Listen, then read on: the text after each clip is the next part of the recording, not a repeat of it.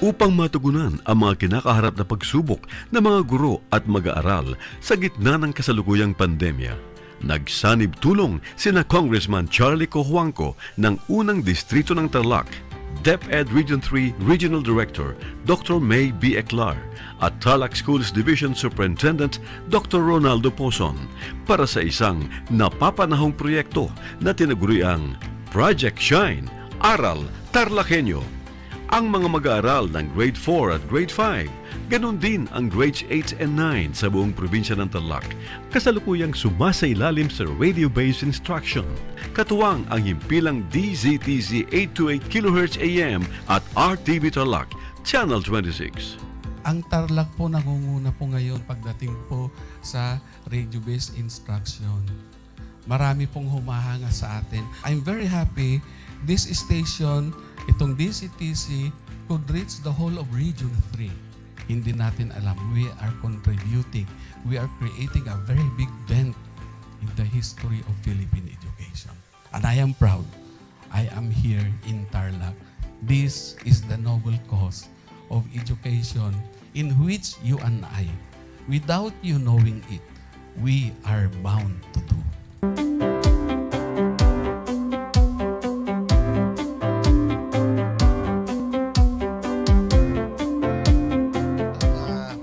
Project natin na Project Shine is a natural consequence dahil sa nangyari sa buong mundo. Let's continue to work together. I think it's very Filipino to practice bayanihan in anything or most of the things that we do. And this is a manifestation of that. No? We have private sector, we have DEPED, we have local government, all working together. And I hope the parents of some of these children, especially the parents that did not graduate from school or hindi nakapag-aral nung sila ay bata, sana naman gamitin na nila itong opportunity na mag-schooling na rin sila kasama ng mga anak nila para mag-bonding pati ang mga magulang sa mga bata. I look at this as doing God's work. Diba? So if you do God's work, it feels right. It's righteous. It's for good, not for evil. Good morning and happy learning, grade 4. Welcome to Aral TarlakHenyo here on RTV Tarlac, Channel 26. Simulcast over DZTZ 828. Radyo Pilipino Tarlac. I am Teacher Mercy Pacheco Bognot. This is Alistair Aidatu. I am Marie Josephine B. Andrade. I am Teacher Princess Marie M. Dueñas, and I will be your teacher broadcaster for today.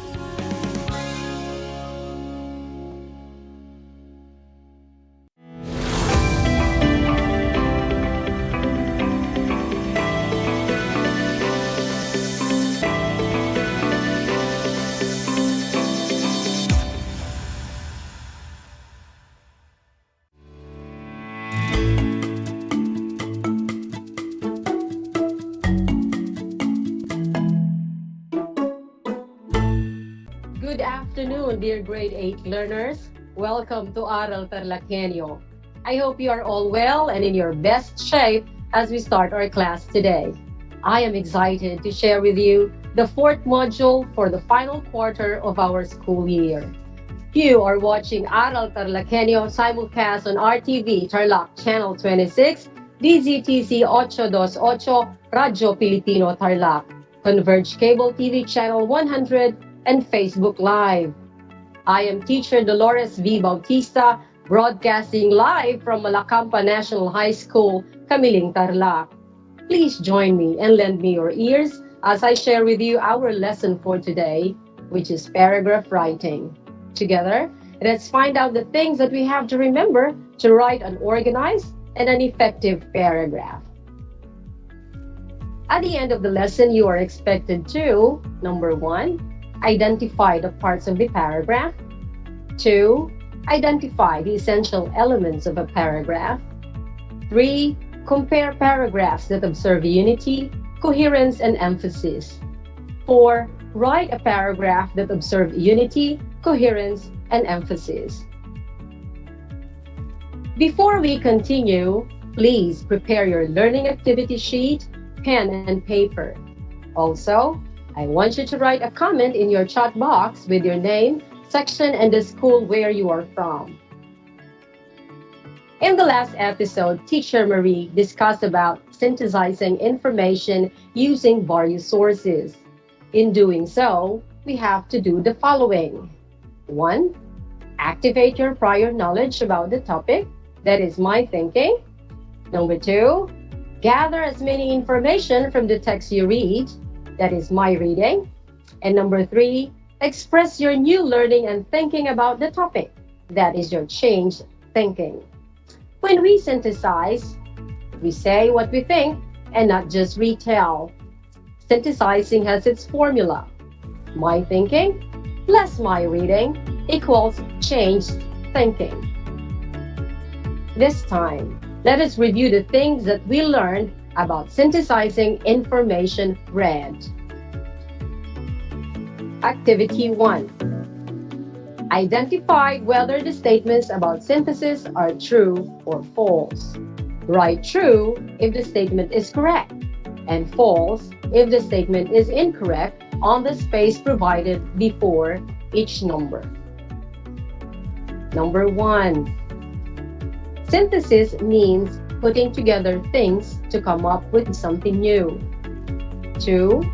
In writing an article or an essay, it is important to get information from different sources. 3. We don't consider our prior knowledge when we synthesize. 4. When we synthesize, we have to understand the content of the sources we are reading to be able to fit them together. And number 5, when we synthesize, change in thinking takes place as we read. Now, let us check your answers. Did you get all the correct answers? That is indeed amazing. Now that you are already familiar with the steps in synthesizing information from various sources, let us proceed with our lesson in paragraph writing. Some students find writing a boring task.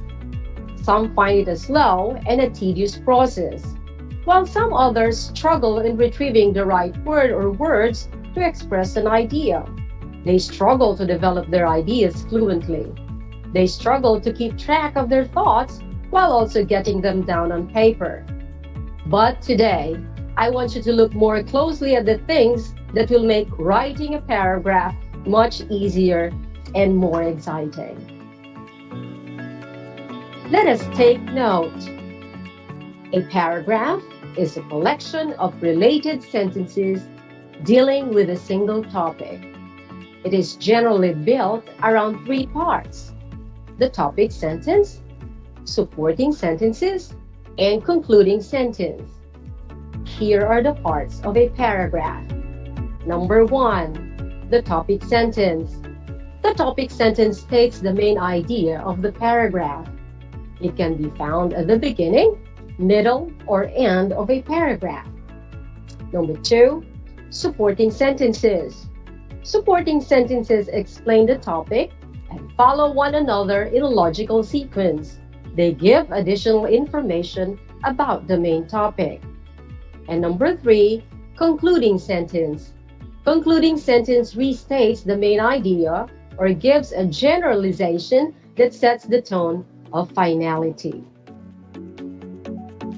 This time, I want you to look into this diagram. Notice that the topic sentence is on top. The supporting details follow, and finally down below is the conclusion or the concluding sentence. This time, I have a sample here for you to see the parts of the paragraph more clearly. The topic of our paragraph is about the hazards of smoking. Notice that the topic sentence is at the beginning of the paragraph. It says, There are several serious health hazards directly linked to smoking. Notice also that the 5 sentences that follow are supporting sentences that explain and give additional information about the topic. Let us now read. The link between smoking and cancer is well known. However, smoking is linked to other lung diseases like emphysema and bronchitis. Smokers also have a greater risk of heart disease later in life. This is evidenced in recent court cases in the US where smokers have been awarded damages from tobacco companies. Further, there is a substantial research that even passive smoking can have long-term effects on health. Let us now read the concluding sentence, which says, clearly, smoking is a dangerous habit and should be avoided. Take note also that we made use of transitional devices to make the flow and transition of ideas more coherent and organized. These are the words, however, further, and clearly. Now, let us try to identify the topic sentence in the paragraphs below. Activity A. Directions say, identify the topic sentence from among the sentences in each number. Write the letter of your answer on a separate sheet of paper. Let us have number 1.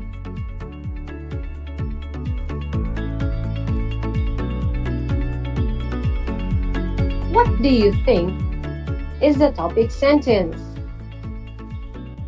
If your answer is A, you are correct.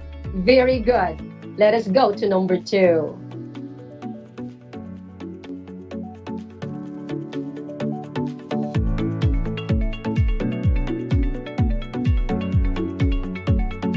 Can you identify the topic sentence?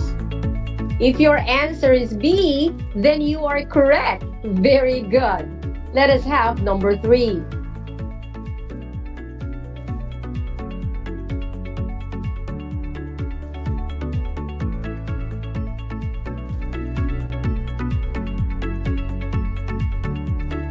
What do you think is the topic sentence? If your answer is B, you are correct. Very good. Let us go to number 4.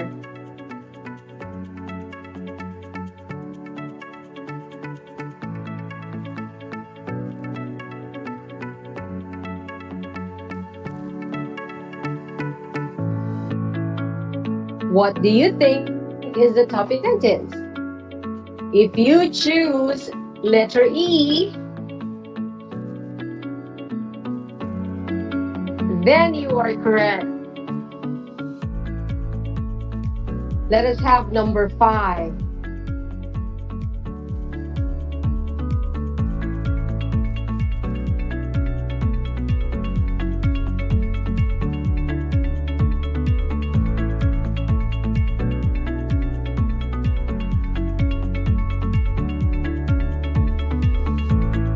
What do you think is the topic sentence? If your answer is A, then your answer is correct. Good job, everyone.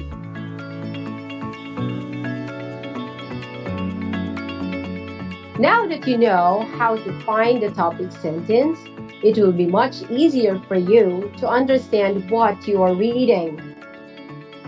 However, aside from knowing the parts of a paragraph, it is also important to know the essential elements of a paragraph. Let us now look into the following. Here are the essential elements of a paragraph. The secret in writing an effective paragraph depends on 5 essential elements. These are unity, order, coherence, emphasis, and completeness. Number 1, unity.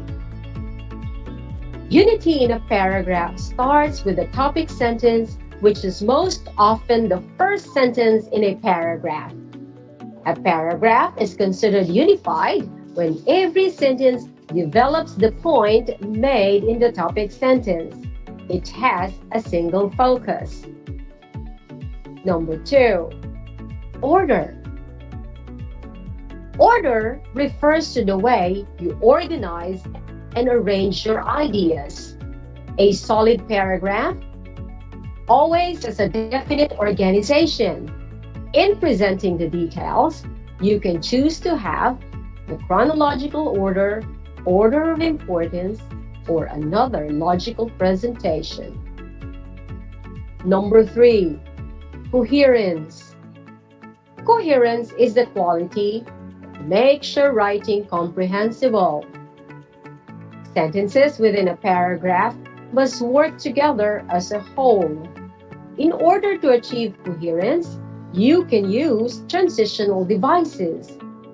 These words will connect one sentence to the next.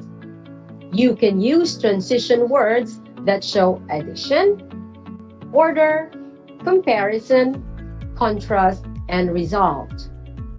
Here are examples of transitional devices you can use in developing a paragraph. In writing additional ideas, you can use the words also, besides, furthermore, for example, and in addition.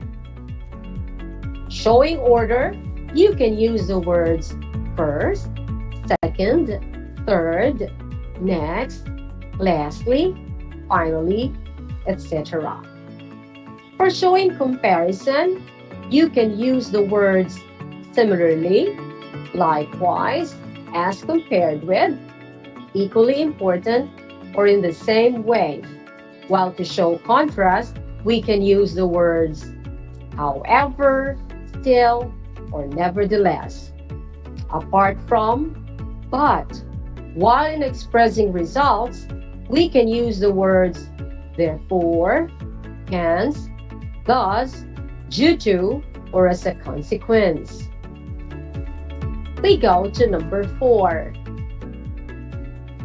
Emphasis. Emphasis is the principle of the paragraph composition in which the writer would want to make his point evident by providing a good and interesting introduction and a strong conclusion. And number 5, completeness. Completeness means your paragraph is well developed. It is considered complete if all sentences clearly and sufficiently support the main idea.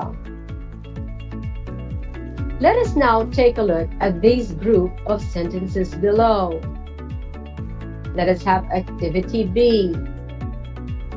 Forming a unified and coherent paragraph. Directions say, determine the correct sequence of the sentences in each set to form a unified and coherent paragraph. Write 1 for the first sentence, 2 for the next, and so on. Place the numbers on the answer lines. Let us have number 1.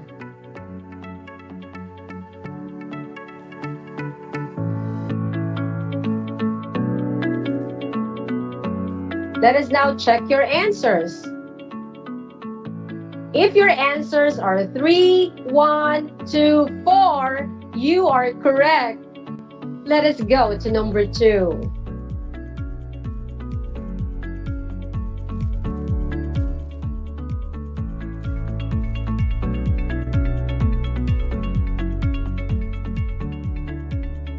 Now, let us check your answers.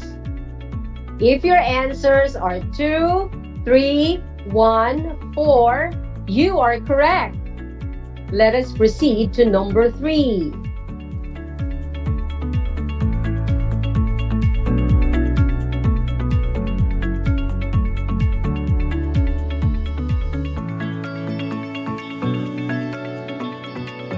Let us now check your answers.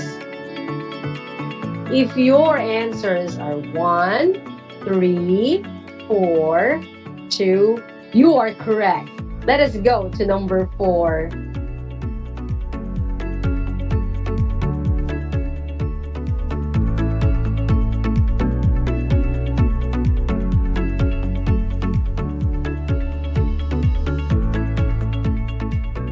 Let us now check your answers. If your answers are 1, 4, 2, 3, you are correct. Now let us have number 5.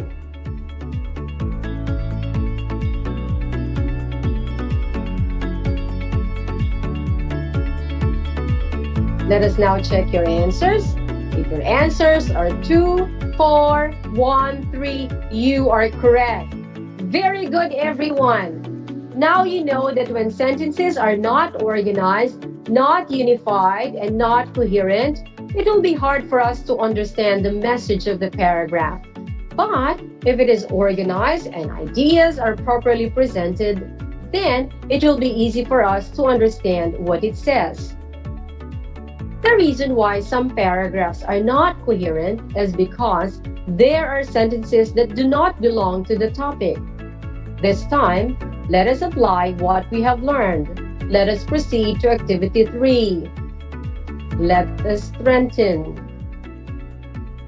Directions say, read the groups of sentences in each number.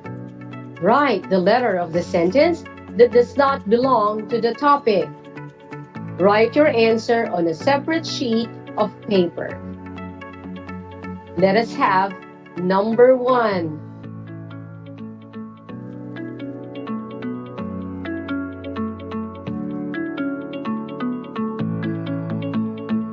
If your answer is D, you are correct. Let us go to number 2.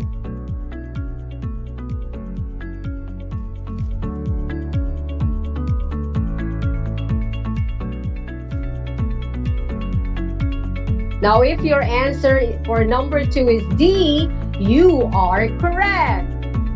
Let us have number 3.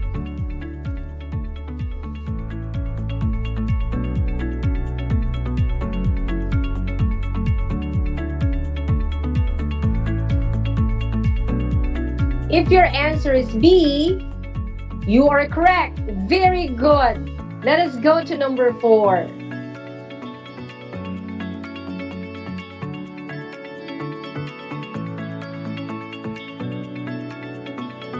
If your answer is B, you are correct. Let us go to number 5.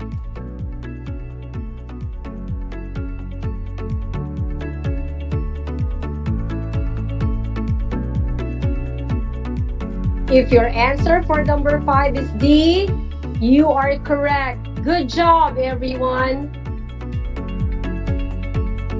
This time, let us go to our writing task. We have here a diagram of a paragraph. Now, look at the diagram closely. Can you see the topic sentence in the middle? Can you also see the 3 supporting sentences on the sides? What about the concluding sentence on the right? I'm sure you can see them well.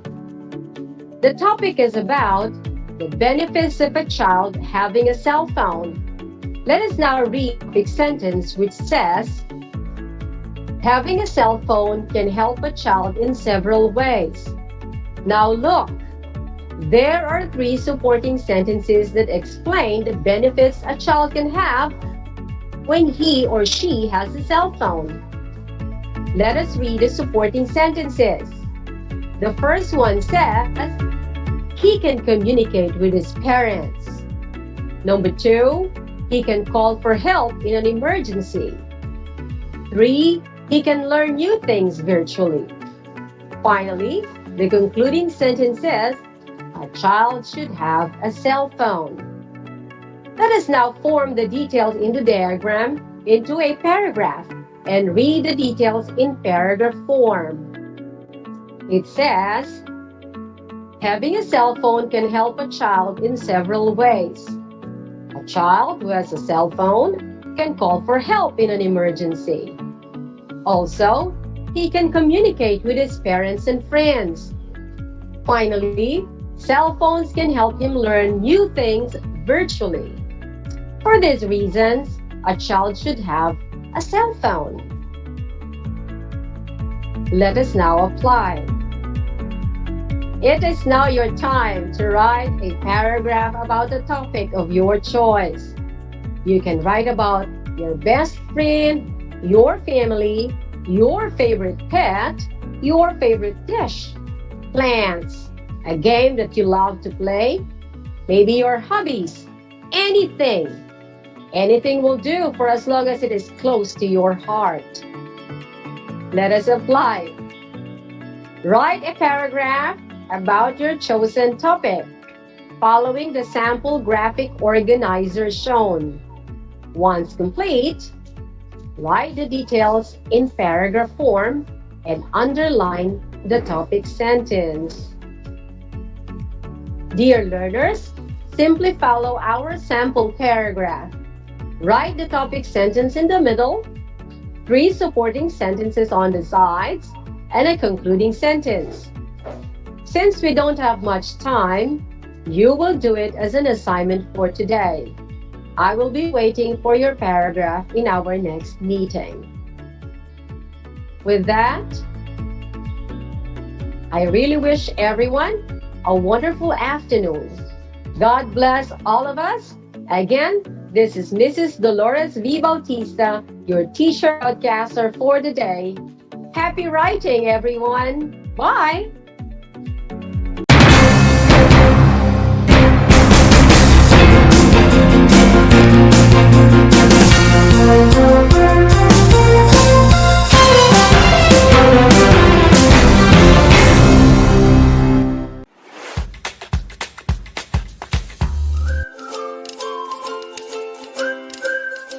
Alam niyo ba na ang jeep ay ang pinakasikat na uri ng transportasyon sa Pilipinas? May nagsasabi na ang pangalang jeep ay hango sa salitang jeepy na ang ibig sabihin ay general purpose or government purpose na naglalarawan ng military jeep na ginamit noong World War II. Pagkatapos ng digmaan, iniwan na ng mga sundalong Amerikano ang libu-libong jeep sa kalsada ng Maynila. Ang matibay at makulay na jeepney nga raw ay truly mestizo dahil sa half local at half foreign na katangian nito. Alam nyo na, yan ang jeepney.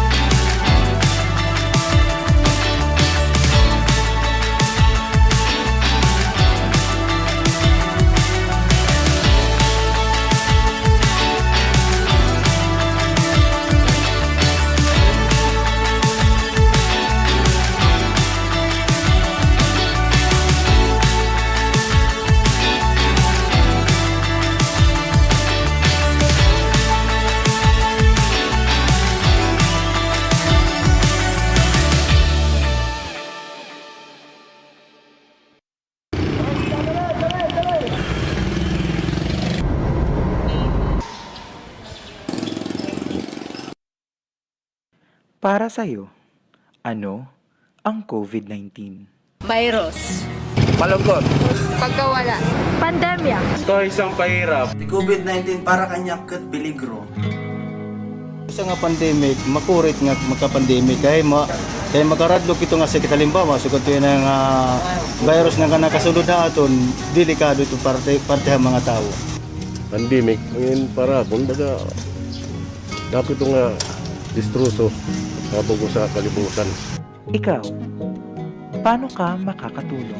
Para makuha natin ito nga mga pandemic, kinakailangan po protocol, social distancing, nganhin, may face mask. Make sure na itamang prepare nga food, naka-guidelines siyahan cleanliness, tapos pinapalo naman itong social distancing. So kada kung driver ako, amo, nagtuong kami mga barrier para sa motor para proteksyon gihapon, dirila para kung pati nga tatakon pamilya.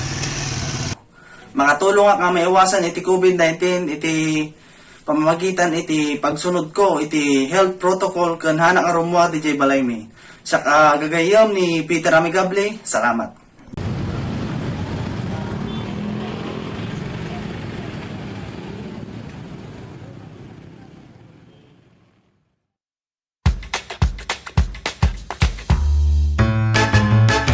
Alam niyo ba na ang salitang yoyo at ang makabagong bersyon nito ay naimbento ng isang Pilipinong nagngangalang Pedro Flores? Taong 1920s nang dinala ni Flores ang laruang ito sa Estados Unidos. Sinimulan niya ang paggawa nito sa kanyang maliit na pabrika sa California at ipinakita sa mga tao ang iba't ibang tricks ng paggamit nito. Alam mo na, yan ang yoyo! Kumusta mga giliw kong tagapakinig? Nagbabalik ang inyong paaralang panghimpapawid, Aral TarlakHenyo sa RTV Tarlac, Channel 26 at sa bayang naririnig sa DZTC 828 Radyo Pilipino Tarlac. Tayo rin ay napapanood sa FB Live ng RTV Tarlac Channel 26. Sumasahimpapawid mula sa bayan ng Pura Tarlac, mula sa bayan ng San Clemente, mula rito sa Porok Elementary School, Pura Tarlac, sa bayan ng Kapas Tarlac. Ako, ang inyong guro, na maghahatid sa inyo ng makabuluhang pagtalakay sa ating aralin. Alam niyo ba na ang gitnang Luzon ay tinaguri ang banga ng bigas ng bayan at kamalig ng palay ng Pilipinas dahil dito nagmumula ang malaking produksyon ng bigas sa ating bansa. Ito ay binubuo ng mga lalawigan ng Aurora, Bataan, Pampanga, Nueva Ecija, Zambales at Tarlac. Ugaliin nating manood ng Aral TarlakHenyo Lunes hanggang Biyernes alas 8:30 ng umaga hanggang alas 5:30 ng hapon. Ako si Binibining Pia Isrin Capiral, ang inyong teacher broadcaster sa Araling Panlipunan dito sa Project Shine Aral TarlakHenyo. Lagi nating tandaan ang pag-aaral ng Araling Panlipunan ay tungo sa daan ng pagiging makadiyos, makakalikasan, makatao at makabansa.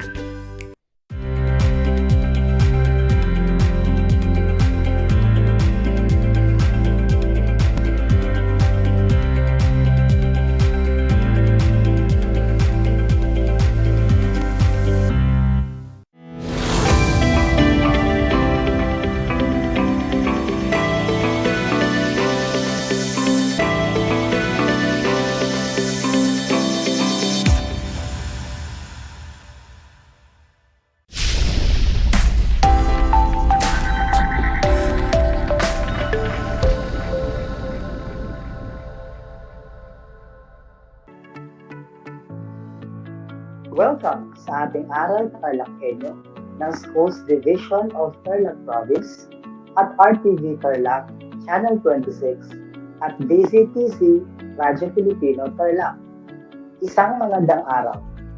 Tayo ay naririto na naman, nagsisikap at nagpupunyagi upang maging makadiyos, makatao, makakalikasan at makabansa. Kamusta kayo mga ginigiling kong mga mag-aaral? Ang aking pagbati at paghanga sa inyong masigting pagpupunyagi at kasipagan sa patuloy na pag-aaral. Ako muli ang inyong teacher broadcaster mula dito sa San Pascual, Tarlac City na sasamahan at gagabayan kayong naunawaan sa araw na ito ang ating paksang tatalakayin. Samahan niyo kong muli sa ating pag-aaral na ikalawang bahagi ng ating talakayan tungkol sa mga ideolohiyang politikal at ekonomiko. Ang ating talakayan ngayong araw ay alinsunod pa rin sa ating Most Essential Learning Competencies na nasusuri ang mga ideolohiyang politikal at ekonomiko sa hamon ng estabilisadong institusyon. Pero bago natin umpisahan ang ating pagtalakay, tayo muna ay maghanda. Una, siguraduhin na kayo ay nasa tahimik na lugar habang kayo ay nag-aaral. Pangalawa, ihanda ang inyong learning material, papel at ballpen na sa inyong gagamitin sa ating pagtalakay. At panghuli ay iwasan ang paggawa ng ibang mga bagay at ituon ang inyong isip at sarili sa ating tinatalakay na paksa. Ako ba ay nakakaasa na inyong susundin ang ating kasunduan? Napakahusay. Ngayon ay ating munang balikan ang mahalagang puntos mula sa ating nakaraang aralin sa pamamagitan ng pagsagot sa ating gawain number 1. Kung inyong nakikita sa inyong screen, meron tayong mga salita na nasa loob ng kahon. At ang mga salitang ito ay ang ating mga naisa-isang ideolohiya. Ngayon ay piliin mula sa kahon ang ideolohiyang tinutukoy ng bawat pahayag sa bawat bilang. Umpisahan natin sa unang bilang. Sa ideolohiyang ito, ang mga mamamayan ay may karapatang pumili ng pinuno. Ano kaya ang tinutukoy na ideolohiya ng bilang na ito? Kung ang sagot ninyo ay demokrasya, tama ang demokrasya. Number 2.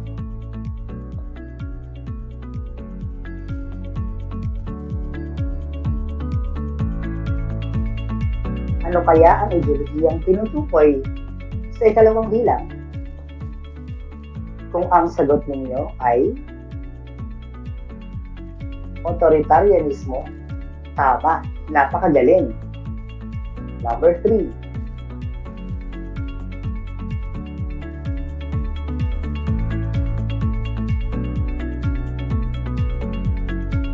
Ano naman kaya ideolohiya ang tinutukoy sa ikatlong bilang? Kung ang sagot ninyo ay kapitalismo, tama. Number 4.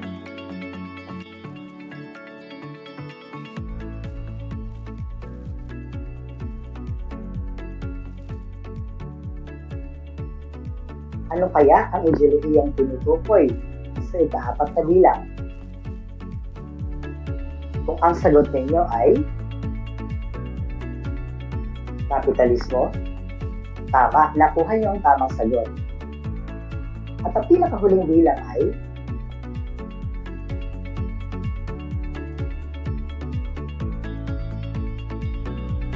kung ang inyong sagot ay komunismo, tama. Nakuha niyo bang lahat ng tamang sagot, mga mag-aaral?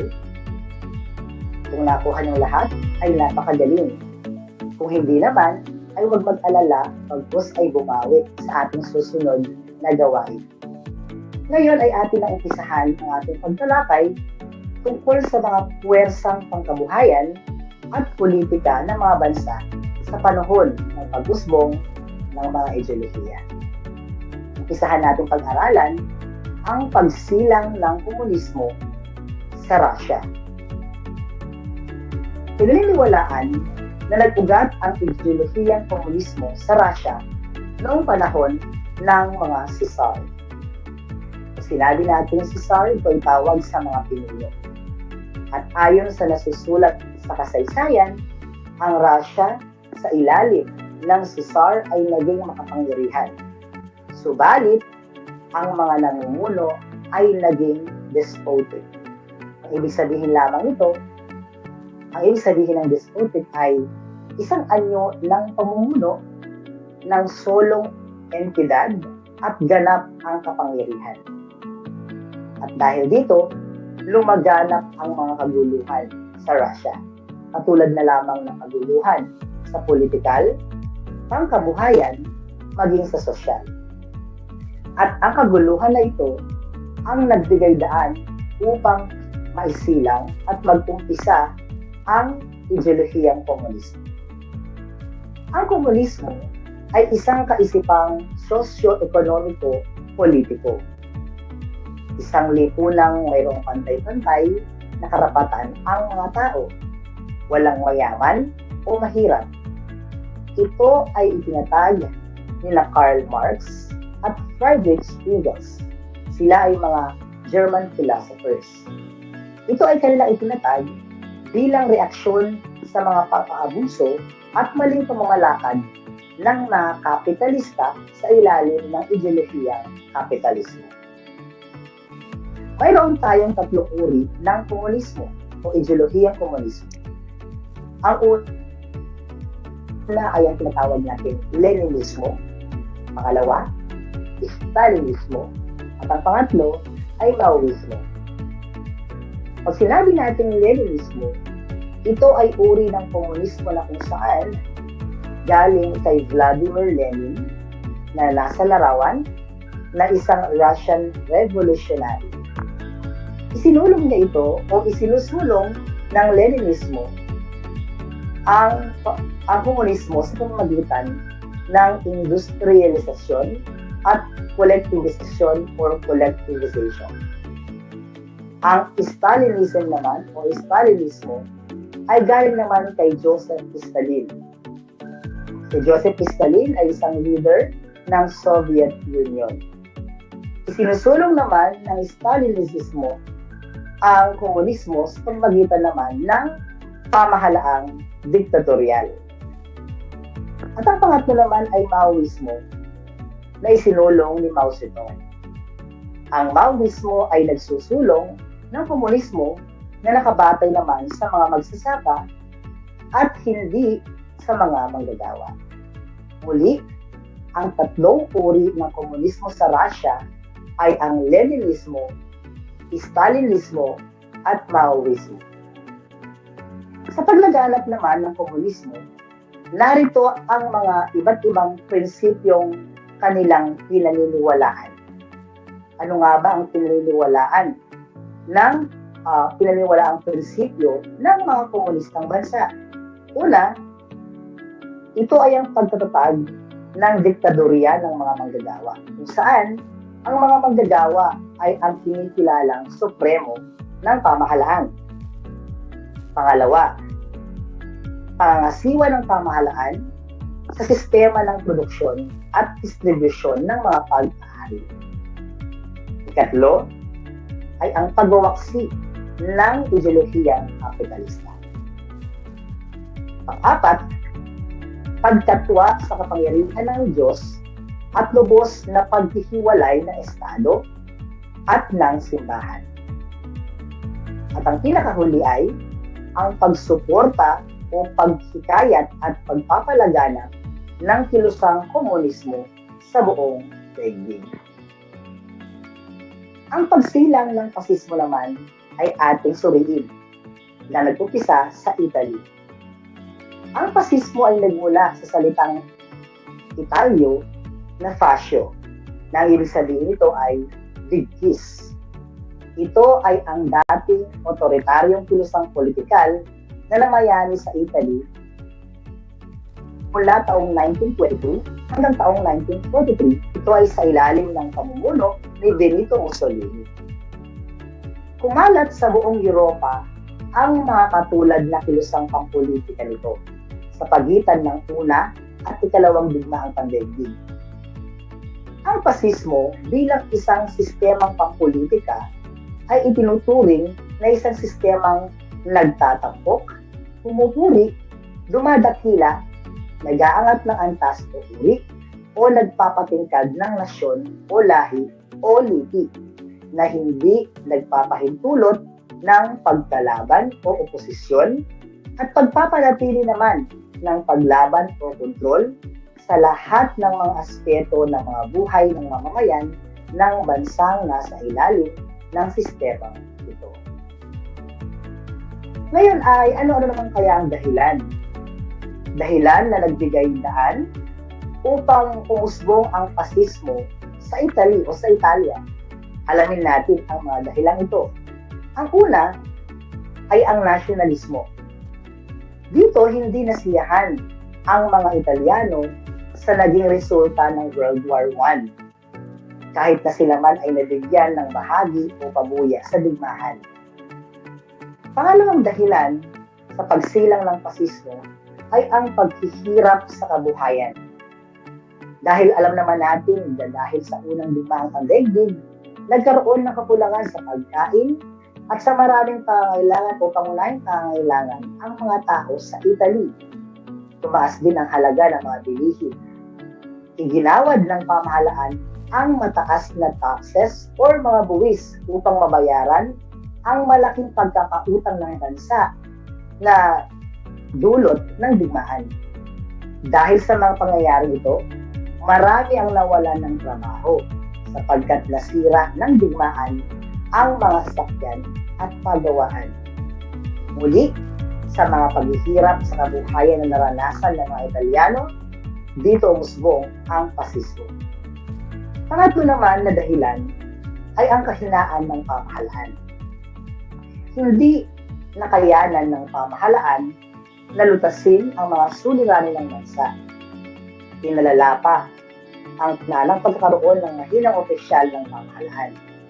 Bunga nito, nawalan ng saysay ang mga tradisyong demokratiko, pati na ang mga tao na kanilang demokratikong institusyon. At noong taong 1920, ilagaw ng mga manggagawa ang tradisyong demokratiko. At dito, nawala rin ang tiwala ng mga magsasaka sa marilang lupa, kaya tinagaw nila ang mga lupain. Ang kapayapaan naman ay naibalik ng mga fasista o isang samahan na itinatag ni Benito Mussolini na nasa larawan, at sila ay nagkaroon ng pagkakaisa upang magkaroon ng kapayapaan sa gitna ng alitan sa pamamagitan ng mga may-ari ng lupa at ng mga magsasaka. Ngayon naman ay ating isa-isahin ang mga prinsipyong pinaniniwalaan ng mga pasista o ng mga naniniwala sa ideolohiyang pasismo. Una, gumagawa lamang o ang pasismo ay naniniwala na gumagawa lamang ang tao sa kapakanan ng Estado. Pangalawa, ito ay naniniwala na ang demokrasya ay mahina at walang saysay at walang lakas kapag kinakailangan.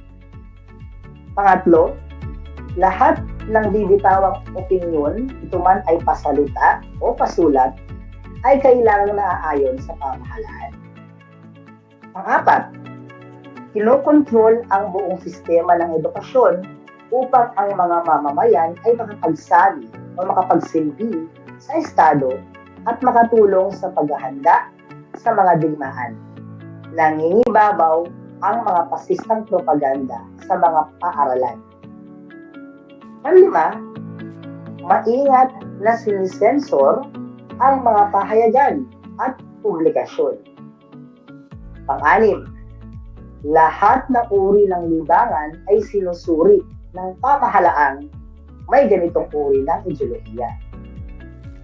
Ang susunod ay hindi kinikilala ang kalayaang sibil. Pangwalo, binibigyan ng bonus ang malalaking pamilya. At ang panghuli naman ay hindi binibigyan ng karapatang sosyal, politikal, at pangkabuhayan ang mga babae. Ang mga nabanggit natin ay ang mga prinsipyong ipinapanukala o isinasagawa at sinusunod naman ng mga mamamayan na ang ideolohiya ay pasismo katulad na lamang sa bansang Italia. Ang susunod naman ay ang Nazi sa Germany.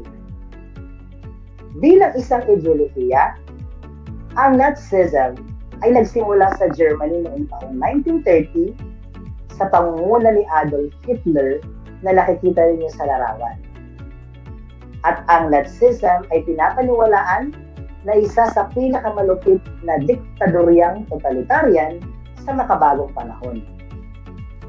Ninais makabawi sa kahihiyan ng bansang Germany sa pagkatalo na noong World War I. Sa layunin ang Aleman ang siyang namuno sa daigdig.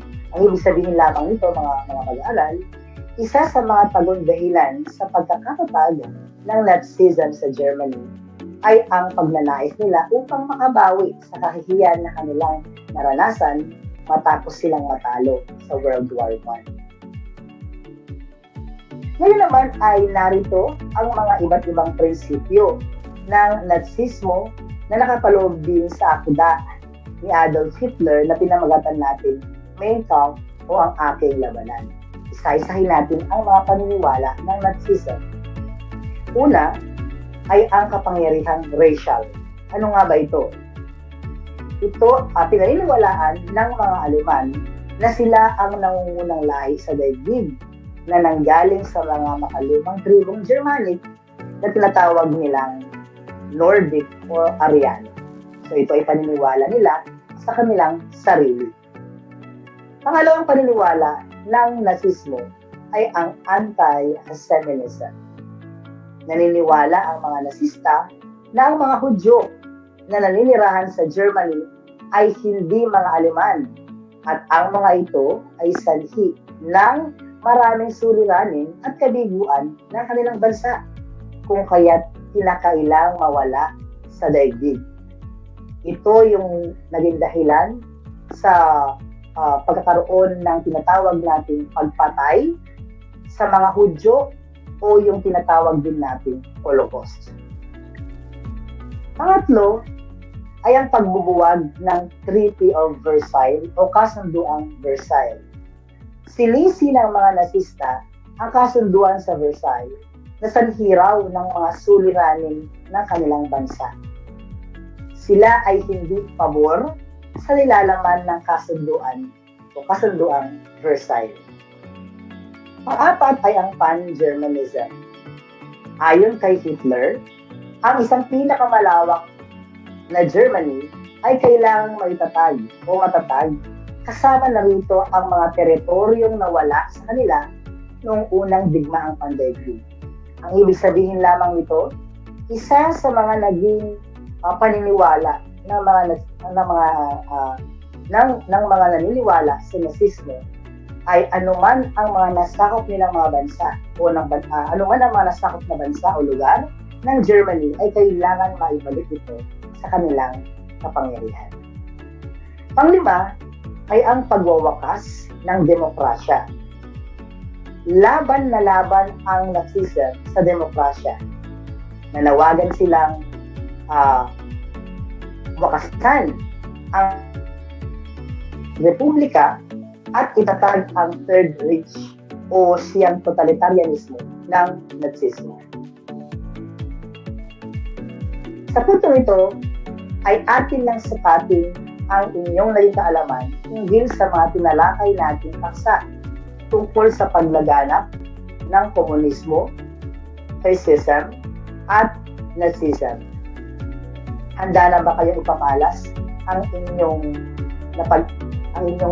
nakaptan or napulot na aral sa ating paksa? Kung gayon ay atin nang sagutan ang ating gawain number 2.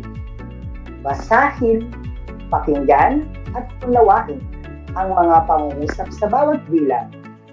Piliin ang letra ng tamang sagot. Isulat ninyo ang inyong mga sagot sa inyong sagot papel o kaya naman ay i-type sa ating comment section. Ready na ba kayo? Umpisahan na natin sa unang bilang.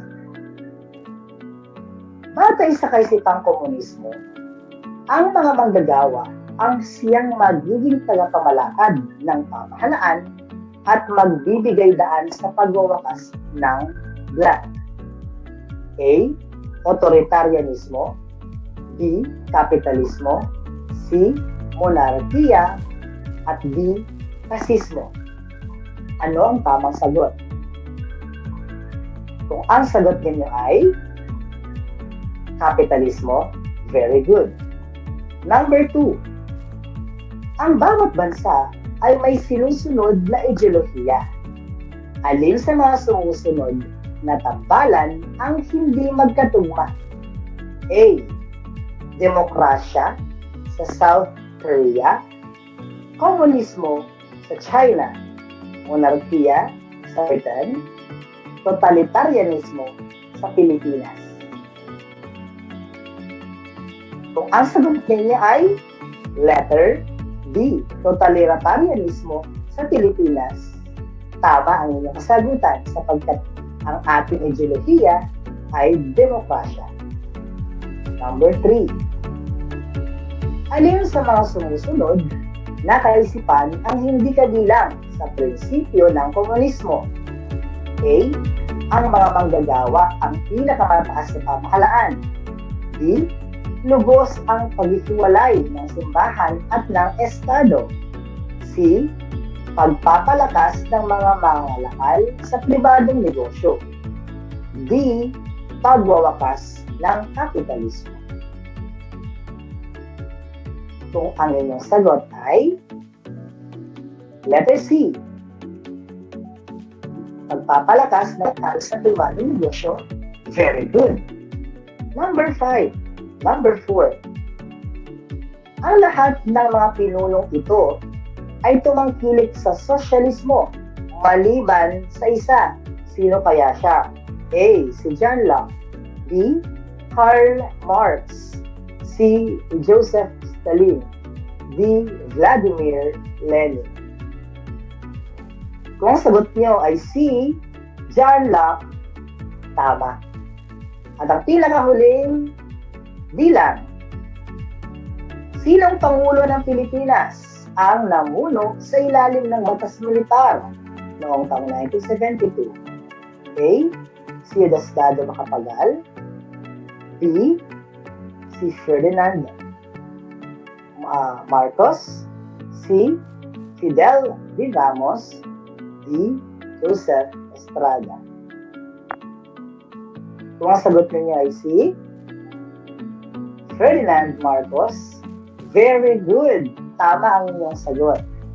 Nakuha niyo bang lahat ng tamang sagot sa ating ikalawang gawain? Kung itong nakuha lahat na ito, kahanga-hanga. Kung sakali naman ay hindi niyo pa nakuha ang mga wastong sagot, heto ang isang gawain na pwede niyong gawin sa inyong tahanan upang mas lalo niyong maintindihan ang ating paksang tinalakay.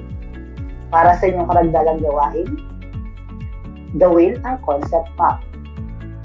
Makikita niyo sa gitna, hinihingi ng concept map natin ang mga kahalagahan ng ideolohiya sa buhay mo, sa buhay natin mga tao.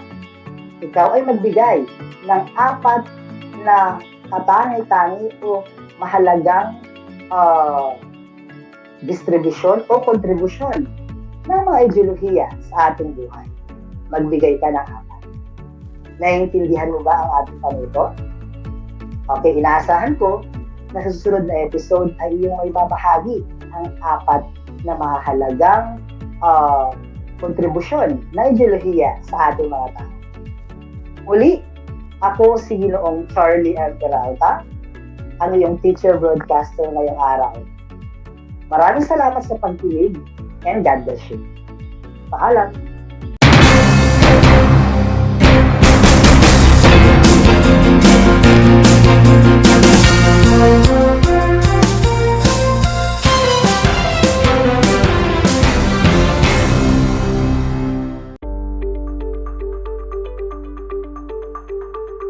Sa pagnanais na mapigilan ng ating pamahalaan ang pagdami ng bilang ng mga kaso ng COVID-19, binuo ang One Hospital Command Center o OHCC upang mas mabilis na matugunan ang medikal na pangangailangan ng ating mga kababayan. Bukas ang OHCC 24 oras araw-araw. Tumawag lamang sa mga hotline nito sa 0919-977-3333 o 0915-777-7777 o 02-886-50500. Maaari ring i-download ang Pure Force Citizens app sa Android o iOS upang mabilis na matugunan ang sinumang nangangailangan. Layon din ng OHCC na maiwasang mapuno ang kapasidad ng bawat ospital. Kaya't kung ikaw ay kinakailangang tumawag sa OHCC, mabibigyan ka ng libreng preliminary consultation. Para sa mga nangangailangan ng emergency quick response, makikipag-ugnayan ang OHCC sa DOH Bed Tracker at sa mga ospital upang makahanap agad ng pinakamalapit na bakanteng ospital. Ang transportasyon o ambulansya naman ng ospital na inirefer ng OHCC sa pasyente ang siyang susundo sa bahay nito. Kaya't kapag ikaw ay nakakaranas ng anumang sintomas ng COVID-19 o nangangailangan ng agarang tulong medikal, tumawag lamang sa OHCC at handa silang tumulong sa lahat ng oras.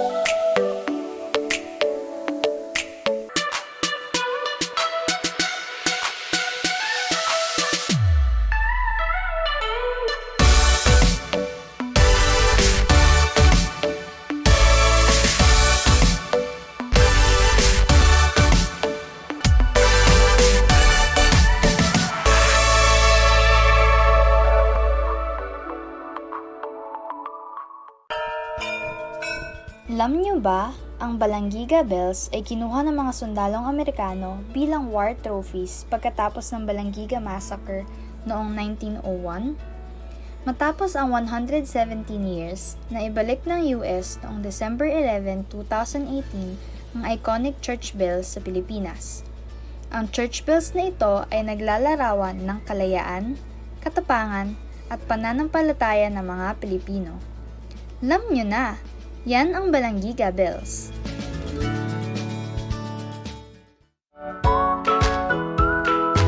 How are you today? Hello, everyone. Hello, learners of Tarlac. Good morning, Math Talino Grade 4 learners! Welcome to Aral TarlakHenyo here on RTV Tarlac Channel 26. Simulcast over DCTC Radyo Pilipino Tarlac. I'm Sir Glenn, your teacher broadcaster. Broadcasting live here at Paniki Tarlac. Remotely here in Concepcion, Tarlac. Live here at Barangay Pedro Elquines, Mayantok, Tarlac. Broadcasting live from Ramos National High School. Your anchor teacher today for grade 9 mathematics. your partner in education this time of pandemic.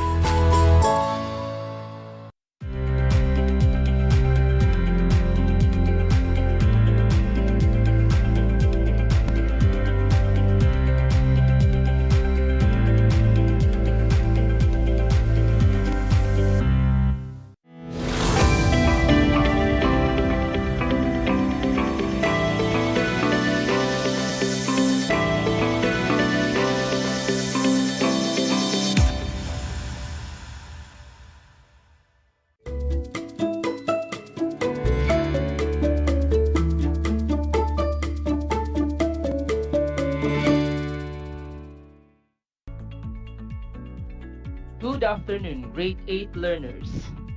Welcome to Aral TarlakHenyo here on RTV Tarlac Channel 26, simulcast over DCTC Radio Filipino Tarlac and on RTV Tarlac FB Live.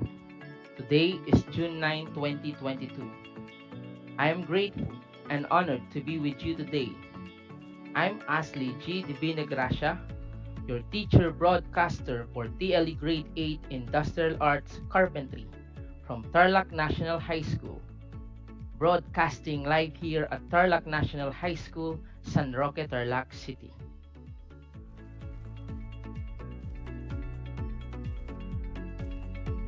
I would like to invite you to join us in this wonderful learning experience at home. I hope you are in good health. All you need to do is to sit back, relax, listen, and let's have fun while learning. Be sure you are in a safe, comfortable, and a healthy living at home while listening to this program. At this point, I want you to prepare your self-learning module or your learning activity sheets on TLE Carpentry. And of course, Do not forget your pen and paper or notebook so that you may take down notes to remember as we go along with the lesson. How are you today? Hope you're doing fine. Be sure that you are in a good, comfortable place, far from noise and well-learning environment so you can listen to the topic very well.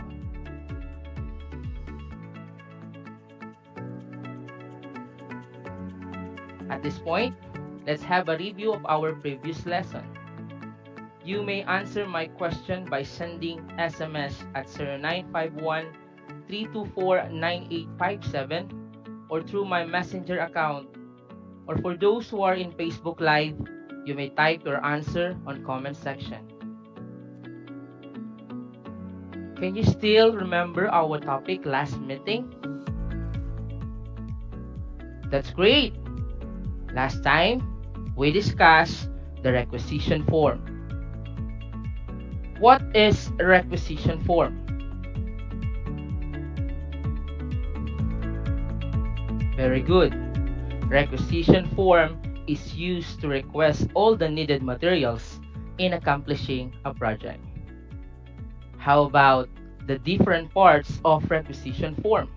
Kindly enumerate. Good job!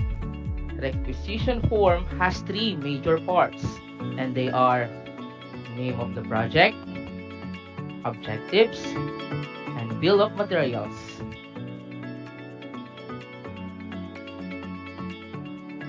I'm glad that you still remember our previous lesson. Are you ready for our new lesson, my dear learners? Very good. Let us play a short game. Our game entitled Supply Me. For the direction, supply the missing letters to complete the correct word. To do this, just type your answer on our comment section. I will give you 10 seconds to guess the correct answer. Are you ready? Great! Your time starts now.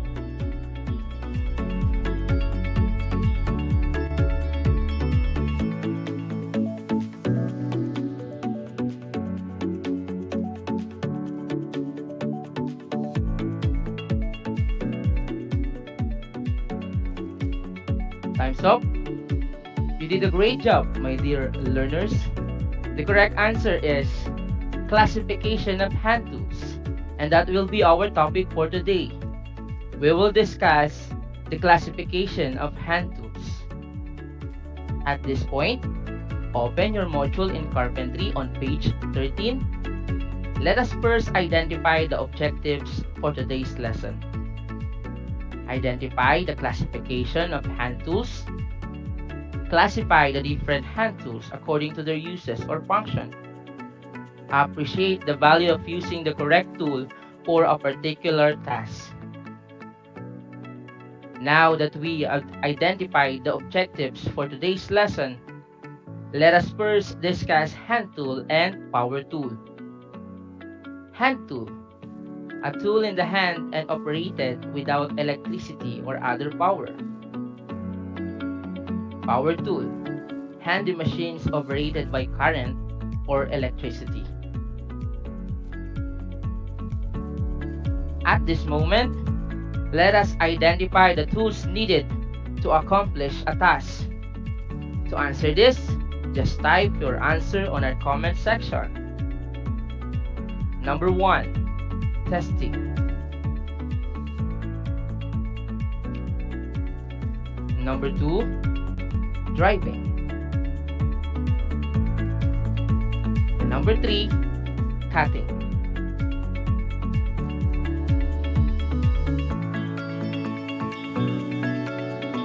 If your answer for number 1, 2, and 3 is B, C, and A, then you are correct.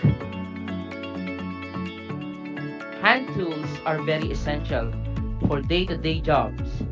They have been used by humans since the ancient times to complete various useful tasks. Hand tools are of the different types and can be used for any kind of work. Some tools are versatile, and some of them are specifically used for specific job. If you want the best results for your work, it is very important to know their classification and proper usage. Lack of knowledge or negligence may lead to several mistakes and injuries. Let's start with the classification of hand tools. Hand tools are classified according to its uses or function. The following are the classification of hand tools: measuring tools, marking lining tools, testing tools, edge cutting tools, tooth cutting tools, boring tools, holding tools, miscellaneous tools, portable power tool, PPE or personal protective equipment, and driving tools. Measuring tools. These are used to get the measurement of an object.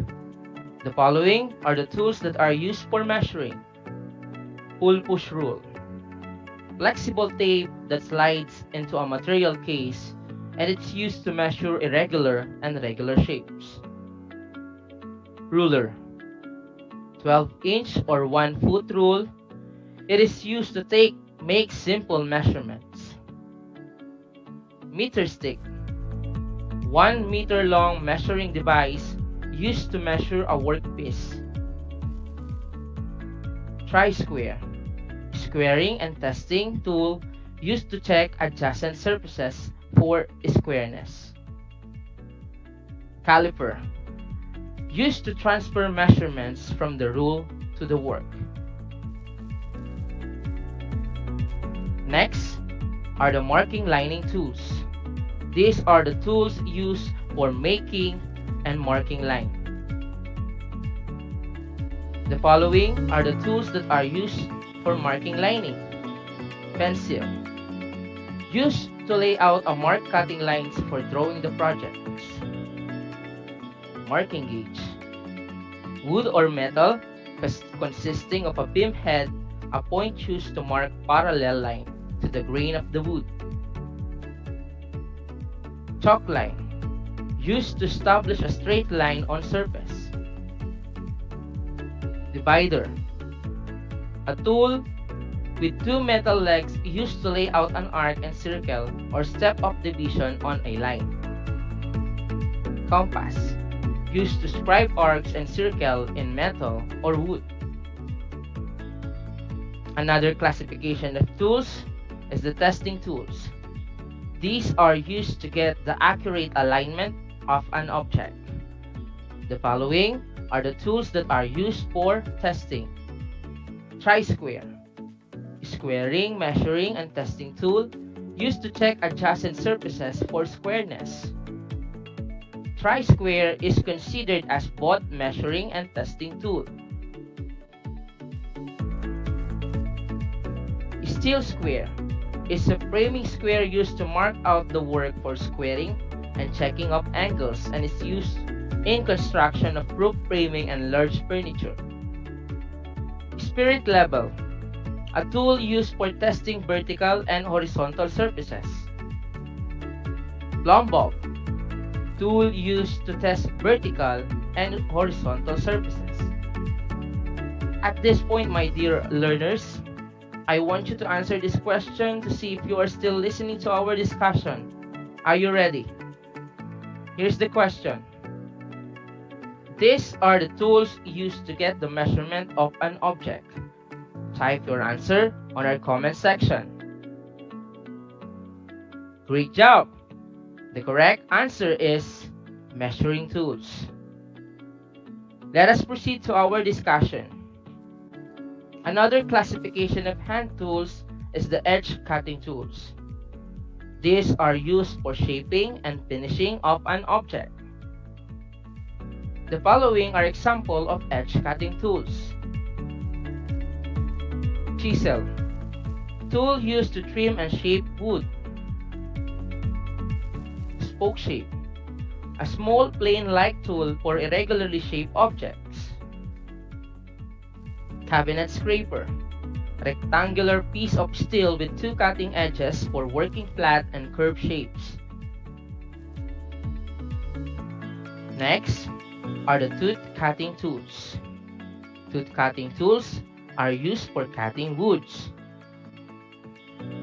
The following are the tools used for cutting. Cross-cut saw. Hand saw used to cut wood across the grain. Rip saw. Hand saw used to cut wood along the grain. Back saw. Hand saw with a metal back and plywood and joinery. Compass saw. Used to cut irregular shape either in a large or small board. Turning saw. Used to rip, cross, and cut curves in lumber. Coping saw. A U-shaped saw used for cutting irregular shape in a small board. Dovetail saw. A small back saw with a straight chisel type handle used to cut fine joints. Question. What is the difference between tooth cutting tools and cutting tools?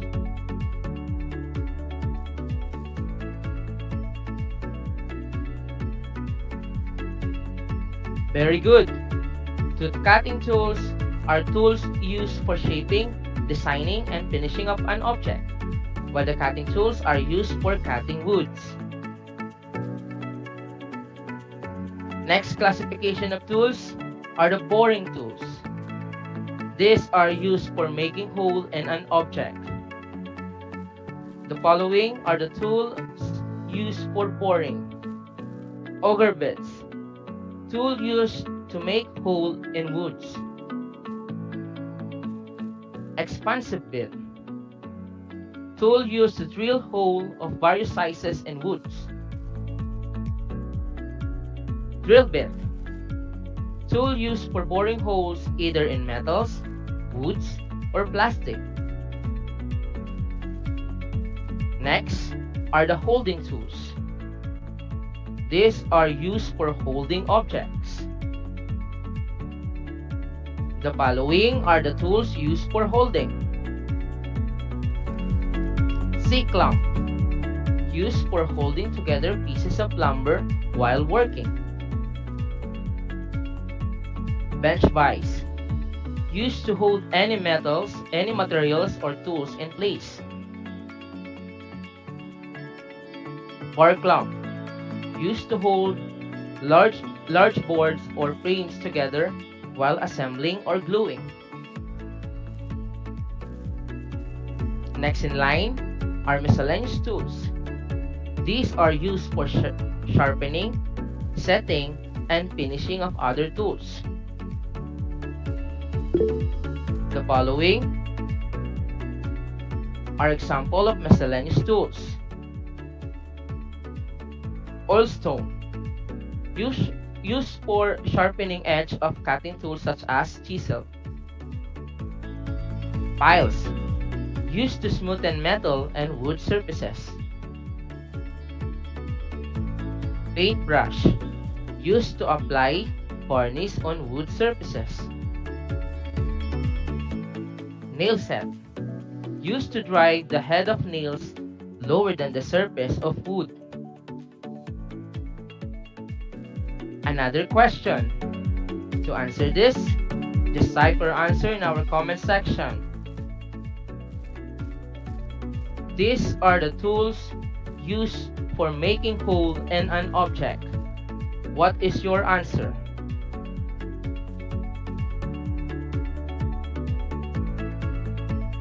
Exactly. The correct answer is boring tools. Let us continue our discussion. Another classification of tools are the portable power tools. These are hand tools that uses either electricity or battery. The following are example of portable power tools. Sander. Portable power tool used for sanding furniture pieces. Router. Used for shaping surfaces and edges of furniture parts. Jigsaw. Power tools used primarily for cutting curved or irregular wood surfaces. Circular saw. Used for many types of cutting, particularly on large panel stock. Electric drill. Power drill which is used to drill holes in various materials to perform a multitude of tasks. Next is the PPE or personal protective equipment. These are used to protect the worker from possible danger. The following are examples of personal protective equipment. Goggles. Used to protect the eyes against flying debris and harmful liquids.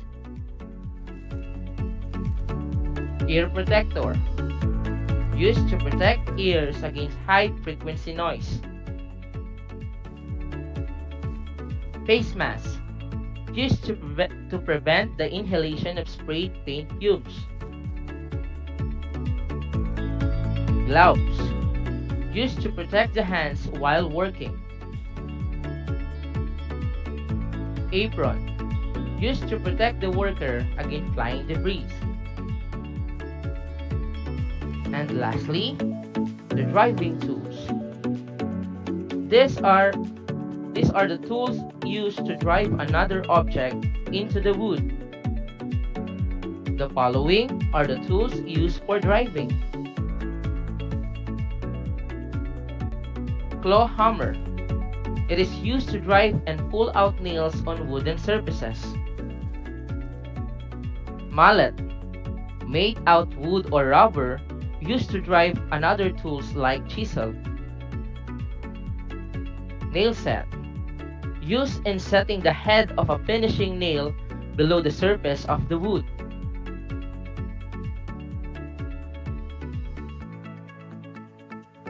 Nail set. A screwdriver.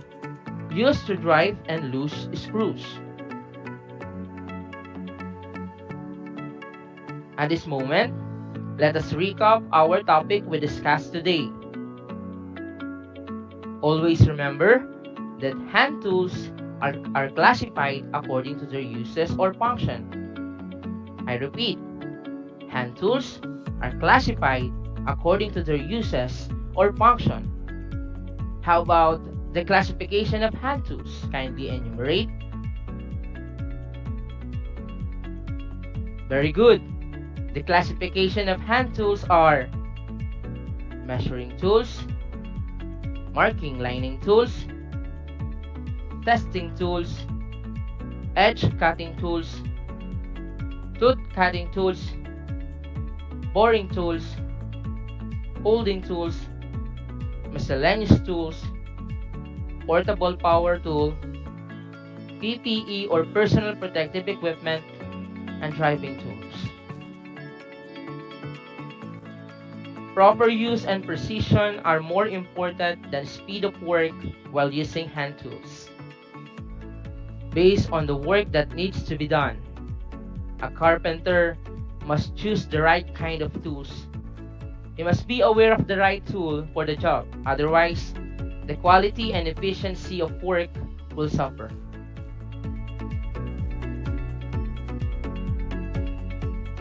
There you have it, learners. Hopefully, you learned something new from our topic for today. At this moment, let us see how well you understand the lesson. Kindly get a piece of paper and a pen. This is a multiple choice quiz It only consists of 5 items. I will read the question twice. Are you ready? Very good. For the directions, classify the different types of hand tools according to their uses or function. Write the letter of the correct answer. I repeat, classify the different types of hand tools according to their uses or function.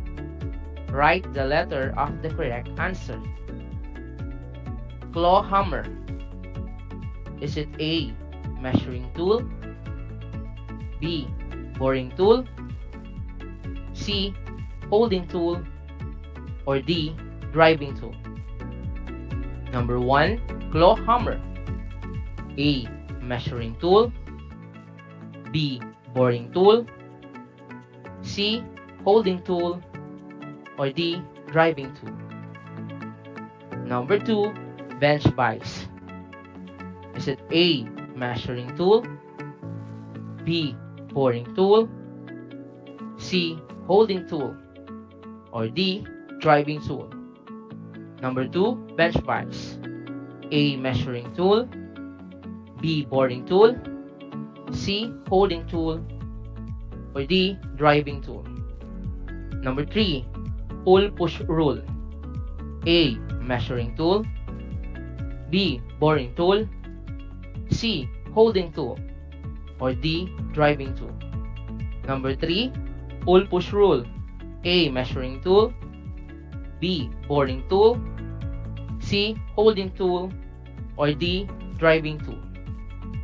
Number 4, auger bits. A, measuring tool, B, boring tool, C, holding tool, or D, driving tool? Number 4, auger bits. A, measuring tool, B, boring tool, C, holding tool, or D, driving tool? Last number, number 5, circular saw. Is it A, personal protective equipment, B, cutting tool, C, portable power tool, or D, testing tool? Number 5, circular saw. Is it A, personal protective equipment, B, cutting tool, C, portable power tool, and D, testing tool? Now I will give you 5 seconds to finalize your answer. Your time starts now.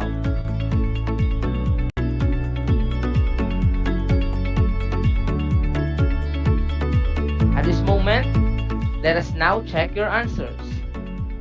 The correct answer for number 1 is letter D, driving tool. For number 2 is C, holding tool. For number 3, A, measuring tool. 4, B, boring tool. And 5 is letter C, portable power tool. Okay, count the number of correct items. For those who got a perfect score, congratulations, you did a great job. For those who got 4 and 3, very good. For those who got 2 and below, still, that's okay. You can refer to your module for review and get familiarized with the topic. That was a great learning experience with you. Hopefully, you enjoyed our lesson for today. Thank you for listening. I will be glad to be with you again on our next episode and another exciting topic. I would like to end up by saying this quotation from Zig Ziglar: if you're not willing to learn, no one can help you. If you are determined to learn, no one can stop you. And let us all remember that in TLE, we aim for skills, knowledge, and progress. Thank you very much and keep safe, everyone. This is Aral TarlakHenyo here on RTV Tarlac Channel 26, simulcast over TCTC Radio Filipino Tarlac and on RTV Tarlac FB Live. Again, this is Teacher Ashley. Until next time.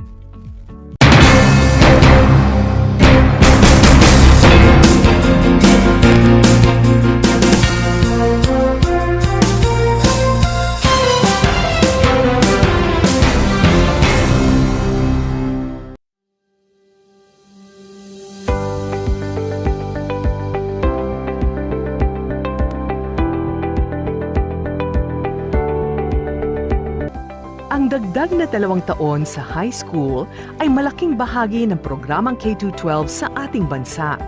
Pinag-aralan ng mabuti ng Kagawaran ng Edukasyon o DEPED ang nilalaman at paraan ng pagkatuto sa 2 taong ito na tinatawag ngayong Senior High School. Sa pamamagitan ng Senior High School, tinitiyak ng DEPED ang kalidad ng edukasyon na may malinaw na patutunguhan anuman ang iyong pag-aralan. May 15 core, 7 applied at 9 na specialized subjects ang Senior High School. Sa kabuuan, may 31 subjects ang Senior High School. Katumbas ito ng 4 na semestre na may 2 quarter bawat semestre. Ang mga paksa sa bawat aralin ay mahalaga upang maihanda ang mga mag-aaral sa 4 na curriculum exit gaya ng kolehiyo, trabaho, middle-level skills development at negosyo. Kahit anong track ang piliin ng isang mag-aaral, maaari siyang magpatuloy sa alinman sa 4 na posibleng curriculum exit. Mayroong 4 na track ang Senior High School. 1. Academic track. 2. Technical Vocational Livelihood track. 3. Arts and Design track. At 4. Sports track. Mahalagang tandaan na hindi lahat ng paaralan ay kumpleto ng lahat ng tracks at strands. Kailangang suriing mabuti ng mga magulang at mag-aaral kung anong track o strand ang mayroon sa kanilang lugar na naaayon sa iba't ibang konsiderasyon gaya ng hilig, interes, kakayahan ng mag-aaral at marami pang iba. Makipag-ugnayan sa pinakamalapit na senior high school sa inyong lugar upang malaman ang kanilang ino-offer na tracks at strands. Upang matulungan ng mga mag-aaral na maunawaan ang pagpaplano sa kanilang hinaharap, ang Department of Education ay naglunsad ng Homeroom Guidance, kung saan nakapaloob ang Career Development Domain. Tumutulong itong mahubog ang mga mahalagang kaalaman, kasanayan, pag-uugali at pagbubuo ng mga plano at desisyon para sa kanilang buhay.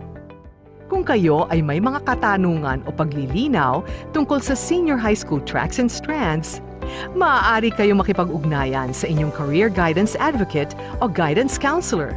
Hangad namin ang inyong tagumpay! Kumusta mga giliw kong tagapakinig? Nagbabalik ang inyong paaralang panghimpapawid, Aral TarlakHenyo, sa RTV Tarlac, Channel 26, at sa bayang naririnig sa DZTC 828, Radyo Pilipino Tarlac. Tayo rin ay napapanood sa FB Live ng RTV Tarlac Channel 26. Sumasahimpapawid mula sa bayan ng Pura Tarlac, mula sa bayan ng San Clemente, Mula rito sa Purok Elementary School, Pura Tarlac, sa bayan ng Kapas Tarlac. Ako, ang inyong guro,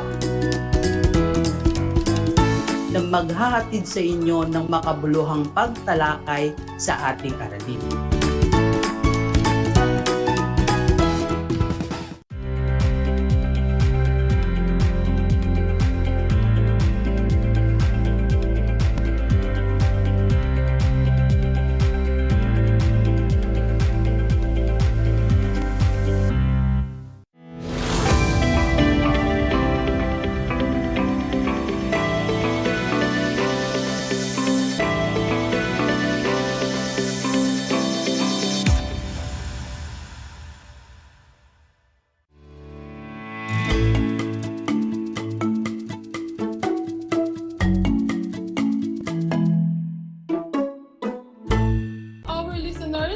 Especially our grade 8 students. Welcome to Aral TarlakHenyo here on RTV Tarlac, Channel 26. Simulcast over DZTC Radyo Pilipino Tarlac. I am your teacher broadcaster, Ma'am Ana Rowena Enrique Sarmiento. For the guidance of our listeners, this episode is for grade 8 MAPE subject. Stay tuned and do not forget to like and share our Facebook page, RTV Tarlac Channel 26, and DZTC Radyo Filipino Tarlac. Or if you have any questions or clarifications, don't hesitate to approach me in my Facebook account, Ana Rowena Enrique Sarmiento, or call and text me in 0933-549-8049. And we will answer all your questions for better understanding in our broadcast in this afternoon. But before that, I just want you to make some important reminders. Make sure that you are in the quiet, relaxed, and comfortable place while listening and learning with all our broadcasts. And make sure that you have a copy of your Penjum or modules of notes with pen and paper to easily understand our lesson for today. Go beyond your own comfort zone and think physical education.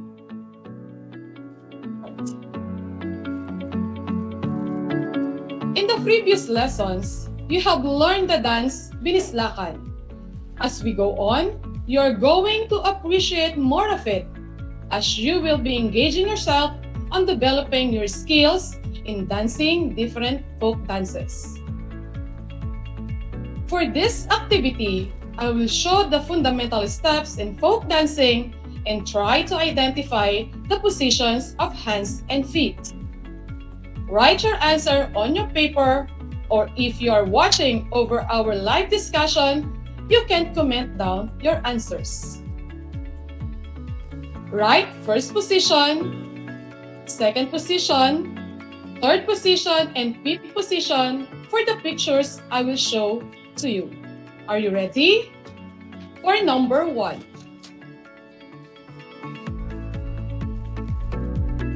The correct answer is fourth position. Next.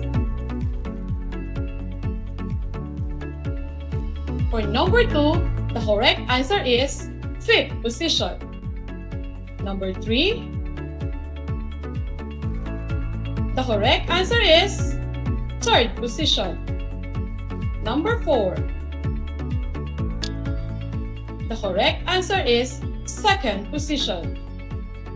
And for the last, number 5, the answer is first position. I guess most of you got all the correct answers. And for this episode, we will be discussing the nature and background of Sakuting dance. Francisca Reyes Aquino was the dance researcher of Sakuting dance. Sakuting, which means it refers to rhythmic sticks producing the accompaniment for the dance. Abra and Ilocos Norte were the place of origin of Sakuting dance.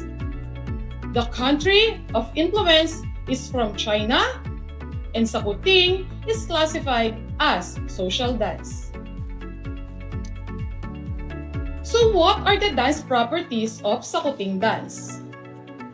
For the costume, for the female, the native Ilocano kimono style with the sleeves of elbow length, ankle length skirt of bright color plates straight at the waist. And for the male, camisa de chino and a native hat. Second, the music. 2/4 and 3/4 time rhythms and composed of 9 parts. The third, the formation. Let us have the background of Sakuting dance. Sakuting is a Philippine folk dance that interprets a fight between Ilocano Christians and non-Christians.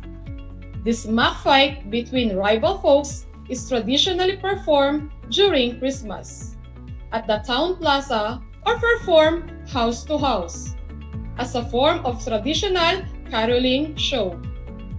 Dancers perform the Sakuting to receive presents or the local money called aguinaldo. Philippine folk dances as fight dances. Most Filipino dances tell a story. In the Sakuting, it is a story of Ilocano Christians and non-Christians fighting during the Spanish colonial rule in the country. Ilocanos are the people living in the Ilocanos region in northern Philippines.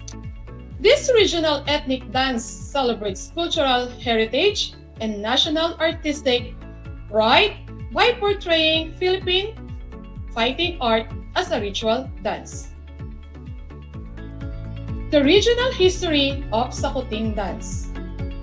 Sakuting came from the Abra province in the northern part of the island of Luzon. The Ilocos region officially includes Ilocos Norte, Ilocos Sur, La Union, and Pangasinan. Abra, Mountain Province, and Benguet were also parts of the region before separating as the Cordillera Administrative Region. All these provinces are home to the Ilocanos, who are the natives of the lowlands, and the Tingyaan tribes, who are the natives of the mountain areas. How about the origin of Sakuting dance?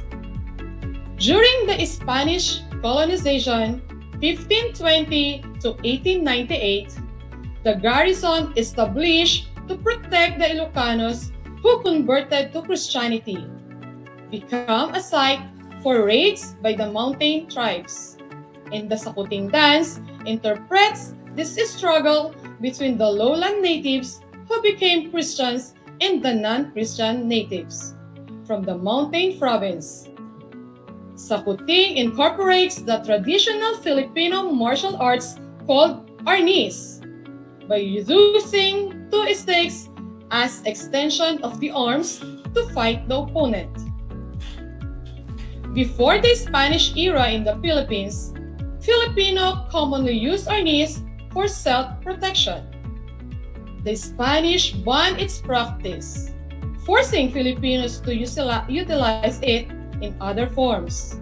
They openly retain the practice by using arnis movements as part of the folk dances like the Sakuting, while showing the story between the Christian and non-Christian natives. The stylized fight sequence revived the use of arnis as the dance is a two-stick. Arnis exercise set to an upbeat music. Before we proceed, I will ask questions on the background and history of Sakuting dance. Comment down your answers if you are watching over our live discussion, or if not, you may write your answers on the papers. Here are the questions.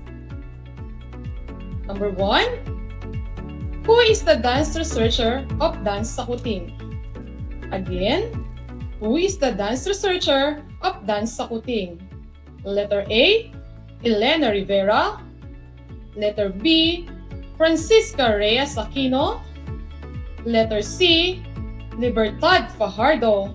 And letter D, Lisa Makuha. And the correct answer is Francisca Reyes Aquino.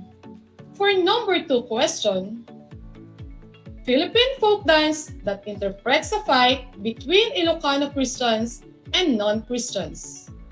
Again, Philippine folk dance that interprets a fight between Ilocano Christian and non-Christian. Letter A, arnis. Letter B, binislakan.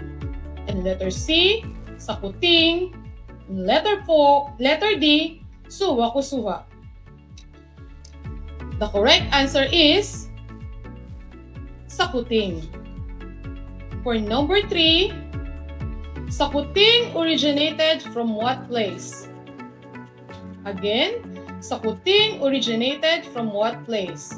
Letter A, Abra and Ilocos Norte. Letter B, Davao and Iloilo.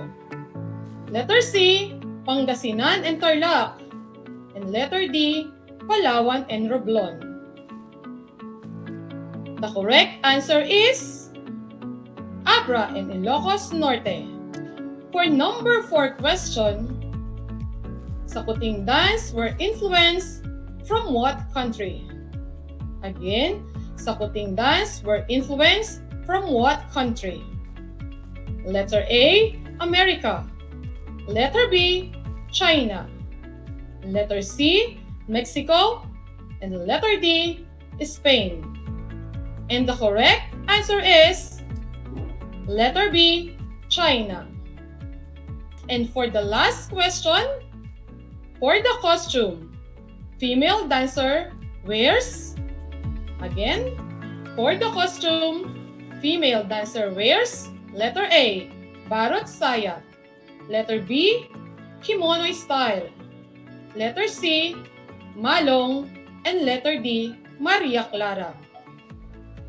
And the correct answer is letter B, kimono style. If you got all the correct answers, good job! You listen to our topic. Music used for the sakuting has Chinese and Spanish backgrounds. The traditional music styles have staccato, inflections, and rhythmic tapping. The musical instruments used for the dance is called the rondalla, a native string instrument like a guitar. There are usually moments of a cappella where no musical instruments are utilized, and only the tapping of wooden sticks are heard as accompaniment to the singing. The wooden sticks sounds coincide with the choreography of the mock fights in the sakuting performance, with upbeat and happy music. The audience cheers as performers tap their stick and jump around in the group and in circles. Let us listen to the music of sakuting.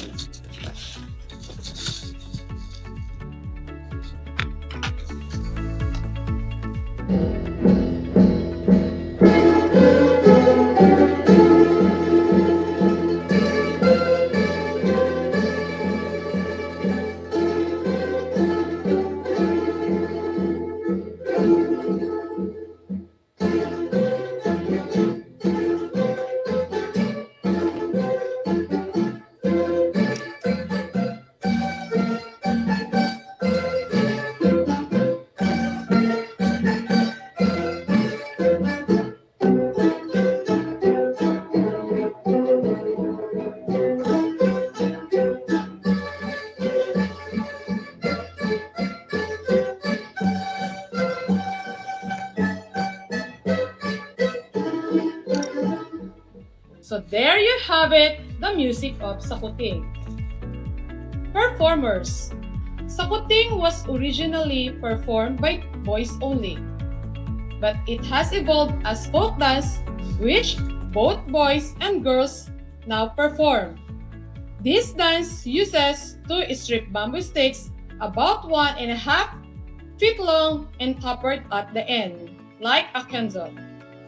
Wearing traditional Ilocano costumes, performers of the sakuting participate in a playful folk dance where the two rival teams circle and clash the sticks, in gentle imitation of martial arts sparring. They tap the floor and each other's sticks while using combat dance steps in a theatrical fashion called the kumecha. The dances combine marching and small forwards or sideways shuffle steps.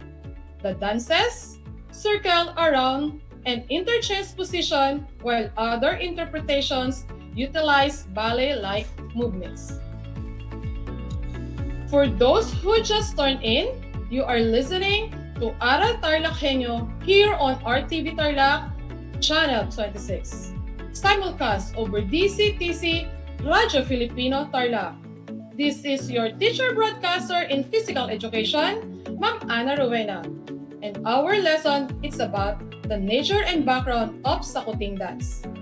And for you to be updated with all our broadcasts, please like and share our Facebook page, RTV Tarlac, Channel 26. Since we know already the nature and background of the dance, the following steps are used in sakuting. You are to master all this step dance, which will be used later in your performance test. Sakuting dance. The first dance step in sakuting is the change step. The step pattern for change step is step, close step, count 1 and 2. How do we do the step? Kindly watch the video clip for change step. Change step. Step right foot sideward, count 1. Step left foot to right, count in. Step right foot quickly, count 2. Now, let's try the change step. 1 and 2, 1 and 2, 1 and 2, 1 and 2, 1 and 2. Now, let us try the change step. Let us follow the dance pattern.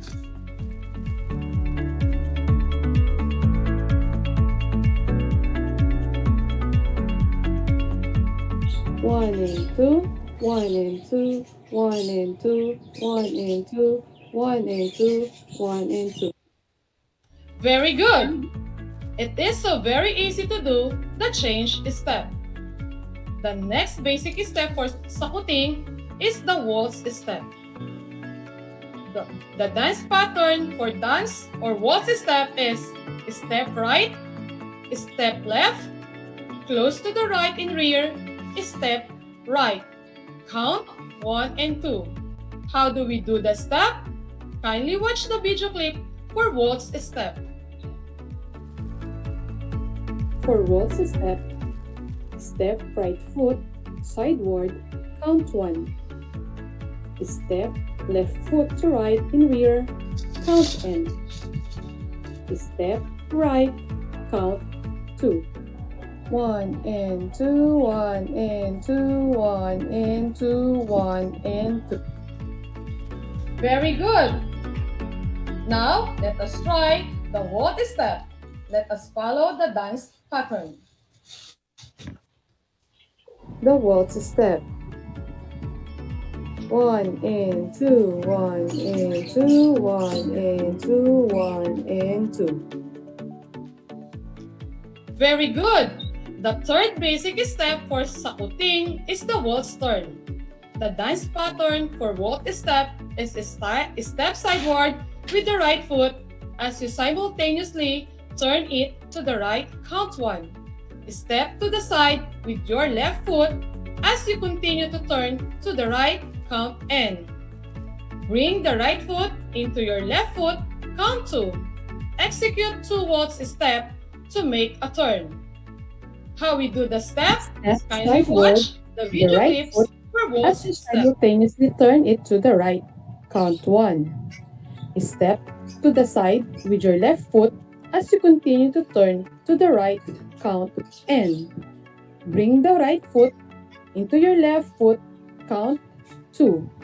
Execute 2 waltz steps to make a turn. Now, let us try the waltz turn. Let us follow the dance pattern. The waltz turn.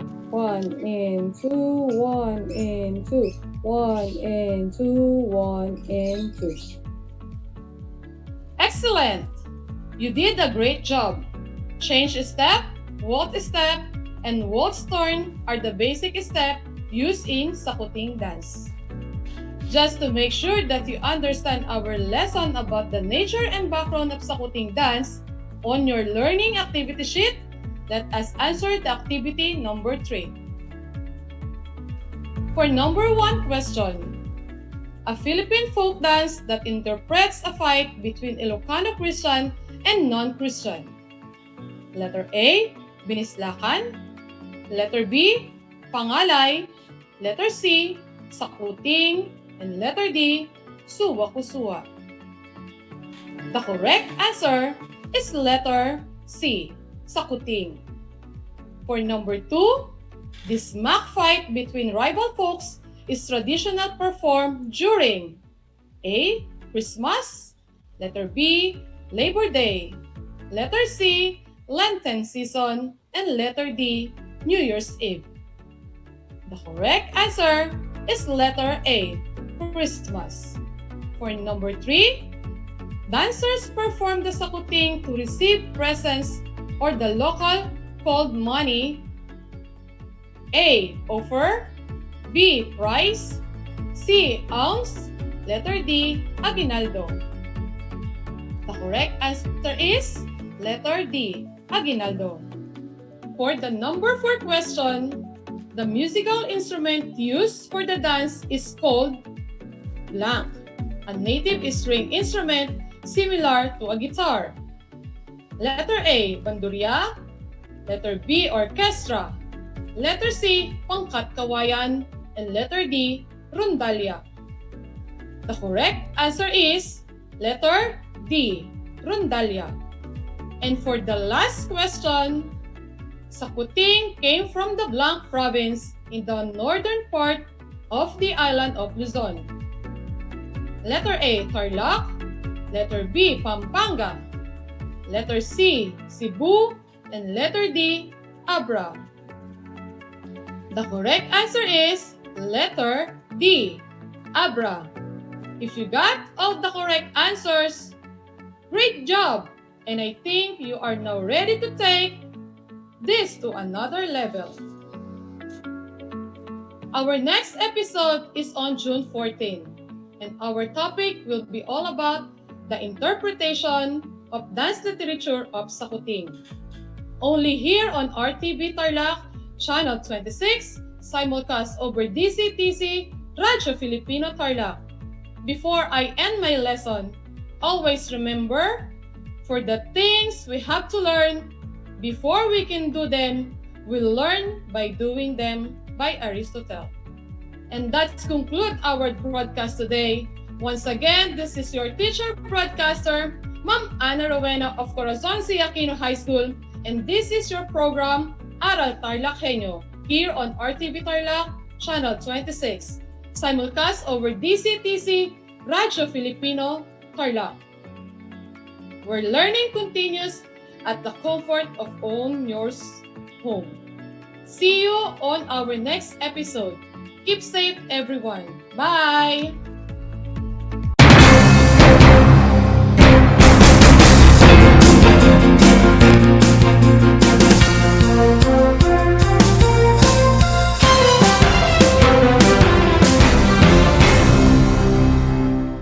Bahagi mo Radyo Pilipino saan mang bahagi ng Pilipinas, saan mang bahagi ng mundo, anumang uri ng pamumuhay, kabahagi mo Radyo Pilipino. Radyo Pilipino, sumasahimpapawid sa DWPR 1296 Dagupan, DZTC 828 Tarlac, DZLT 1188 Lucena, DZYM 1539 Mindoro, DWRL 1080 Legazpi, DWRN 657 Naga, DYRB 540 Cebu, DYRL 1035 Bacolod, DYRN 1134 Dumaguete, DXCO 1044 Cagayan de Oro, DXGS 765 General Santos, DXOC 1494 Ozamis, DXOW 981 Davao at Radio Filipino Podcast Center Manila. Ito ang kabahagi mo Radyo Pilipino, napapakinggan on air and online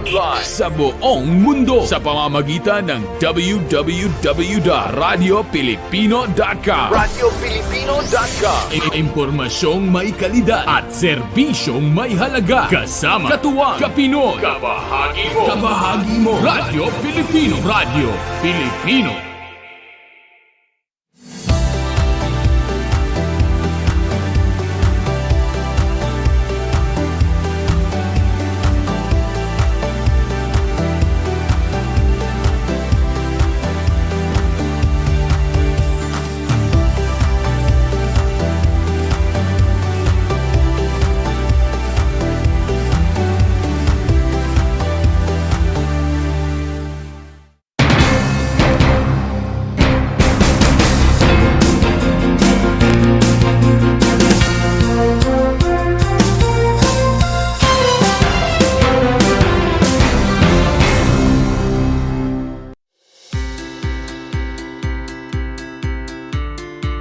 Upang matugunan ang mga kinakaharap na pagsubok ng mga guro at mag-aaral sa gitna ng kasalukuyang pandemya, nagsanib tulong sina Congressman Charlie Cojuangco ng unang distrito ng Tarlac, DEPED Region 3 Regional Director Dr. May B. Eclar at Tarlac Schools Division Superintendent Dr. Ronaldo Pozon para sa isang napapanahong proyekto na tinaguriang Project Shine, Aral TarlakHenyo.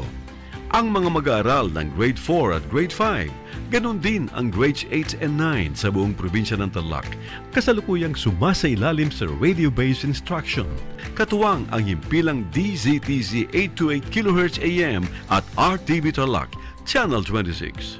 Ang Tarlac po nangunguna po ngayon pagdating po sa radio-based instruction. Marami pong humahanga sa atin. I'm very happy this station, itong DCTC, could reach the whole of Region 3. Hindi natin alam, we are contributing. We are creating a very big dent in the history of Philippine education. And I am proud. I am here in Tarlac. This is the noble cause of education in which you and I, without you knowing it, we are bound to do.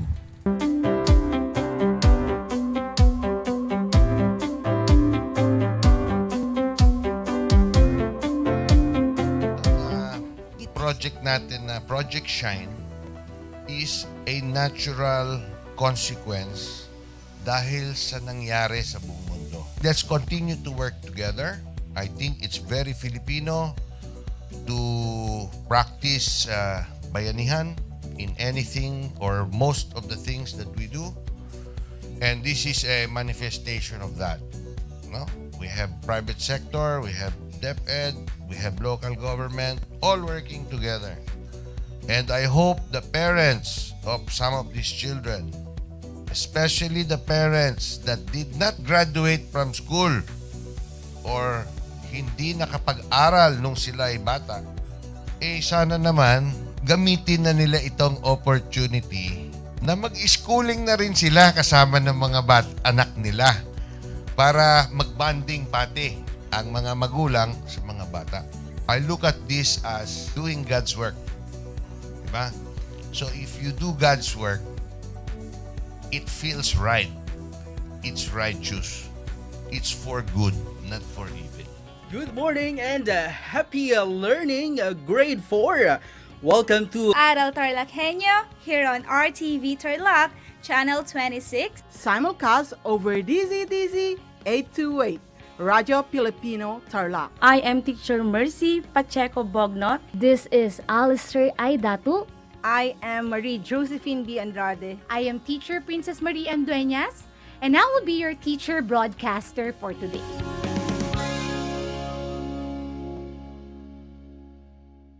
The word boondocks, which is now part of the English Language Dictionary and Vocabulary, comes from the Tagalog word bundok, meaning mountain.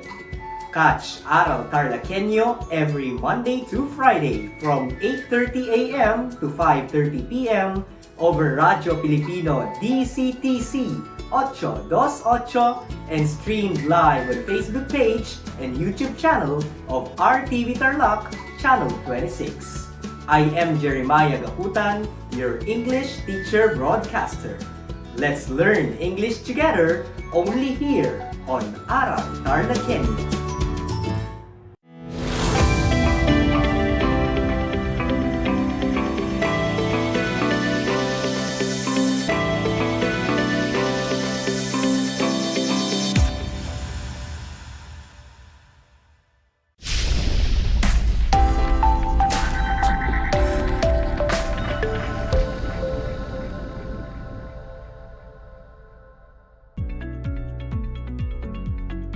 Learners, welcome to Aral TarlakHenyo here on RTV Tarlac, Channel 26, simulcast over Radio Filipino DCTC 828 and streamed live on Facebook page and YouTube channel of RTV Tarlac, Channel 26. I am Jeremiah Gahutan, your teacher broadcaster for today, broadcasting live here in Victoria, Tarlac. Join me for another day of fun and meaningful learning experience in English 9. Before anything else, please get your pen, a clean sheet of paper, and your learning activity sheet and find a comfortable place where you can learn best while listening and watching. As we start our learning journey this afternoon, it is but important to look on the parts of your learning activity sheet, so you may scan the pages as we go over them. In this session, you will have 4 tasks. Activity 1 is entitled Let Us Review. Activity 2, Let Us Take Note. Activity 3, Let Us Apply. And lastly, Activity 4, Let Us Strengthen. In the previous episode, you have learned the parts and features of a summary. To be able to know if you can remember them, let us answer activity number 1. Let us review. Here is the direction. Read the statements carefully. Identify what is described by completing the missing letters to form the correct word. For those who are watching live via Facebook and YouTube, you may join us on our activity by typing your answers in the comment section. Are you ready, grade 9 learners? Okay, here we go. Number 1. It is a comprehensive and objective restatement of the main ideas of a text, whether an article, a book, movie, event, and others. Have you identified the missing letters? If you answer summary, you got it right. Let's proceed. Number 2. It introduces the main ideas of an article.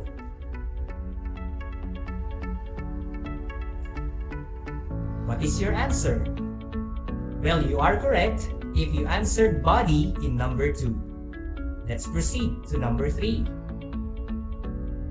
It is the overview of the article, which includes the author's name and the article's title. Please guess the missing letters. Have you identified the missing letters? Well, the correct answer for number 3 is introduction. Let's proceed. Number 4. It summarizes the main idea and the underlying meaning of the article. Okay, for number 4, have you solved the word? Well, you are right if you answered conclusion. Were you able to identify the missing letters, grade 9? Indeed, you are a certified word solver if you got them all. Impressive! Well, the words we have identified are actually parts of a summary, and they are connected to our lesson for today. Join me as we discuss further about react to lay value judgment on critical issues that demand sound analysis and call for prompt actions. And the main focus of our session this afternoon is on summary language. At the end of this lesson, you are expected to learn the following objectives. Number 1, discuss the considerations when writing a summary. Number 2, choose the best summary in a short text. And number 3, write a summary based on a given text. Let us first. Summary is a short, clear description that gives the main facts or ideas of the text. Well, writing a summary is not an easy task. It involves a lot of considerations. You might ask me, how should I start a summary? The first thing to a well-crafted and good summary is to read and be familiar of the original text. While reading, it is also important to know the main idea or the most important idea of the paragraph. After looking for the main idea, you must also determine and note the supporting points that are essential in your summary. And finally, you need to put them in your own words. But remember, it's essential to paraphrase the author's ideas to avoid plagiarism. Now that you know how to start, you might also ask me the question, how long a summary is? According to courses.lumenlearning.com, a summary should be 1/3 of the original text. So for example, if a text is 3 pages long, you can summarize it in 1 page, and in the case of a 3-paragraph text, you may summarize or shorten it into 1 paragraph. After knowing the length of your summary, what are then the steps to follow when writing a summary? Well, you have to follow 4 steps. Let's try to identify them. Step number 1. You should outline the text. You can break it down into its major sections by identifying the main idea, the supporting points, and the concluding statement. So that is the first step. After breaking down into sections, what is the step number 2? You may start the summary with an introductory sentence that states the text title, author, main idea, or the subject.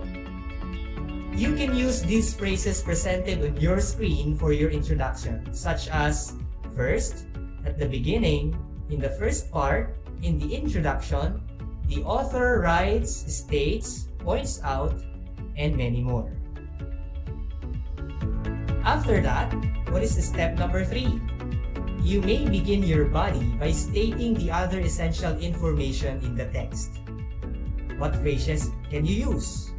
You can use the phrases like in the main part, in the next part, first, second, then, afterwards, moreover, in addition to that, next, the author examines or discusses, and many other phrases as presented on your screen.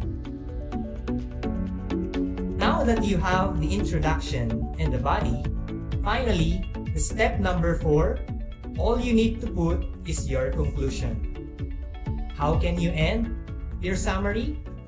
You may end your summary by using phrases flashed on your screen, like the phrases, in the end, the author emphasizes, or finally, the writer concludes that, the final part, section, the journalist adds or stresses, and as a conclusion, the reporter pretends if.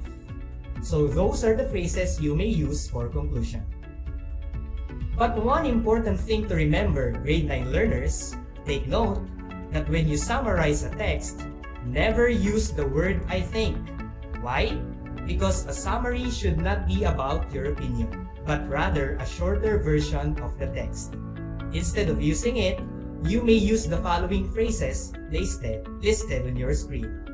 Like, the text is about, deals with, presents, describes, or the author tells us about, says, states, points out, explains, and other phrases like shown on your screen. Let us now take a look in this example. Let us try to summarize the short passage entitled, Depression, Not a Joke. Let me read first the short passage. While reading, remember the steps I gave you a while ago. Before summarizing it, please look for the main idea and the essential details that you may include in the summary. Listen as I read it. All of us may feel a little sad and pessimistic sometimes. However, if we feel these emotions all the time, it is not anymore a simple sadness. It is already a sign of depression.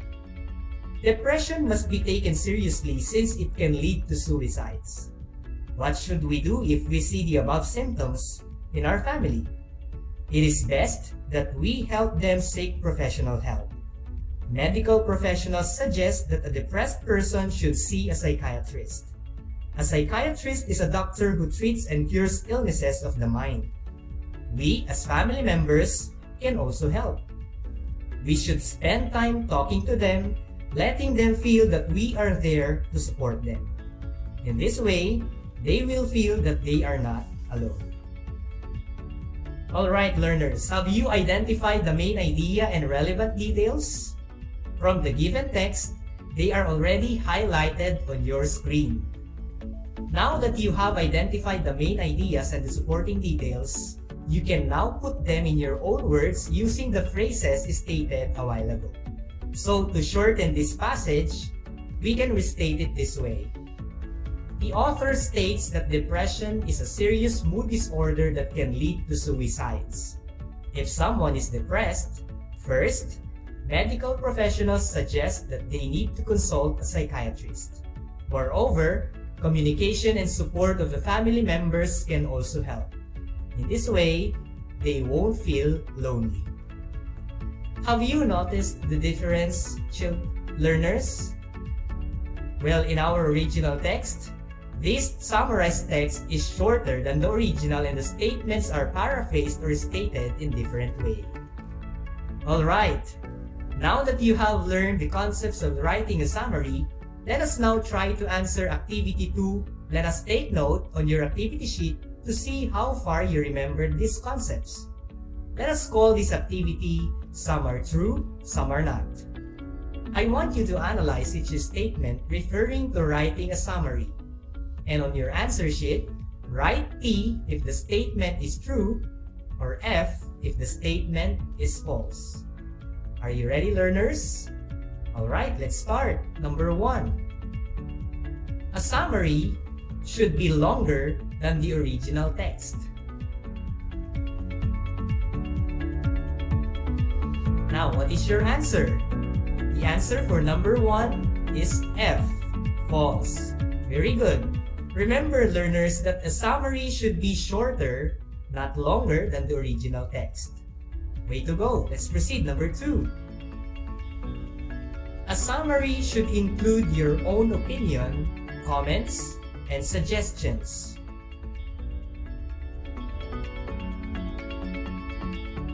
Okay, what is your answer for number 2?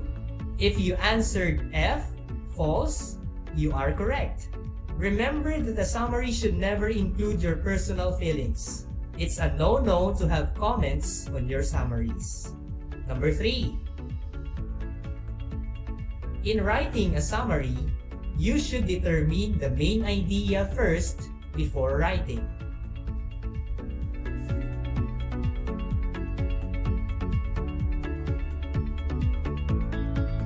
The answer for number 3 is D, true. Excellent analysis, student. As I have emphasized a while ago, the main idea of the text is where the summary will revolve around. Let's proceed to number 4. You must include all the important information in your summary. Okay, what is your answer for number 4? Number 4, the answer is T. It's true. Outstanding. Of course, we should include important details because they are crucial in developing the body of a summary. Last item, number 5. Summarizing is the same as paraphrasing, only shorter.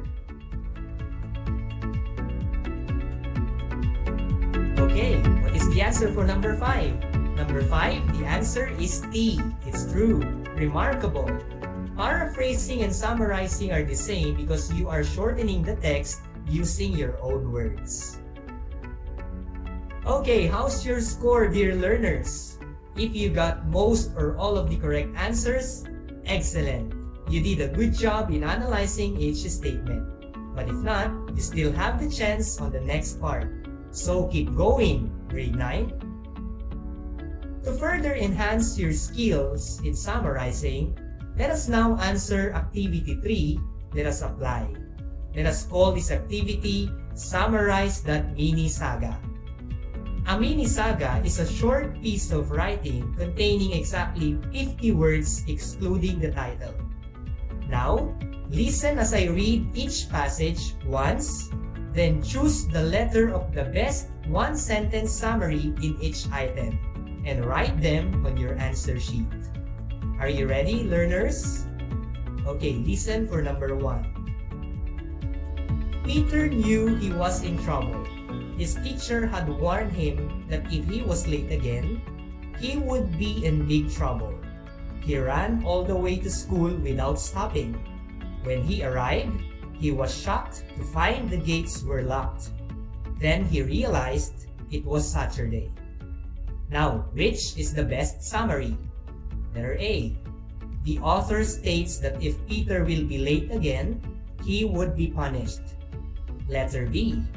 The author states that Peter is always late. Letter C.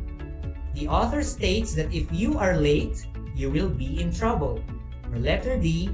The author states that Peter should learn how to be punctual.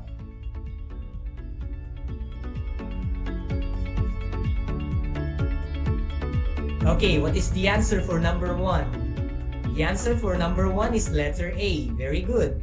Peter is always late, which is why he was afraid of being late again, for he will be punished. Let's proceed. Number 2. I don't like robots, I said to my new boss after a cup of coffee. I hate them. I don't like working with cold machines. Perhaps you really should try to open your mind. My boss put down his cup and opened his body, then put 2 new batteries inside. So what is the best summary for number 2? Letter A.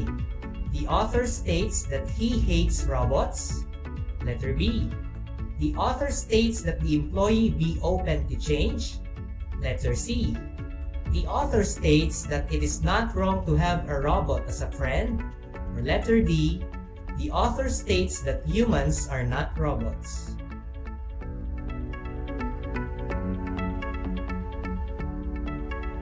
Okay, what is your answer, dear learners? Number 2, the answer is letter B. Excellent. The author wants the reader to realize that the employee should embrace robots because he himself is one. Let's proceed. Number 3. The boy who lived in the countryside came home from the university. He wanted to give his parents a big surprise. At the door, he found his family cold and cheerless. To support him with his studies, his parents sold all their cattle and led a very poor and simple life. Now, which is the best summary? Letter A. The author points out that the family gave up so much that they can't even afford to smile. Letter B. The author points out that the family is not happy that their son came home. Letter C. The author points out that the family is unhappy because they sold all their cattle. Or letter D. The author points out that the family lost in a gamble.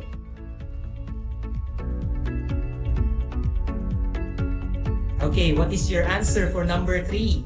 If you answered letter A, you are correct.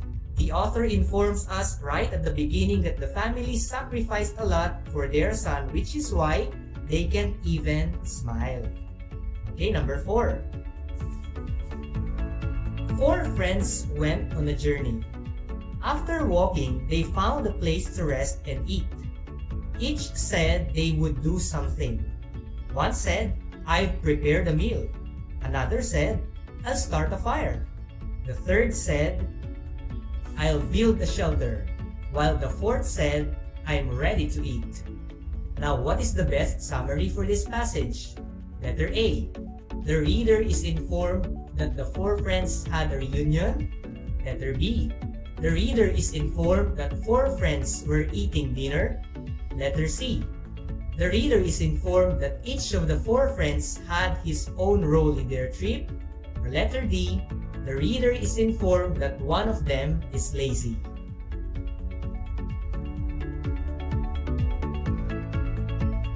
Okay, what is your answer for number 4? If you answered letter C, you're right. The reader is informed that each of the 4 friends had his own role in their trip. Let's proceed to the last item, number 5.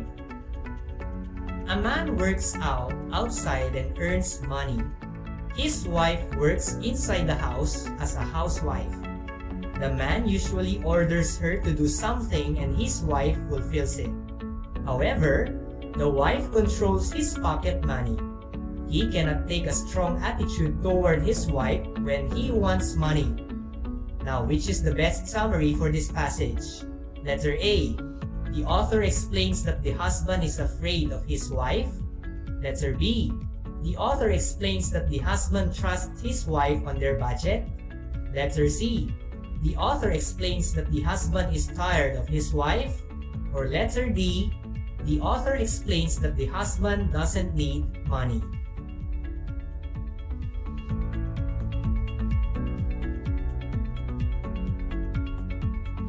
Okay, for this number, did you answer letter B? If yes, excellent.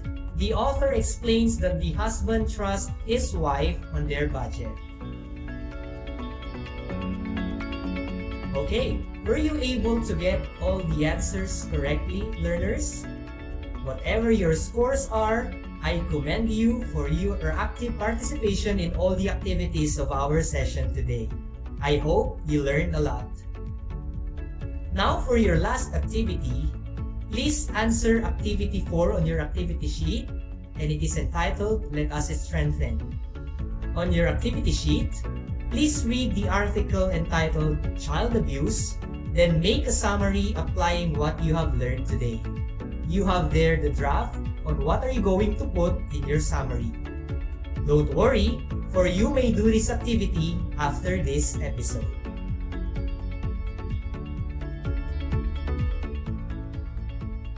Another meaningful learning experience is about to end. Always remember, dear learners, the value of summarizing. It teaches us how to discern important information, eliminate irrelevant information, and integrate them into a single idea. Just like in real life, we should know our priorities, ignore the negativities, and always look into the positive side of life, even how hard it actually is. In the next episode with teacher Almira Sikat, you will learn more about the MELC 2 or the Most Essential Learning Competency 2, which focuses on genre and register related scores feature of a reaction paper. If you have concerns about our lesson for today, please feel free to comment down your questions on the Facebook Live and YouTube channel of RTV Tarlac Channel 26, or you may also directly contact your English teacher. Rest assured that we will answer your questions right after this episode, and we are more than happy to respond. Again, this has been your English teacher broadcaster, Sir Jeremiah Gaputan from Victoria National High School, reminding everyone to keep safe while enjoying the rest of the day. Until next time!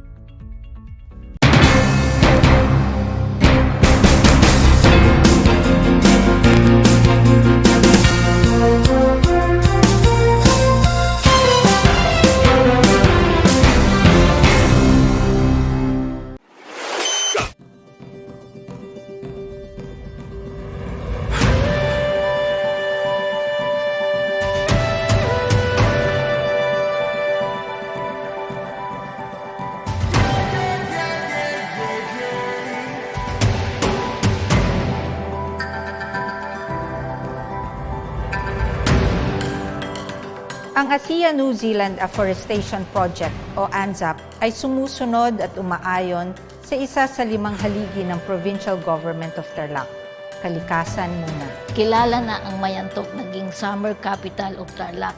Doon, bundok at malamig, malinis. Ang ANZAP po ay natatangi dahil nandun po yung ANZAP Twin Falls na nag-iisang Twin Falls sa buong probinsya ng Tarlac. Although Tarlac is landlocked, the province is teeming with natural resources and beauty, and we TarlakHenyos are the stewards of this bounty.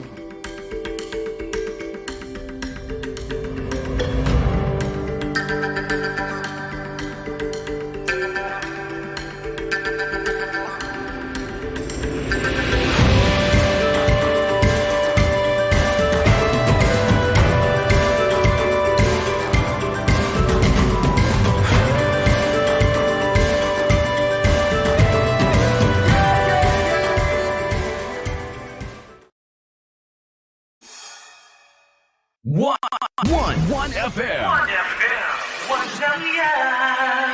This is your one. My only one. One lang yan. The only one. One FM. 96.1 Tarlac, 98.3 Lucena, 88.3 Legazpi, 96.1 Surigao, 95.9 Butuan, 92.1 Mindoro, 96.7 Tacloban, 99.3 Baler, 95.1 Puerto Princesa, Palawan. This is your one. Your only one. Your only one. One FM. One FM. Your only one FM. One FM.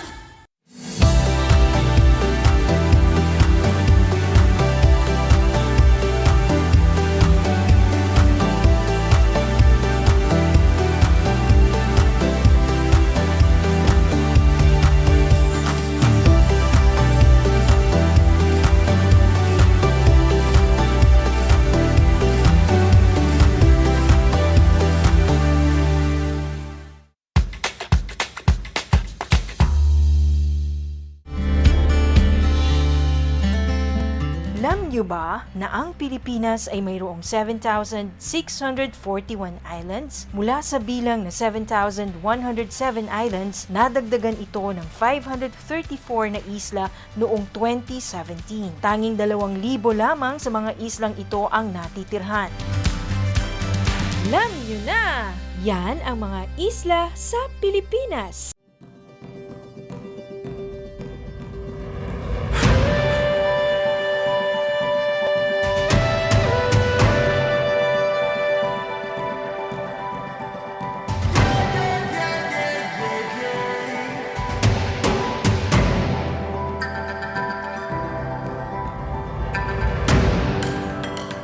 Ang ASEAN New Zealand Afforestation Project o ANZAP ay sumusunod at umaayon sa isa sa 5 haligi ng Provincial Government of Tarlac, Kalikasan muna. Although Tarlac is landlocked, the province is teeming with natural resources and beauty, and we TarlakHenyos are the stewards of this bounty.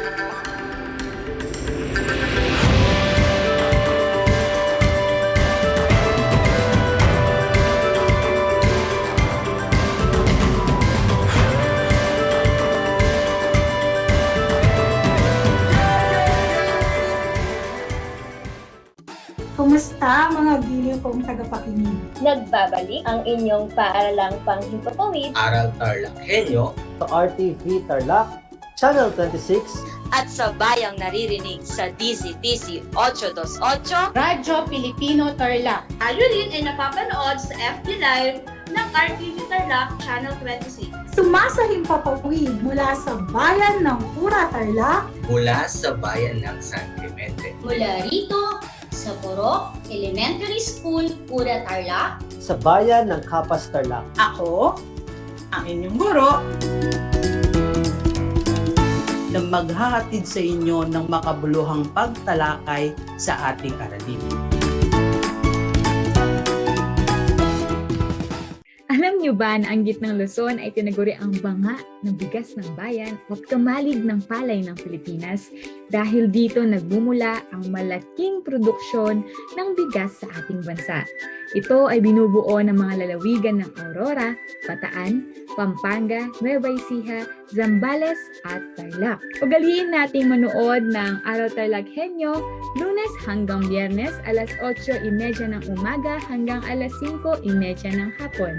Ako si Binibining Pia Isrin Capiral, ang inyong teacher broadcaster sa Araling Panlipunan dito sa Project Shine Aral TarlakHenyo. Lagi nating tandaan ang pag-aaral ng Araling Panlipunan ay tungo sa daan ng pagiging makadiyos, makakalikasan, makatao at makabansa.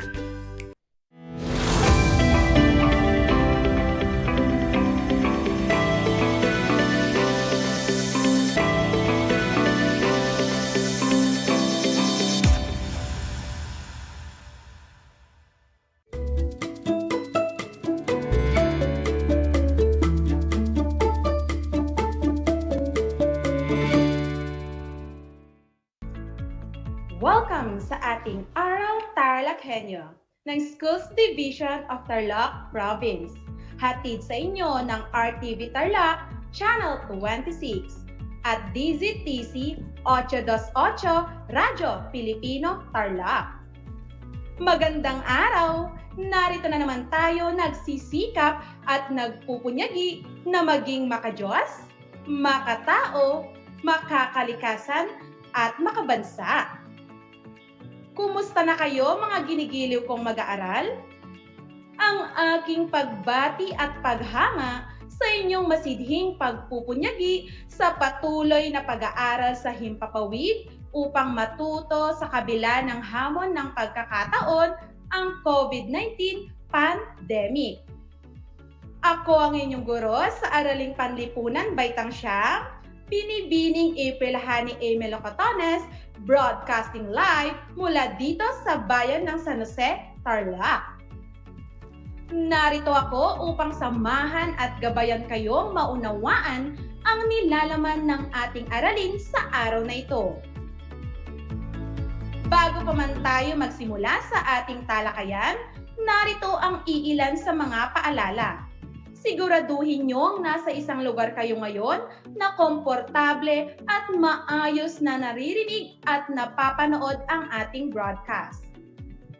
Matanong ko lang, nagmerienda ka na ba? Mabuti naman, dahil nararapat lamang na may laman ang inyong mga tiyan upang mas maging alerto ang inyong mga pag-iisip at maayos na maunawaan ang ating tatalakayang aralin ngayong araw. Sa puntong ito, nais kong kunin nyo ang inyong module sa Araling Panlipunan para sa ika-5 linggo sa ika-4 na markahan, na may pamagat na mga patakaran at programang pangkaunlaran sa sektor ng agrikultura. Ihanda na rin ang inyong mga ballpen at sulatang papel upang maitala ang mga mahahalagang impormasyon o konsepto na aking mababanggit. Ang ating paksang aralin sa araw na ito ay patungkol sa mga patakaran at programang pangkaunlaran sa sektor ng agrikultura, partikular sa pagsasaka, pangingisda at pagtutroso. Bago tayo magsimula sa ating paksa ngayong araw, ay aalamin muna natin na ang naging aralin noong nakaraang episode. Natatandaan pa ba ninyo? Mahusay! Ang ating nakaraang paksa ay patungkol sa mga batas tungkol sa sektor ng agrikultura, partikular sa lupa. Upang malaman ko kung talagang inyo pang nasasariwa ang ating nakaraang aralin, ating sasagutin ang isang gawain. Ito ay tatawagin nating hula ayos. Para sa ating panuto, ayusin ang mga ginulong letra upang maibigay ang tamang kasagutan sa mga gabay na tanong. Isulat ang iyong sagot sa sagotang papel. Handa na ba kayo? Para sa unang bilang, nakapaloob dito ang pamamahagi ng mga lupaing pampubliko sa mga pamilya na nagbubungkal ng lupa. Ang tamang sagot ay Public Land Act ng 1902. Kayo ay tama. Para naman sa ikalawang bilang, ito ay sistemang torrent sa panahon ng pananakop ng mga Amerikano na kung saan ang mga titulo ng lupa ay ipinatalang lahat. Kung ang sagot nyo ay Land Registration Act ng 1902, kayo ay tama. Para naman sa ikatlong bilang, ayon sa batas na ito, ang mga nagbubungkal ng lupa ang itinuturing na tunay na may-ari nito. Ang tamang sagot ay Agricultural Land Reform Code. Kayo ay tama. Para naman sa ika-4 na bilang, ipinapamahagi ng batas na ito na ang lahat ng lupang agrikultural, anuman ang tanim nito sa mga walang lupang magsasaka. Kung ang sagot nyo ay Comprehensive Agrarian Reform Law, kayo ay mahusay. Para naman sa ikahuli at ika-5 bilang, ang batas na ito na sinasabing magpapalaya sa mga magsasaka sa tanikala ng kahirapan at paglilipat sa kanila ng pagmamay-ari ng lupang sinasaka. Ang tamang sagot ay Atas ng Pangulo bilang 27. Kayo ay mahusay. Binabati kita dahil napatunayan mong lubos mong naunawaan ang ating nakaraang aralin. At ngayon sa aking palagay ay handa ka na sa ating bagong paksa para sa araw na ito. Inaasahan sa pagtatapos ng talakayan ay inyong mabibigyang halaga ang mga patakarang pang-ekonomiya na nakatutulong sa sektor ng agrikultura, industriya ng agrikultura, pangingisda, at paggugubat.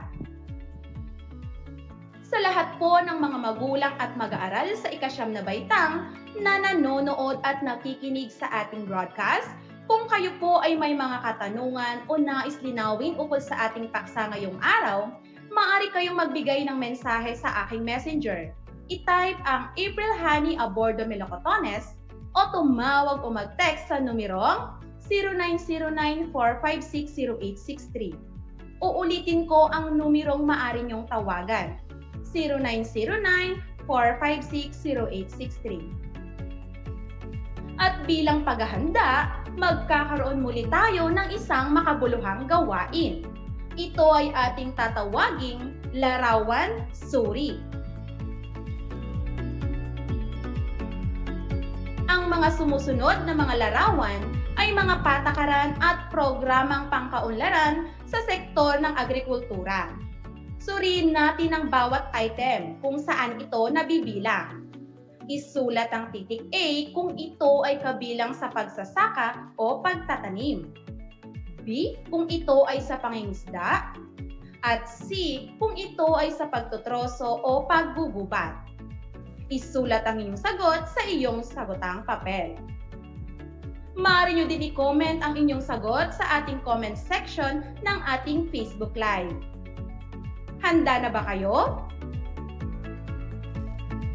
Para sa unang larawan,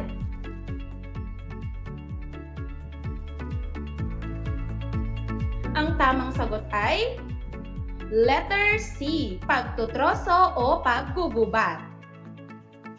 Para naman sa ikalawang larawan, ang tamang sagot ay B, pangingisda. Kayo ay mahusay. Para naman sa ikatlong larawan,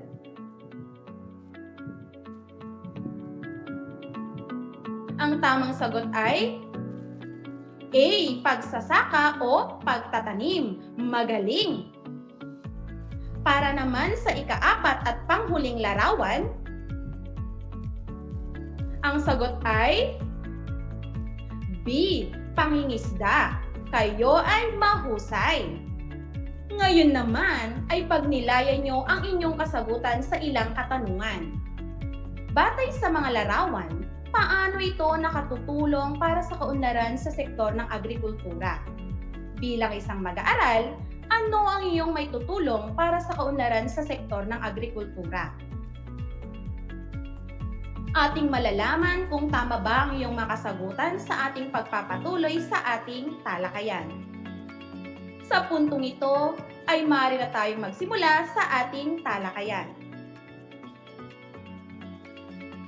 Ang Pilipinas ay nabibilang sa mga bansang agrikultural.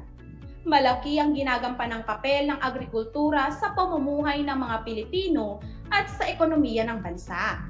Sa katunayan, ito ang pangunahing hanap buhay ng mga mamamayan. Sa kasalukuyan, maraming problema ang kinakaharap ang sektor ng agrikultura. Kaya naman, ang pamahalaan ay may mga programa at batas upang mapalakas ang sektor ng agrikultura.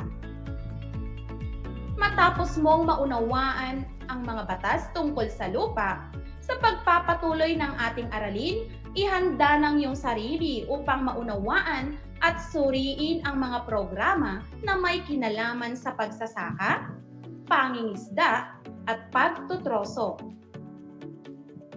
Ang una ay ang pagsasaka o pagtatanim. Batay sa CARP 2003, patuloy na isinasagawa ang sumusunod upang maisakatuparan ang nais ng pamahalaan na maiangat ang kalagayang pangkabuhayan ng mga magsasaka. Narito ang ilan sa mga sumusunod. Una, pagtatayo ng bahay-ugnayan para sa mga magsasaka upang masigurong mayroong suportang maibibigay sa kanila. Ikalawa, pagtatayo ng gulayan para sa mga magsasaka.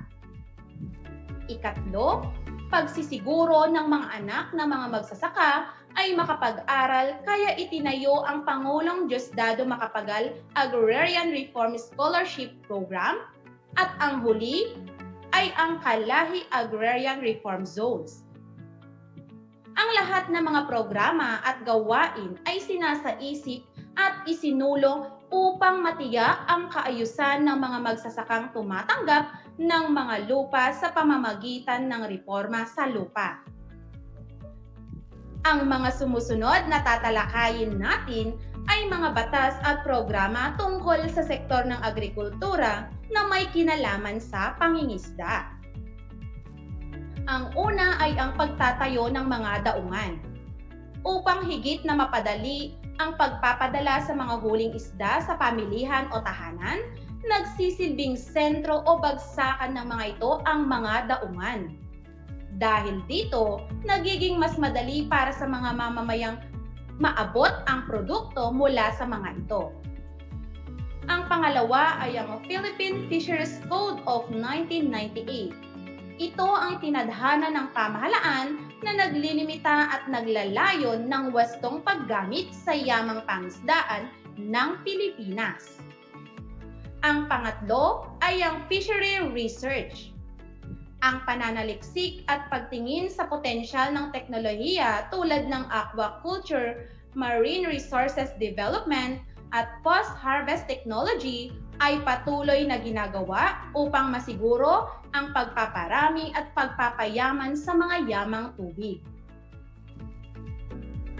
Ang mga sumusunod naman ngayon ay tatalakayin ay mga batas at programa tungkol sa sektor ng agrikultura na may kinalaman sa pagtutroso o paggugubat. Ang una ay ang Community Livelihood Assistance Program o CLAS.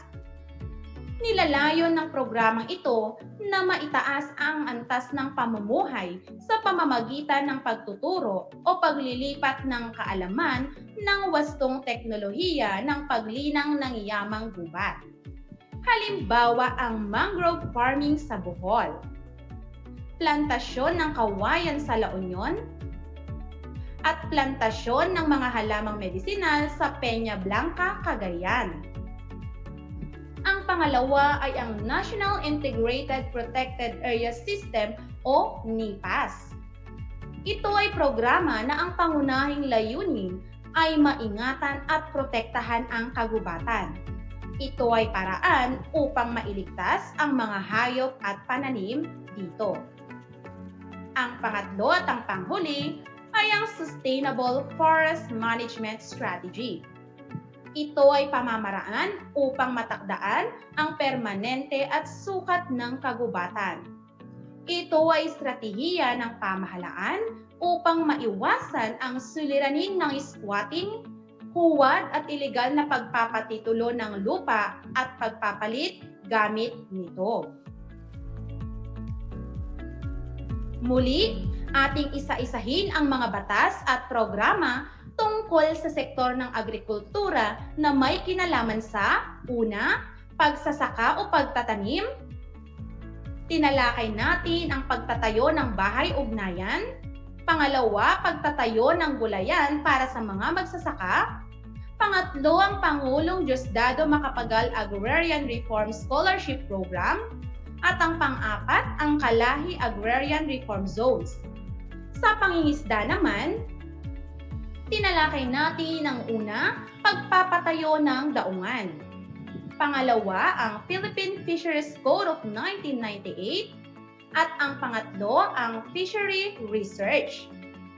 At sa pagtutroso o paggugubat, nariyan ang Community Livelihood Assistance Program o CLAS, ang National Integrated Protected Area System o NIPAS, at ang Sustainable Forest Management Strategy. Bilang sagot sa ating isinagawang gawain kanina, napakahalaga ng mga batas at programa patungkol sa sektor ng agrikultura upang mapabuti ang kalagayan ng ating bansa. Ang mga mamamayan ang kumukonsumo ng likas na yaman at may malaking pananagutan. Huwag nating abusuhin at sirain ang mga likas na yaman upang makamit ang kaunlaran ng ating bansa. Dito na nagtatapos ang ating talakayan patungkol sa mga patakaran at programang pangkaunlaran sa sektor ng agrikultura tungkol sa pagsasaka, pangingisda at pagtotroso. Para makasiguro ako na kayo ay talagang nakinig at naunawaan ang ating talakayan, ay magkakaroon tayo ng maikling pagsusulit. Ihanda ng inyong ballpen at sagotang papel. Para sa ating pagsusulit ang maramihang pagpipilian, basahin at unawaing mabuti ang sumusunod na katanungan. Piliin at isulat lamang ang titik ng tamang sagot. Handa na ba kayo? Tara, simulan na natin. Para sa unang bilang, ano ang tawag sa pamamaraan upang matakdaan ang permanente at sukat ng kagubatan? Ano ang tawag sa pamamaraan upang matakdaan ang permanente at sukat ng kagubatan? A. Philippine Fisheries Code of 1998. B. National Integrated Protected Areas System. C. Community Livelihood Assistance Program. O D. Sustainable Forest Management Strategy. Para naman sa ikalawang bilang,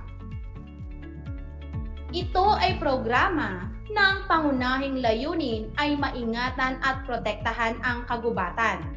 Ito ay programa na ang pangunahing layunin ay maingatan at protektahan ang kagubatan. A. Philippine Fisheries Code of 1998. B. National Integrated Protected Areas System. C. Community Livelihood Assistance Program. O D. Sustainable Forest Management Strategy.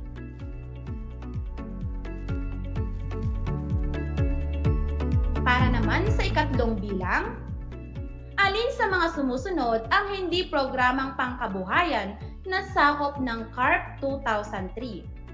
Alin sa mga sumusunod ang hindi programang pangkabuhayan na sakop ng CARP 2003? A. Pagtatayo ng bahay ugnayan sa mga magsasaka. B. Pagtatayo ng gulayan sa mga magsasaka. C. Kalahi Agrarian Reform Zones. O D. Paglalagay ng community pantry sa mga kabayanan. Para naman sa ikaapat na bilang, ito ang batas na itinatadhana ng pamahalaan na limitahan at naglalayon ng wastong paggamit ng yamang pangisdaan. Ito ang batas na itinatadhana ng pamahalaan na limitahan at naglalayon ng wastong paggamit ng yamang pangisdaan. A. Philippine Fisheries Code of 1998. B. Fishery Research. C. MMK, ang malinis at masaganang karagatan. O D. Wala sa nabanggit. Para naman sa panglima at panghuling bilang, ang mga sumusunod ay mga patakaran at programa sa pangingisda maliban sa isa. Ang mga sumusunod ay mga patakaran at programa sa pangingisda maliban sa isa.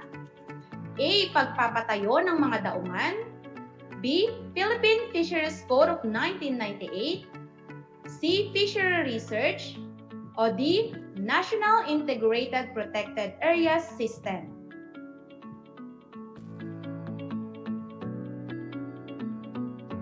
Ngayon ay atin nang iwasto ang inyong mga kasagutan. Para sa unang bilang, ano ang tawag sa pamamaraan upang matakdaan ang permanente at sukat ng kagubatan? Ang tamang sagot ay D. Sustainable Forest Management Strategy. Ikalawang bilang, ito ay programa na ang pangunahing layunin ay maingatan at protektahan ang kagubatan. Ang tamang sagot ay B. National Integrated Protected Areas System. Para naman sa ikatlong bilang, alin sa sumusunod ang hindi mga programang pangkabuhayan na sakop ng CARP 2003? Ang tamang sagot ay D. Paglalagay ng community pantry sa mga kabayanan. Para naman sa ikaapat na bilang, ito ang batas na itinatadhana ng pamahalaan na limitahan at naglalayon ng wastong paggamit ng yamang pangisdaan. Ang tamang sagot ay A. Philippine Fisheries Code of 1998. Para naman sa panglima at panghuling bilang, ang mga sumusunod ay mga patakaran at programa sa pangingisda maliban sa isa. Ang tamang sagot ay D. National Integrated Protected Areas System. Ilan ang nakuha niyong tamang sagot? 4, 5, magaling! Masaya ko dahil sa inyong masigasig na pag-aaral. At doon naman sa hindi nakarami ng kanyang nakuhang score sa araw na ito, huwag mag-alala. May susunod pang pagtatalakay ang mga teacher broadcaster nyo sa economics. Isang paalala, maaaring ipasa ang nasagutang module sa itatakdang lugar, araw at oras ng pagsauli at pagkuha ng module ng inyong mga guro. Ang inyong mga magulang o guardian lamang ang maaaring magtungo sa lugar na sinabi sa pagpasa ng inyong mga sinagutang gawain. At sila ay inaasahang sumunod sa ating mga health protocols gaya ng pagsusot ng face mask, face shield, paghuhugas ng kamay, at physical distancing. Inaasahan ko na kayo ay maraming natutunan sa araw na ito. Muli, ako ang inyong guro sa Araling Panlipunan Baitang Siyang, Binibining April Hani Amy Locotones, broadcasting live mula dito sa bayan ng San Jose, Tarlac, na nagsasabing ang pag-aaral ng Araling Panlipunan ay daan sa pagiging makadiyos, makatao, makakalikasan, at makabansa. Maraming salamat sa pakikinig at maging ligtas ang bawat isa. Hanggang sa muli!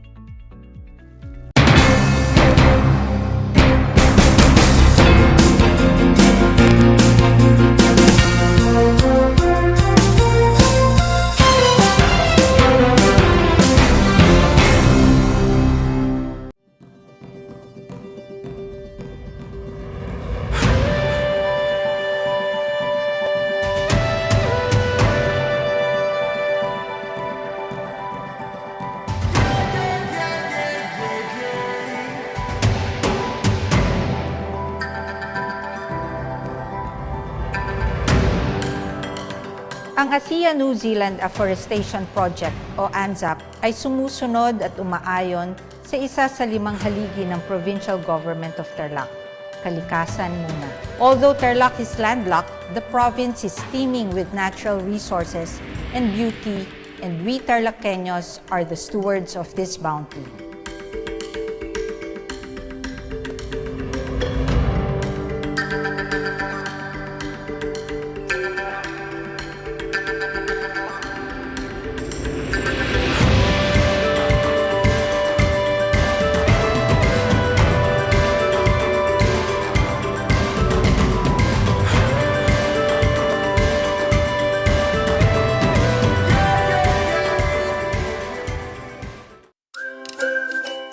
Alam niyo ba na ang Great Barrier Reef ay ang pinakamalaking living structure on Earth? Matatagpuan ito sa baybayin ng Queensland sa Australia. Ito ay pinamamahayan ng 3,000 coral reefs at 900 coral islands na matatagpuan sa ilalim ng Coral Sea. May haba itong higit sa 2,000 kilometers at makikita lamang sa outer space. Ngunit, dahil sa fragile coral colony nito, unti-unti na itong nasisira sa paglipas ng panahon at dulot na rin ng climate change, polusyon at man-made disasters. Alam nyo na, yan ang Great Barrier Reef.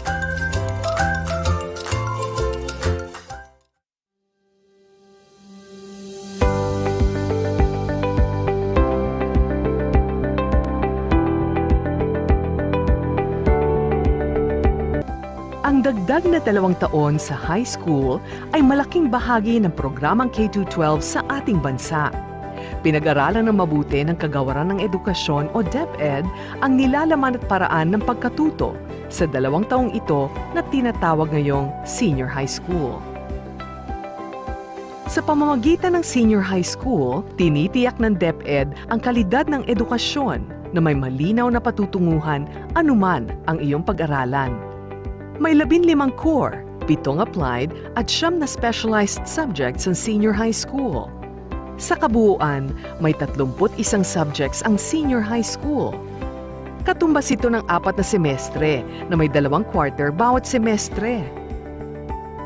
Ang mga paksa sa bawat aralin ay mahalaga upang maihanda ang mga mag-aaral sa 4 na curriculum exit gaya ng kolehiyo, trabaho, middle-level skills development at negosyo. Kahit anong track ang piliin ng isang mag-aaral, maaari siyang magpatuloy sa alinman sa 4 na posibleng curriculum exit. Mayroong 4 na track ang senior high school. 1. Academic track. 2. Technical Vocational Livelihood track. 3. Arts and Design track. At 4. Sports track. Mahalagang tandaan na hindi lahat ng paaralan ay kumpleto ng lahat ng tracks at strands. Kailangang suriing mabuti ng mga magulang at mag-aaral kung anong track o strand ang mayroon sa kanilang lugar na naaayon sa iba't ibang konsiderasyon gaya ng hilig, interes, kakayahan ng mag-aaral at marami pang iba. Makipag-ugnayan sa pinakamalapit na senior high school sa inyong lugar upang malaman ang kanilang ino-offer na tracks at strands.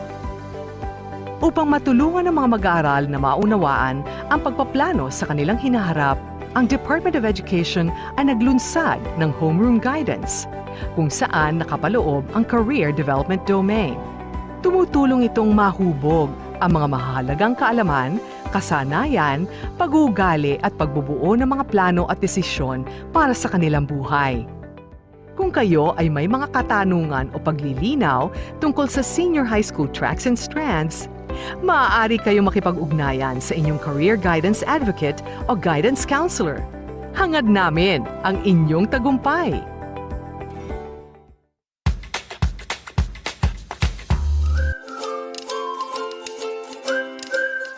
Alam niyo ba na ang jeep ay ang pinakasikat na uri ng transportasyon sa Pilipinas?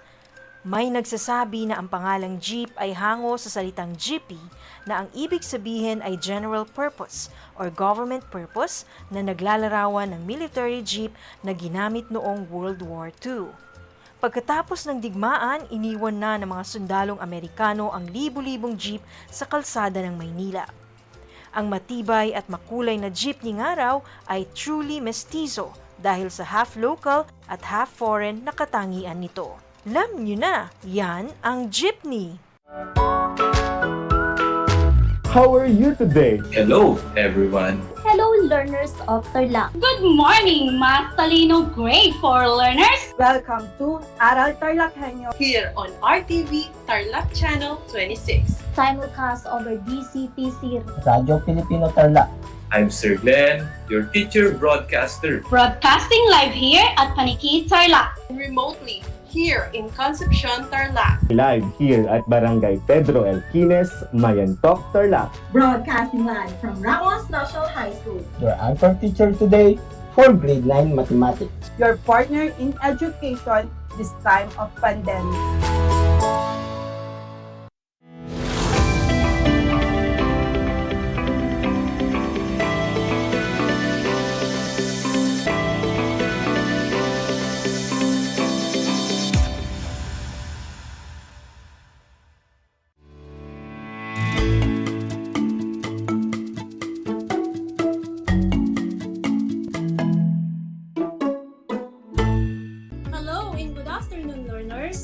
Welcome to Aral TarlakHenyo here on RTV Tarlac Channel 26, simulcast over DCTC 828 Radio Filipino Tarlac and on RTV Tarlac FB Live.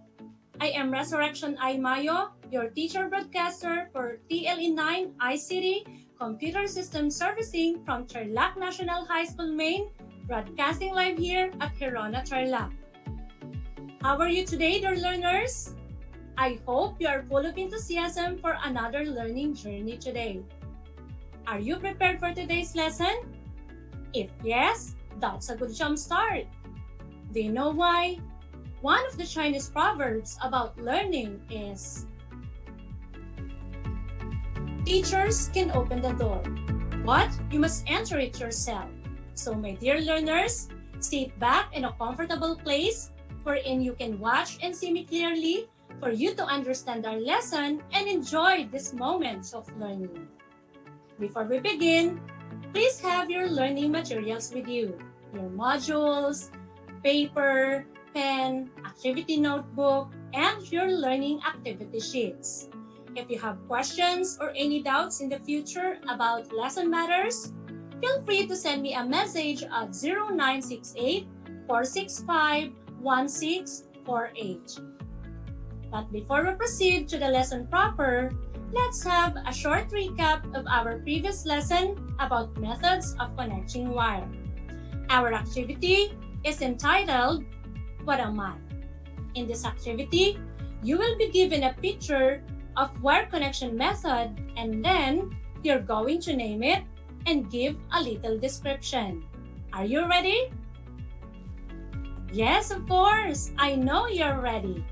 Alright, let's start with picture number 1. Can you name this wire connection method? What's about this description? Very good. The answer is soldering. It is a joining process used to join different types of metals together. For the next picture, what is this? Great job! The answer is push-in wire connectors. It is the best option if you have to connect multiple wires at once. How about this picture? If your answer is tap it together or tapping, then you are correct. It is a method that begins by twisting the wire strand together and finishing off by applying electrical tape around the twisted part for insulation. For the last picture, what wire connection method is this? If your answer is quick splice connector, you are amazing. It is a method where you simply insert the wires on both ends without cutting the insulation and push down the pins. Did you get all the correct answers? Wonderful, grade 9 learners. I am glad that you still remember the different methods in connecting wires. Now, I know that you can already connect electrical wires by using the different methods anytime. For today's lesson, let's have a warm-up activity. This activity is called Picture Comparison. All you need to do is to take a look at the two images and make a comparison. Choose between the two technicians who observe safety precautions. Write your answers on your activity notebook. Which of the two technicians observed safety precautions? If your answer is image B, you got it. Between the two technicians, the technician in image B observes safety precaution because he is using gloves while working. Actually, this activity has something to do with our lesson today. And before we formally begin, let me give you our lesson objectives. First, describe some hazards that can be encountered by a computer technician. Second, list down the protective personal equipment for computer technicians. Third, identify the basic safety precautions when working on a computer system and network. Fourth, follow the ways in conducting preventive maintenance. And fifth, appreciate the importance of knowing the occupational health and safety procedures in network maintenance. Now, here we go. Let's define hazard and safety guidelines. A hazard is similar to danger, risk, threat, and accident. In the computer and network field, it is anything that produces adverse effects to anyone or to any equipment. And when we say safety guidelines Safety is the state of being protected from potential harm. Guideline means a piece of advice. In short, safety guidelines are advices or recommendations that can be followed to prevent injury to people and damage to our computer system and network. My dear learners, today's discussion will be focused on the hazards that you may encounter while working with computer and networks, and on the different ways to prevent the hazards. Let's start with the hazards. The most common hazards in the field are physical hazard, mechanical hazard, chemical hazard, and electrical hazard. Let me give you an example for each kind of hazard. For physical hazard, the most common encountered by technicians is cables running across on the floor. Someone may trip, fall, and hurt himself. For mechanical hazard, someone might stick his hand in a printer and suddenly the paper feed arm moves, feeding not only paper through the printer but a piece of his finger too. For chemical hazard, cleaning chemicals can be harmful, especially if they are accidentally swallowed, get on bare skin, or get in eyes. And an example for electrical hazard, if someone has direct or indirect electrical contact with energized conductor or equipment, electric current may pass through the body. Now, let's see the most common personal protective equipments to use to prevent these hazards. Let's begin with the protection for the eye. Goggles. Goggles are the best devices that may protect eyes from hazards caused by dust, sparks, and even light radiation. We could also use face shield as secondary protection to safety goggles. It is useful when great impact resistance occurs. For the hands and arm protection, gloves and an anti-static wrist strap are useful. Gloves are used when there are hazards like harmful substances that can be absorbed by the skin, severe cuts or scratches, and chemical burns. An anti-static wrist strap helps to prevent the buildup of static electricity. But when working with a huge task in the field, you may consider other PPEs like safety shoes for foot and leg protection, which equalizes the electrical potential between you and the ground. Another PPE that can be useful is helmet. It can protect your head from threats on falling objects and electrocution. And lastly, if there is excessive noise, earmuffs is very helpful.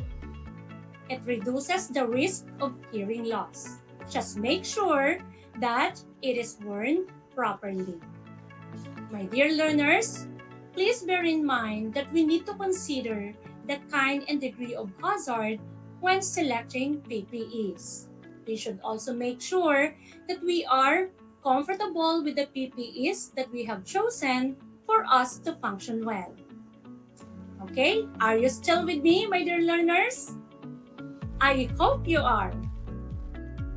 Aside from the PPEs that you may use to prevent the hazards, you may also observe the following basic safety precautions. First, remove your watch and jewelry. Why do you need to do this? You have to remove them because they are often made of conductive metals, which, aside from passively damaging components by striking them, could also short-circuit pieces of your computer or transmit damaging amounts of static electricity. Second, turn off the power and unplug equipment before performing service. This is to avoid electrical shock and to prevent damage to the computer. If the machine powers up while plugging in a component, components and motherboard may sustain critical damage. And there's a tendency that processors will overheat without its heatsink attached. Third, never open a power supply. Why? Because it contains capacitor that holds enough charge to stop the human heart. Fourth, cover sharp edges inside a computer case with tape. The metal in a computer case can be very sharp and cause cuts. These cuts can cause serious infections. Fifth, do not touch areas in printers that are hot or that use high voltage. Laser printers use high voltage to heat up the fusing unit in order to fuse the toner to the paper. Areas around the fusing unit contact excessive heat and electrical power, which could cause burns or deadly electrical shock. 6. Know where the fire extinguisher is located and how to use it. For you to use it properly, use the past mnemonics, which stands for pull the pin, aim at the base of the fire, squeeze the handle, and sweep from side to side.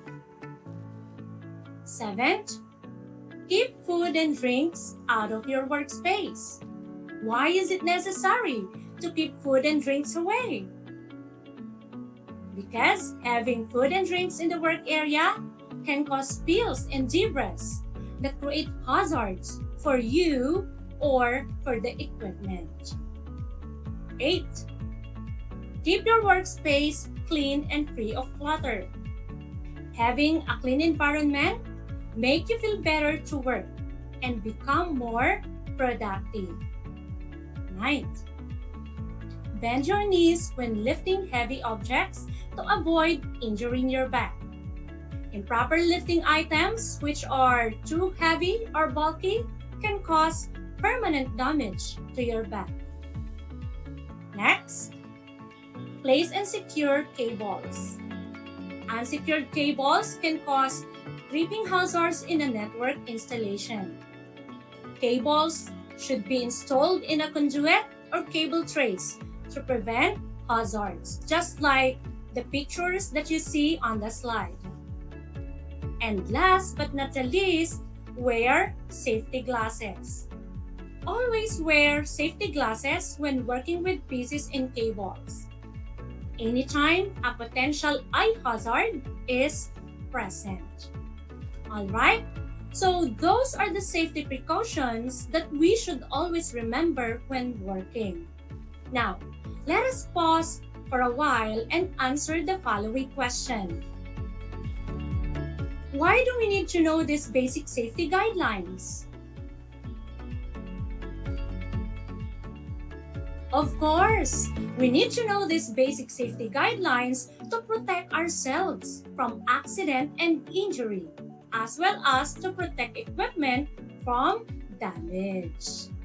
So, since we already discussed some personal protective equipments to use and basic safety precautions to follow when working, it's time to know on how to conduct preventive maintenance to our computer and network components. But before we proceed, I would like you to study the following scenarios and try to answer the following question. Scenario number 1. You and your parent went to a superstore in your place. Your parent bought you a new mobile phone to aid you in your study. The sales lady cautioned you about charging the mobile phone. She said, to make your phone battery last longer, do not drain the battery and do not overcharge it. Do not charge it unattended. scenario number 2. When you went home with your new mobile phone, you charged it right away. 1. Your close friend went to your house and attended to him, leaving your mobile phone unattended in the corner while charging. You and 1 were busy chatting and did not notice the blackout of electric power. And then, boom! Your mobile phone exploded. You went right away to the service center to repair it. So the question is, which of the scenario talks about preventing something bad from happening? If your answer is scenario number 1, you are correct. Why scenario number 1? It is scenario number 1 because the sales lady warned you not to drain or overcharge the battery. She also mentioned not to charge the phone unattended. So, to prevent something bad from happening just like in the scenario, you need to be careful, follow the guidelines, and you may also conduct preventive maintenance to your computer system and network. However, how will you do that? First, conduct a systematic inspection. You need to check whether all parts are in good condition and working properly. If not, you may replace the worn parts, materials, or systems. Second, conduct a regular cleaning. This may depend on the needs of the equipment. For example, a device exposed to a dusty environment, such as a construction site, will need more maintenance when compared to an office environment. And third, upgrade certain hardware or software, such as a hard drive that is making noise, upgrading insufficient memory, and installing new software updates for security and reliability. Now, let's think about this. What do you think will happen if you do not perform that preventive maintenance?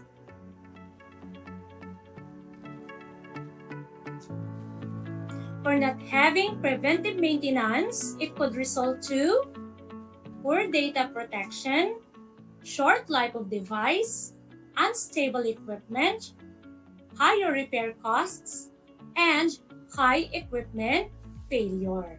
So, to sum it up, in order to reduce the probability of hardware and software problems in our computer system and network, do not forget to conduct preventive maintenance. My dear learners, we are now done with the lesson. At this point, let's do an activity to further assess your understanding on the topics. Please get your pen and a piece of paper or your activity notebook. And for those who are participating via Facebook Live, you may type your answer in the comment section. Direction. List down the PPEs you can identify in the picture. The image shows the network technicians in action. You may now begin.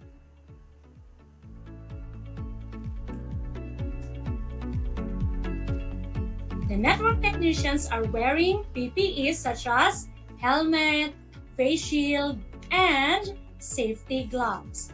I hope you have the same answers as mine. Next, it's just a 5-item true or false. I'll read the statements twice, and you have 5 seconds to think and answer each item. Item number 1. To avoid an electrical shock, turn off computer before beginning a repair. Again, to avoid an electrical shock, turn off computer before beginning a repair.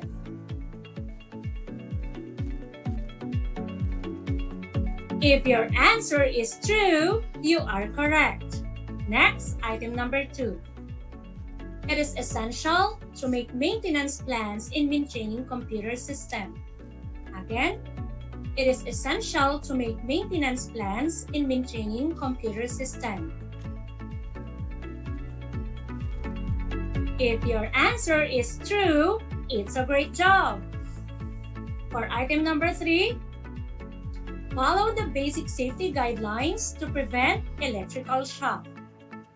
Follow the basic safety guidelines to prevent electrical shock. If your answer is true, you got it. For item number 4, touch the ends of any type of cable with bare skin. Again, touch the ends of any type of cable with bare skin. If your answer is false, very good. And for the last item, item number 5, disconnect the attached power cords to avoid personal injury or equipment damage. Again, disconnect the attached power cords to avoid personal injury or equipment damage. If your answer is true, excellent! So, how was your score? If your score is 5/5, you are amazing. If your score is 3 or 4, that's good. And if your score is lower than 3, that's okay. Just smile and say, I will do better next time. It's a great job, grade 9 learners. We have successfully done another lesson today. For further understanding, you may read your modules again. Before we finally end our session, I would like to give you a strong concentration hats off for being focused during our discussion, and a great persistence hats off for having a great determination in learning today. Thank you, grade 9 learners, for listening and watching. Please keep on tuning in to Aral TarlakHenyo on RTV Tarlac Channel 26 and on RTV DZTC HO8 Radio Filipino Tarlac. Again, I am Resurrection Aymayo, your TLE teacher broadcaster this afternoon, saying, be humble, be teachable, and keep learning. Because in TLE, we aim for knowledge, skills, and progress. Until next time, have a great day.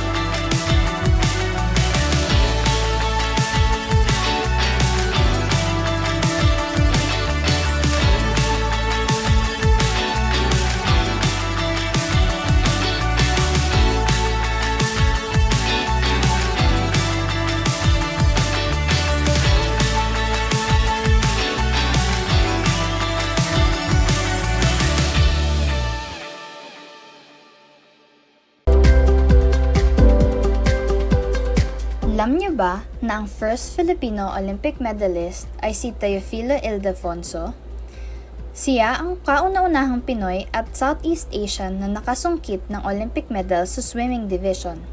Tungong Pidig, Ilocos Norte, nagsimula siyang sumali sa mga paligsahan noong 1921 at nakaipon ng halos 100 medals. Noong World War II, nakipaglaban din siya sa mga Hapon at nakaligtas sa Bataan Death March. Ngunit binawian siya ng buhay sa Capas Concentration Camp at hindi na muli natagpuan ang mga labi nito. Alam niyo na, yan ang first Filipino Olympic medalist. Kumusta mga giliw kong tagapakinig? Nagbabalik ang inyong paaralang panghimpapawid Aral TarlakHenyo sa RTV Tarlac, Channel 26 at sa bayang naririnig sa DZTC 828 Radyo Pilipino Tarlac. Tayo rin ay napapanood sa FB Live ng RTV Tarlac Channel 26. Sumasahimpapawid mula sa bayan ng Pura Tarlac, mula sa bayan ng San Clemente, mula rito sa Purok Elementary School, Pura Tarlac, sa bayan ng Kapas Tarlac. Ako, ang inyong guro, na maghahatid sa inyo ng makabuluhang pagtalakay sa ating aralin.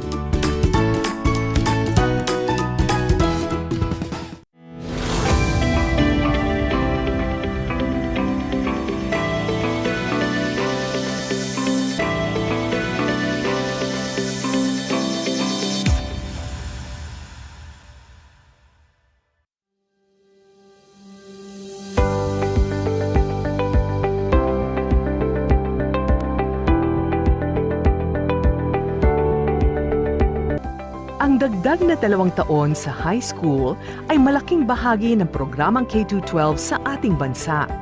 Pinag-aralan ng mabuti ng Kagawaran ng Edukasyon o DEPED ang nilalaman at paraan ng pagkatuto sa 2 taong ito na tinatawag ngayong senior high school. Sa pamamagitan ng senior high school, tinitiyak ng DEPED ang kalidad ng edukasyon na may malinaw na patutunguhan anuman ang iyong pag-aralan. May 15 core, 7 applied at 9 na specialized subjects ang senior high school. Sa kabuuan, may 31 subjects ang senior high school. Katumbas ito ng 4 na semestre na may 2 quarter bawat semestre.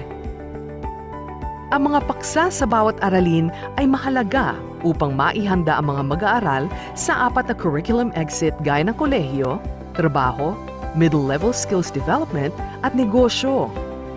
Kahit anong track ang piliin ng isang mag-aaral, maaari siyang magpatuloy sa alinman sa 4 na posibleng curriculum exit. Mayroong 4 na track ang senior high school. 1. Academic track. 2. Technical Vocational Livelihood track.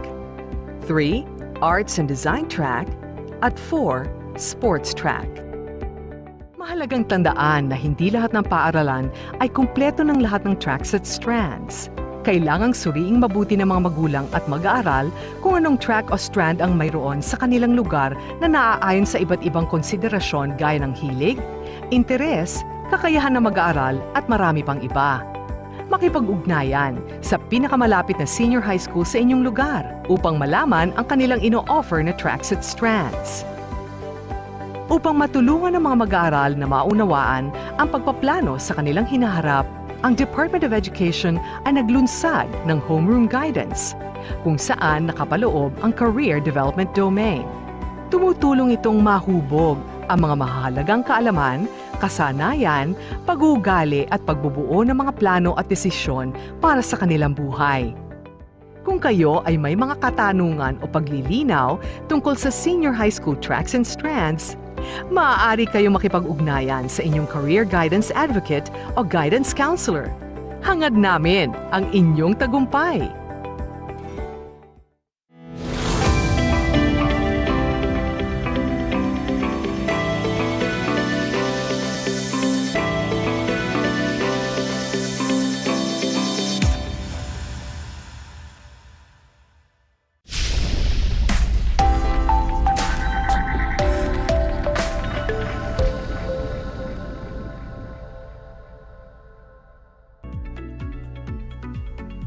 Good afternoon, Tarlac Province and Grade 9 learners. Broadcasting live here at the Municipality of Gerona. This is Aral TarlakHenyo, a school-on-the-air program here on RTV Tarlac Channel 26. Simulcast over DZTC Radio Filipino 828. You can also watch us live via our Facebook page at RTV Tarlac and Channel 100 for Converge Cable subscribers. As we overcome the challenges brought about by the pandemic, DEPED Tarlac Province turns these challenges to opportunities. I am your teacher broadcaster, Ma'am Eileen Grace Santos, and I will be giving you an exciting and fun-filled learning experience in Physical Education 9. Before we begin our session today, may I just give you some reminders and study tips for a wonderful and meaningful learning experience. Find and be in a place where you feel comfortable, far from noise and distraction. Bring with you your pen, a clean sheet of paper, and your activity sheet. Practice honesty in doing your activities. And please pay your full attention during our discussion. If you have questions or clarifications, feel free to send us your message through the comments section in our FB Live, or you may ask your math teachers. Refrain from posting unnecessary comments in the comments section in our FB Live. This program is monitored by the DEPED Tarlac Province. Today, we shall continue our adventure in Physical Education 9. At the end of our session, you should be able to discuss nature and background of outdoor recreational activities. To begin our lesson today, let us see how much you remember about your previous lesson with Ma'am Jocelyn. Follow the activity on page 1 of your learning activity sheet. Are you ready? Can you recall that leisure time activities are done within the premises of home or inside a building? Correct! These are the indoor recreational activities. Have you tried indoor activities with your family during quarantine? Great! It's one of the best ways we can turn challenges of the pandemic into opportunities to bond with our family. Let's proceed. Pictures of indoor activities will be flashed on screen. Try to identify what activities are shown. For those who are listening on air, try to identify as the activities are described. Feel free to use our comment box if you are watching via FB Live. Are you ready? Then let's begin. This is item number 2 of the pre-assessment activity. We have here some feathers or shuttlecock, rockets, and a figure of a man smashing the shuttlecock. What sport is this? If you answered badminton, you are correct. It is a sport where players hit the shuttlecock across a net. Let's move on to the next item. Flashed on the screen is a picture of Eliza Valdez holding a ball. It is a picture taken during the 2022 SEA Games and an indoor court. What sport is this where players hit the ball across a high net? You got it! Volleyball it is. Philippines ranked 4 during the 31st SEA Games last May of this year. For the next item, we have pins, gloves, and balls. What is this indoor activity? If your answer is bowling, you are correct. The objective of the game is to knock down the bowling pins. The player who knocks down more pins will win the game. For our last item, we have a table and a racket held at forehand. What indoor sport is this? Did you answer table tennis? Excellent! You seem to have learned a lot from Ma'am Josima's broadcast. Today, let us continue our adventure with recreational activities. Let's talk about outdoor recreational activities, its nature, and the benefits we get out of it. Outdoor recreation refers to the leisure time activities that take place in natural settings outside the homes and buildings. Can you think of activities enjoyed outdoors? By merely thinking of these activities and imagining that you are enjoying the breeze of air surely gives you that fresh feeling. Let's look at some examples of these activities. When it comes to adventure and recreation, we need not to go very far places.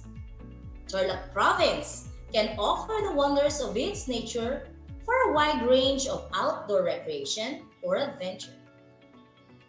Tarlac Recreational Park, which is located at San Jose, is a recreational complex that offers vast oval track where you can run for aerobic fitness. Running is a classic outdoor sport and one of the best for building endurance, stamina, and muscular fitness while burning calories. The TRP Lagoon is a spot where you can go for fishing or kayaking. Kayaking is a tranquil mode of enjoying waterscapes. The uphill and downhill landscapes of the park can be a nice cycling track. Cycling is also known as biking or bicycling. Cyclists are the people who engage in cycling. They ride bicycles for leisure or as sport, which consists of professional and amateur races. You may also swim in its Olympic-sized pool. Swimming keeps your heart rate up, but takes away some of the impact stress of your body. The activities presented are only few of the many outdoor activities. Participation sports like football, archery, rowing, skateboarding, and the like are also examples of outdoor recreational activities. Have you ever experienced hiking? If yes, try to recall your experience as we wander in an adventure through this lesson. If not yet, get ready and let the adventure begin. Hiking is going on an extended walk for the purpose of pleasure and exercise. It involves walking within a natural environment, often in mountainous or other scenic terrain. Are you imagining a hike? Watching the sunrise, the sea of clouds, and the beauty of nature gives us that fresh, relaxing feeling. Now, do you see yourself going on a hike?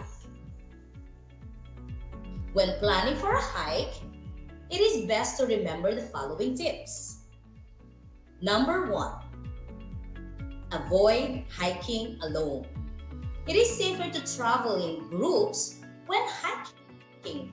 Avoid staying away from the group during the hike. Number 2, make sure that others know where you are going and the day when you will return. Your family or people in your household should be informed so they will know what to do in case of emergency. Number 3, make sure that you walk on the marked trails. Secure a map in your backpack for navigation. Number 4, carry with you a rain gear and turn back if there is a bad weather. Do not take the risk if there is a bad weather forecast. Number 5, dress appropriately depending on the weather condition in the place of the activity. That is why you need to pick a hiking destination beforehand for you to be aware of the distance and the estimated time to cover the distance. Number 6, carry enough water to keep you hydrated. Stream water is not always safe to drink. Number 7, bring a cell phone with you. You should keep your lines of communication open. And number 8, be reminded of the leave no trace principles. First, plan ahead and prepare. Second, travel and camp on durable places or surfaces. Third, dispose waste properly. Fourth, leave what you find. Fifth, minimize campfire impacts. Sixth, respect wildlife. And lastly, be considerate of other visitors. Those tips will help you in achieving a fulfilling and safe hiking experience. At this point, I want you to turn your learner's activity sheet on page 2. Let's try to answer activity number 2. Let us read the directions together. Pick the important things to bring when going on a hike. Choose from the options inside the box. Can you follow? I will give you 1 minute to work on the activity, and the timer starts now.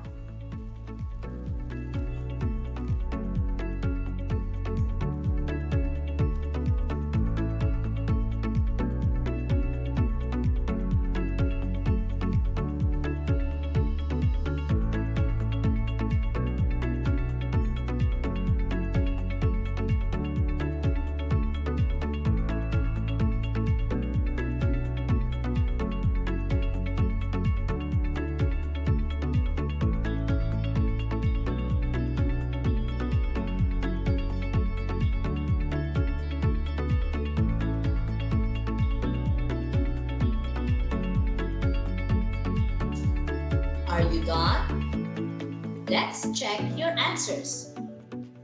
Take note that one correct answer is equivalent to 1 point, and your answers can be in any order. Let's begin with the map. Is a map important in a hike? Good. A map may spare us from getting lost. What about a fire starter? Do we need to pack a fire starter? Correct! It is important to bring it. It can be used for illumination and in cooking. Next item is water. Is water essential during the hike? Excellent! It is important for hydration. Remember that stream water is not always safe. What about a rain jacket? Do we need it on a hike? You are right. It is essential for our protection. Another item is a folding chair. Should we carry one on a hike? No, it is not necessary to bring a folding chair on a hike. We should pack as light as possible. What about a laptop? Great! We don't need to bring a laptop. Again, we need to pack as light as possible. Next, is it smart to bring food and tent? If you pick food and tent, then you are correct. Food is our energy source and tent is for an emergency shelter. What about a gas stove? Do we need to bring a gas stove on a hike? Correct! We don't need it. We cannot travel light with the gas stove on or in our backpack. Next items are the sunscreen and first aid kit. You should have picked these items for our skin protection and safety during the hike. What else are essential items that we should bring on a hike? Excellent! The blanket and flashlight are both essential. How well did you do in our activity? Count the number of correct items you got. Did you get a perfect score? That's excellent. If you scored 7 to 9, very good. If you got 5 to 6, good job. And if you scored less, please review the things we need to remember before and while hiking for you to enjoy and be safe during a hike. For the next activity, let's check how much you learned from today's lesson. Turn the page of your learning activity sheet to page 3. Look at activity number 4. Can you see it? Let us read the directions. Read the following statements carefully. Write T if the statement is true, and write F if the statement is false. Write your answers on the space provided for. Learners, I will be reading each of the statements once, and you will be given 5 seconds to answer each item. Let's begin. Number 1. Kayaking is a tranquil mode of enjoying the mountains. What is your answer? The correct answer is false. Kayaking is enjoyed on waterscapes and not on mountains. Number 2. Hiking is going on an extended walk for the purpose of pleasure and exercise. Did you answer true? Then you get it right. Hiking is an extended walk for pleasure and exercise. Number 3. Outdoor recreational activity.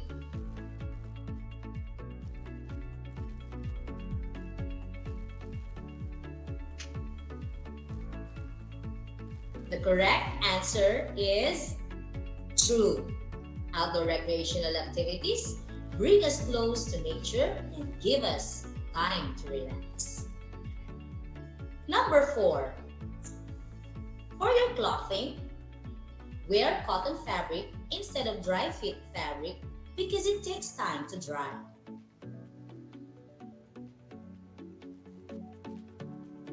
Did you answer false? You are correct, because dry fit fabrics are actually easier to dry. Number 5. Before going on an outdoor activity, make sure to research your target destination.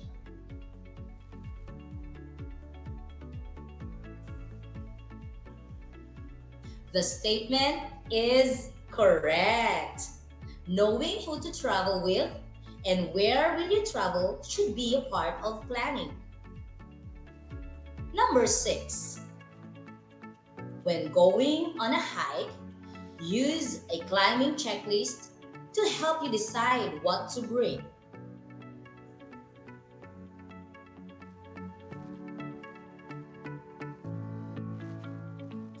What is your answer? If your answer is true, then you are correct.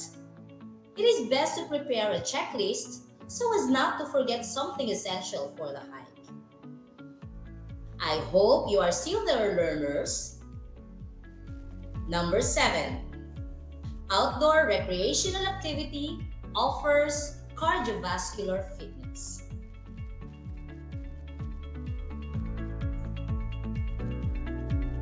True is the correct. Did you get the answer right? Outdoor recreational activity keeps our heart and lungs healthy. Number 8. Checking the weather forecast will help us decide whether we go on with hiking or not.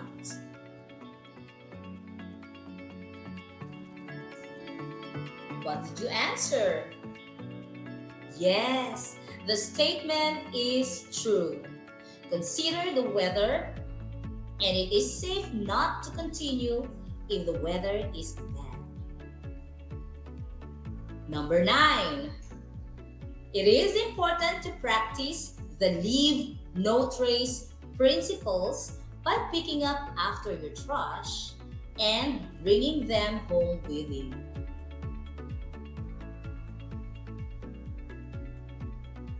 The correct answer is true. One of the 7 principles of leave no trace is picking up your trash and bringing them home. It is a way of respecting and caring for our environment. For our last item, number 10.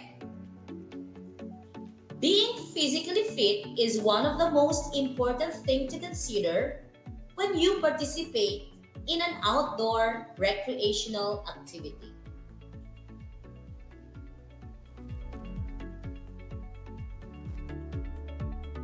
What is your answer? You are correct if you answered true. Be sure that you are physically fit and your body can endure the challenge of the outdoor activity. It is a mistake to ignore what your body tells you. If you are not feeling well, it is safe to reschedule the activity. How many correct answers did you get? You are an excellent learner if you got a perfect score. If you got 7 to 9 points, very good. 5 to 6 points, good. And if you got a score lesser than 5, you can go back and review the salient points of this lesson. Let us sum up the lesson on outdoor recreational activities. We described outdoor recreational activities as leisure time activities done in natural settings outside the premises of homes and buildings. Examples of outdoor recreational activities are kayaking, running, cycling, swimming, and other sports like soccer, football, rowing, and the like. For us to be ready and safe for hiking, remember the following. Avoid hiking alone. Don't keep your hiking activity a secret. Walk on the marked trail and avoid wandering away from it. Carry your safety essentials like the first aid and other survival kits. Dress appropriately. Carry enough water. Keep your communication lines open. Some health benefits of recreational activities are the following. They help us manage our stress and offer us a holistic health. They give us feeling of relaxation and they help us keep a balance in our daily routine. I hope you all had a great time and gained too much or so much knowledge from our lesson. Remember to strike balance in life. exercise, and recreation are as important as reading. If we are healthy, we are always ready to adapt and overcome the pandemic. This is the last episode for Physical Education 9. Thank you, learners, for tuning in. I would like to thank Ma'am Dalen Ayroy for this opportunity. To our principal, Dr. Melly A. Bulusag, for the support. To Sir Ramil and Ma'am Mary Ann of Victoria National High School for the advice. To Dr. Joan Condes, my language editor. To my Corazon C. Aquino High School family for your confidence in me. Ma'am Pauline and Ma'am Jem, thank you so much. To my son, Noah, you are Mommy's inspiration. To my division dance group partner, Joselito Cayabyab, who is now resting in the arms of the Lord, you are loved, and we will miss you. This has been your teacher broadcaster, Ma'am Irene Grace Santos. Thank you for watching and listening. Let's all be healthy and God bless.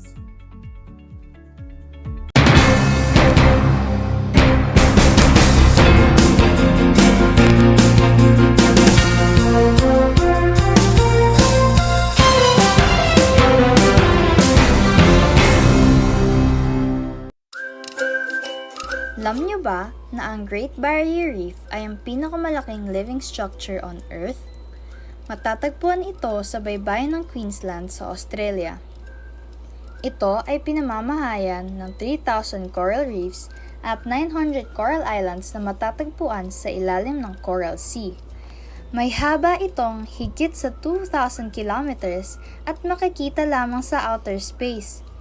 Ngunit, dahil sa fragile coral colony nito, unti-unti na itong nasisira sa paglipas ng panahon at dulot na rin ng climate change, polusyon at man-made disasters.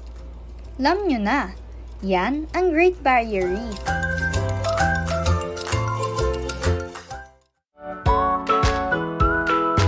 How are you today? Hello, everyone. Hello, learners of Tarlac. Good morning, Mas Talino Grade 4 learners. Welcome to Aral TarlakHenyo here on RTV Tarlac Channel 26. Simulcast over DCTC Radio Filipino Tarlac.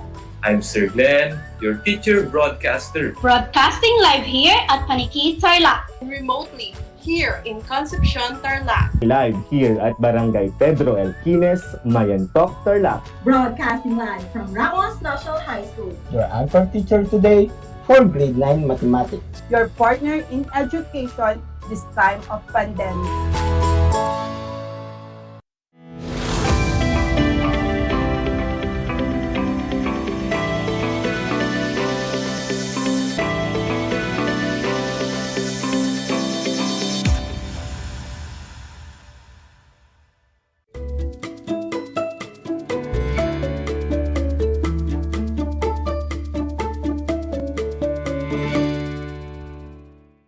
Alright, so magandang afternoon po sa ating lahat. Welcome to Aral TarlakHenyo here on RTV Tarlac Channel 26, simulcast over DCTC Radio Filipino Tarlac. I am Arthur Gomez Soto, your nurse broadcaster for today's special episode for Health Hour. Muli, isang mapagpalang hapon po sa ating lahat, lalong-lalo na po sa ating mga tagapakinig at tagapanood. Napaka-special po ng araw na ito dahil malalaman natin ang tamang impormasyon tungkol sa second booster dose ng COVID-19 vaccination. At syempre, napakapalad po nating lahat dahil andito na po ang isa sa mga school nurse ng Kagawaran ng Edukasyon sa ating probinsya ng Tarlac, walang iba kung hindi si Nurse Jennifer Ong. Nurse Jen, magandang hapon po. Yes, magandang hapon naman, Nurse Arthur.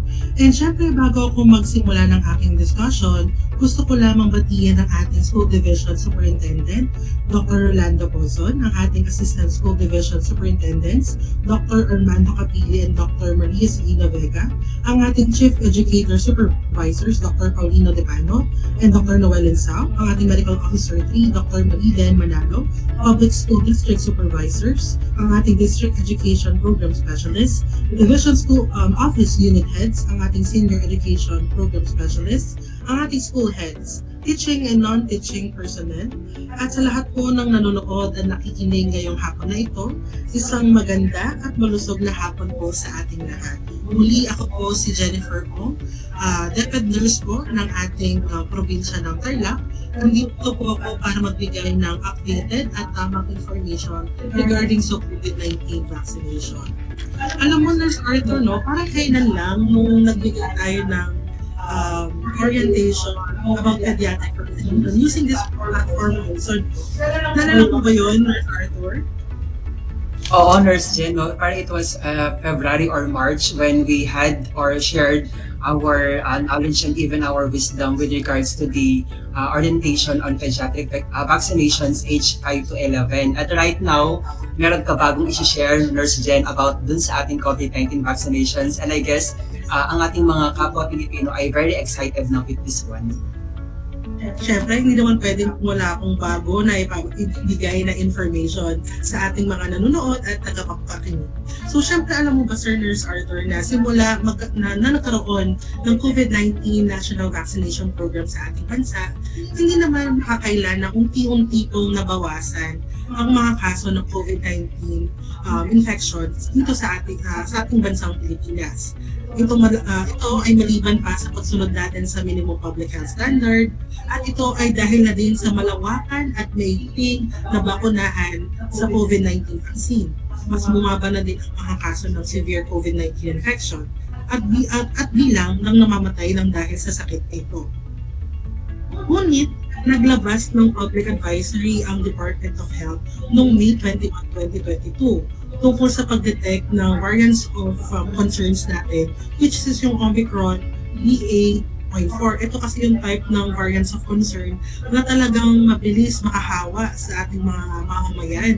And syempre, unti-unti na nagbubukas ang ating mga pampublikong establishments, at syempre, ang pagkonsidera na rin natin sa current vaccine supplies natin, mga lumalabas sa mga aral, ebidensya, projections, at iba pang important factors sa bakunahan natin sa ating bansa, nirekomenda ng ating mga eksperto, katulad na nabanggit mo, na magkaroon ng pangalawang booster siya sa piling target population sa ating bansa sa ngayon.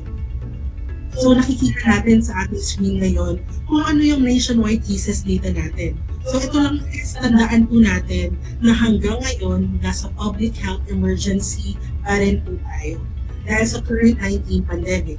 Kaya ito talaga yung rason kung bakit natin tayong mga health workers ay patuloy na nag-encourage at pinopromote talaga ang pagbabakuna laban sa COVID-19.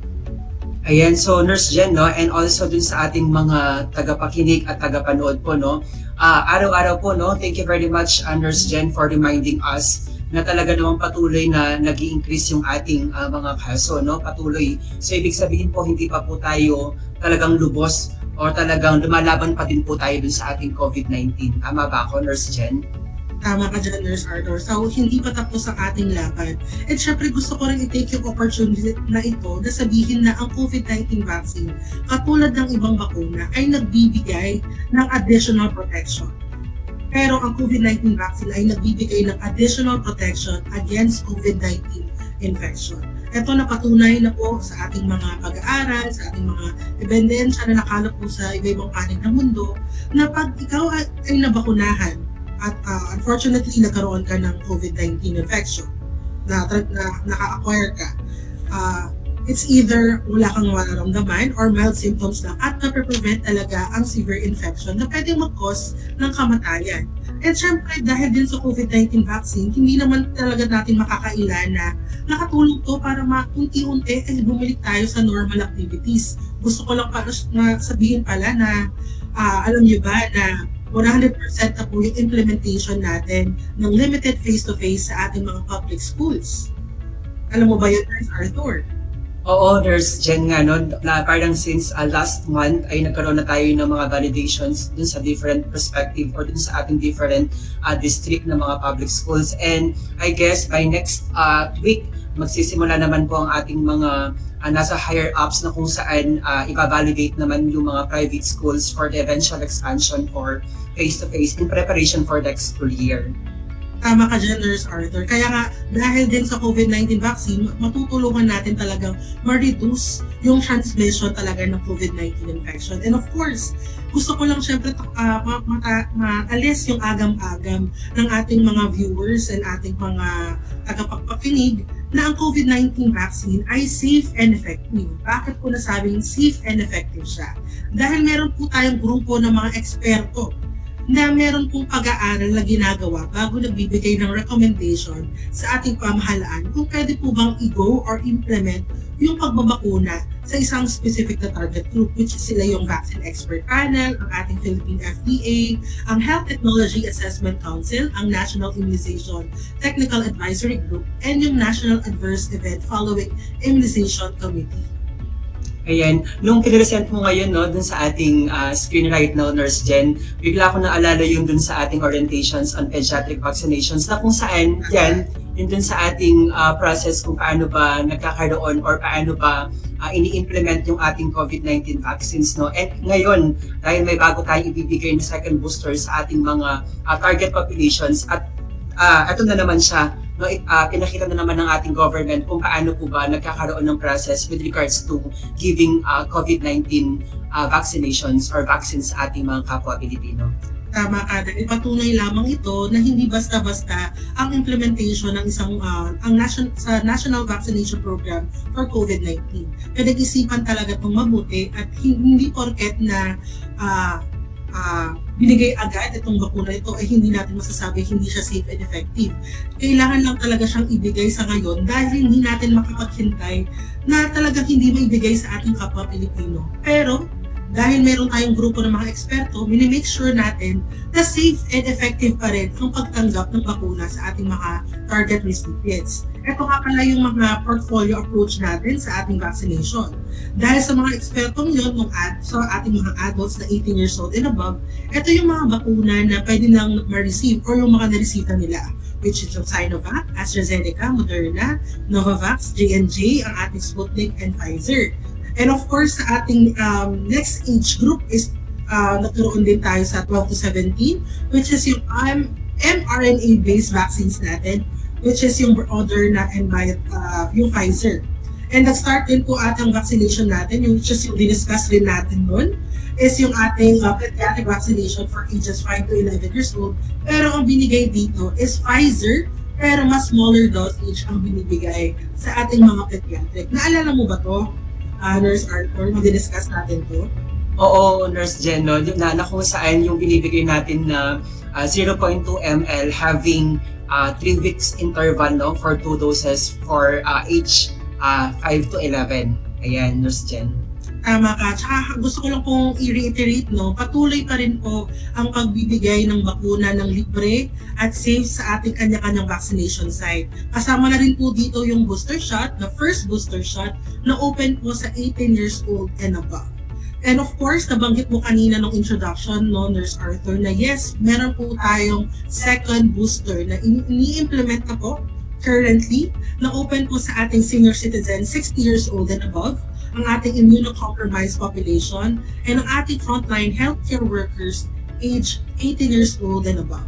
So, itong implementation na to, ano ba yung naging basis ng pag-implement nito? So, ang ating Philippine Food and Drug Administration ay naglabas ng issuance noong April 13, 2022. Nakasaad dito na yung additional booster o yung second booster na ibibigay ay shall not be limited to the following applied vaccines na binigyan ng emergency use authorization. Sila yung Pfizer, Moderna, Sinovac, Sinopharm, AstraZeneca, Sputnik, and yung Janssen. Sabi nga dito, ang recipients na makaka-receive ng second booster is yung ating senior citizen, ang ating immunocompromised population, and frontline healthcare workers. Dito, sila din na ang magiging interval niya from the first booster niya or for the last vaccine niya is at least 4 months after the third dose or yung first dose. Yung sabihin ay pagitan. Pero pag yung moderately and severely immunocompromised naman yung patients natin, pwedeng mas maaga nila mag-receive yung additional booster dose, which is at least 3 months or depende po sa sasabihin ng ating kanilang attending physician.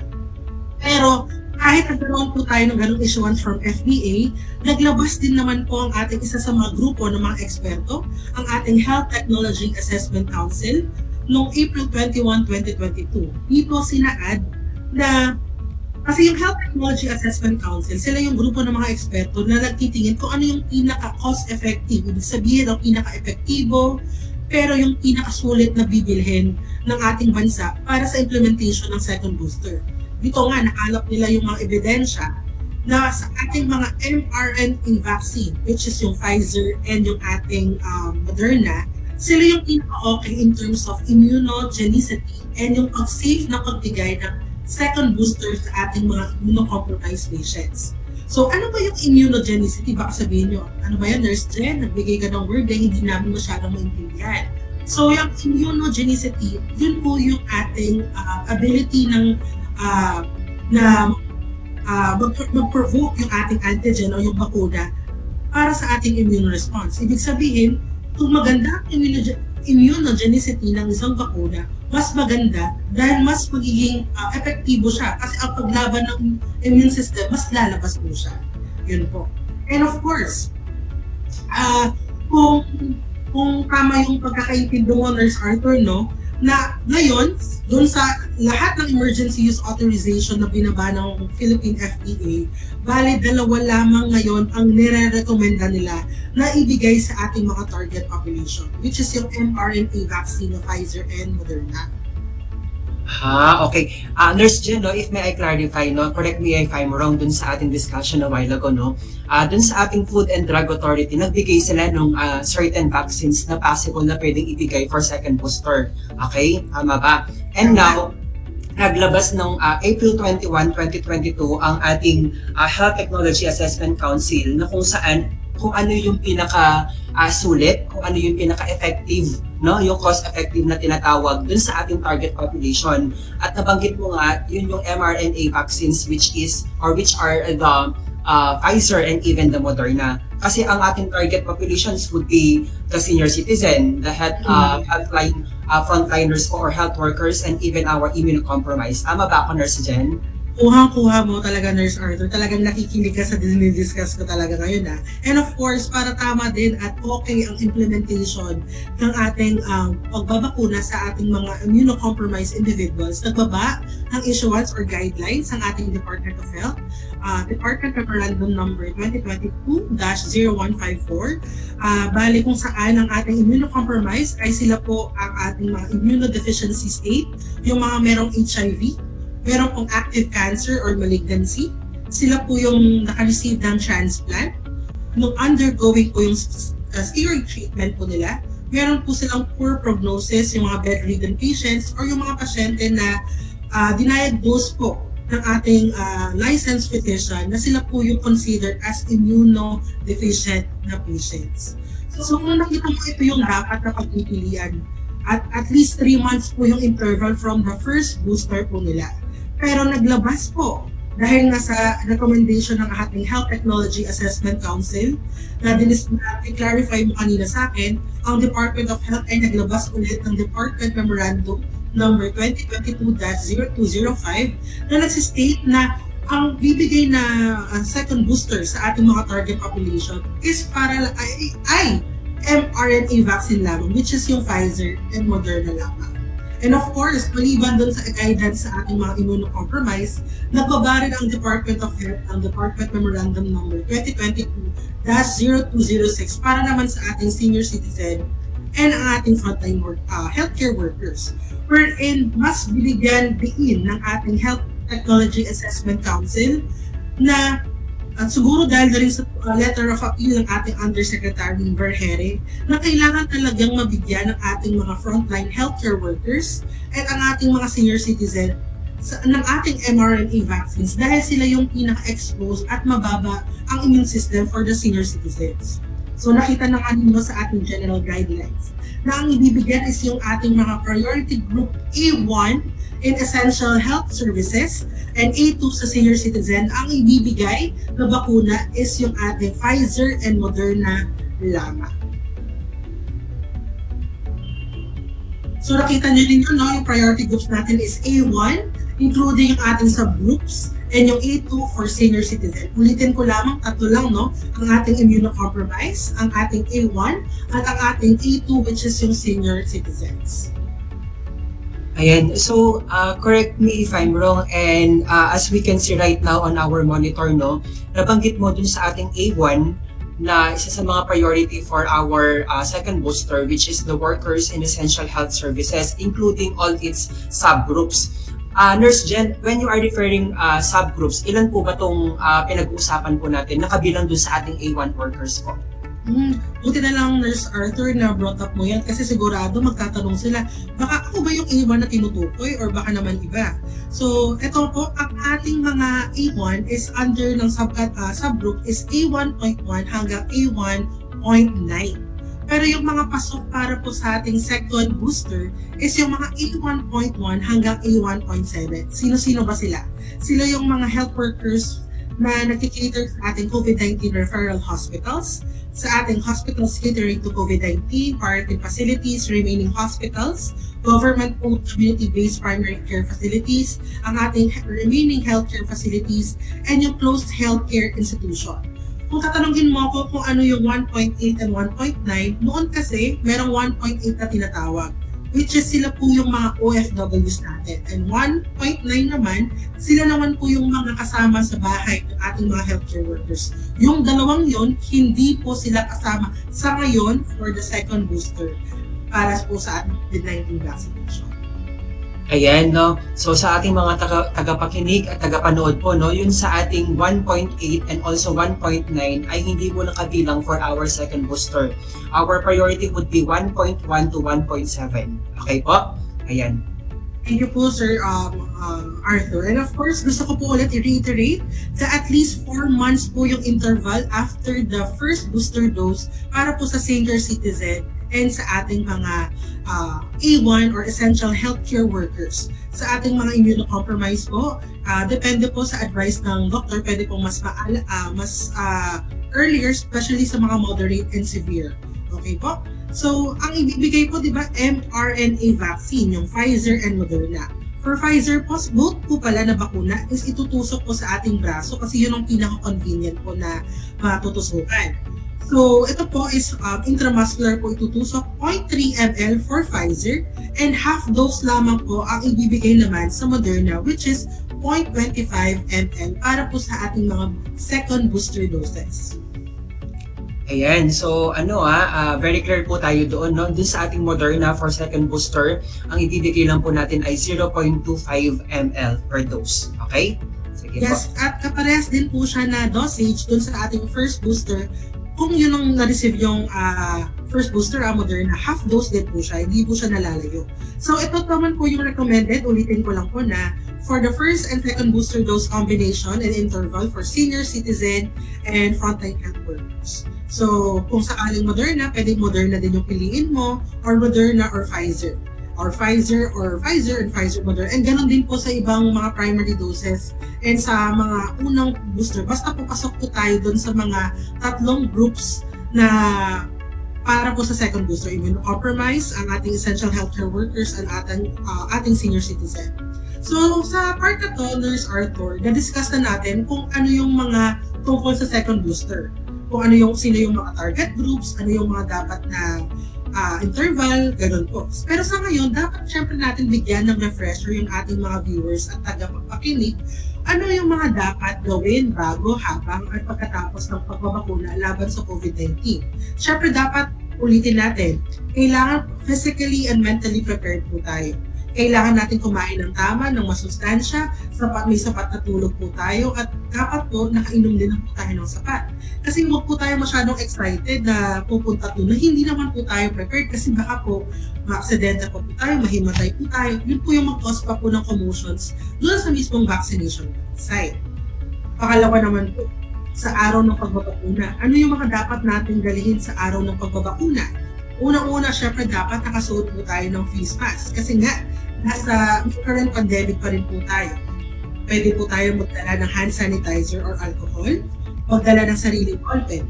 And yung mga documents na kailangan po natin dalhin is yung original po na vaccination card showing the completion of the primary dose, yung first or second dose, or kung Janssen po siya, isang dose lang, and the first booster dose, plus any valid identification card. Kung sakaling immunocompromised naman po or ibang sakit yung ating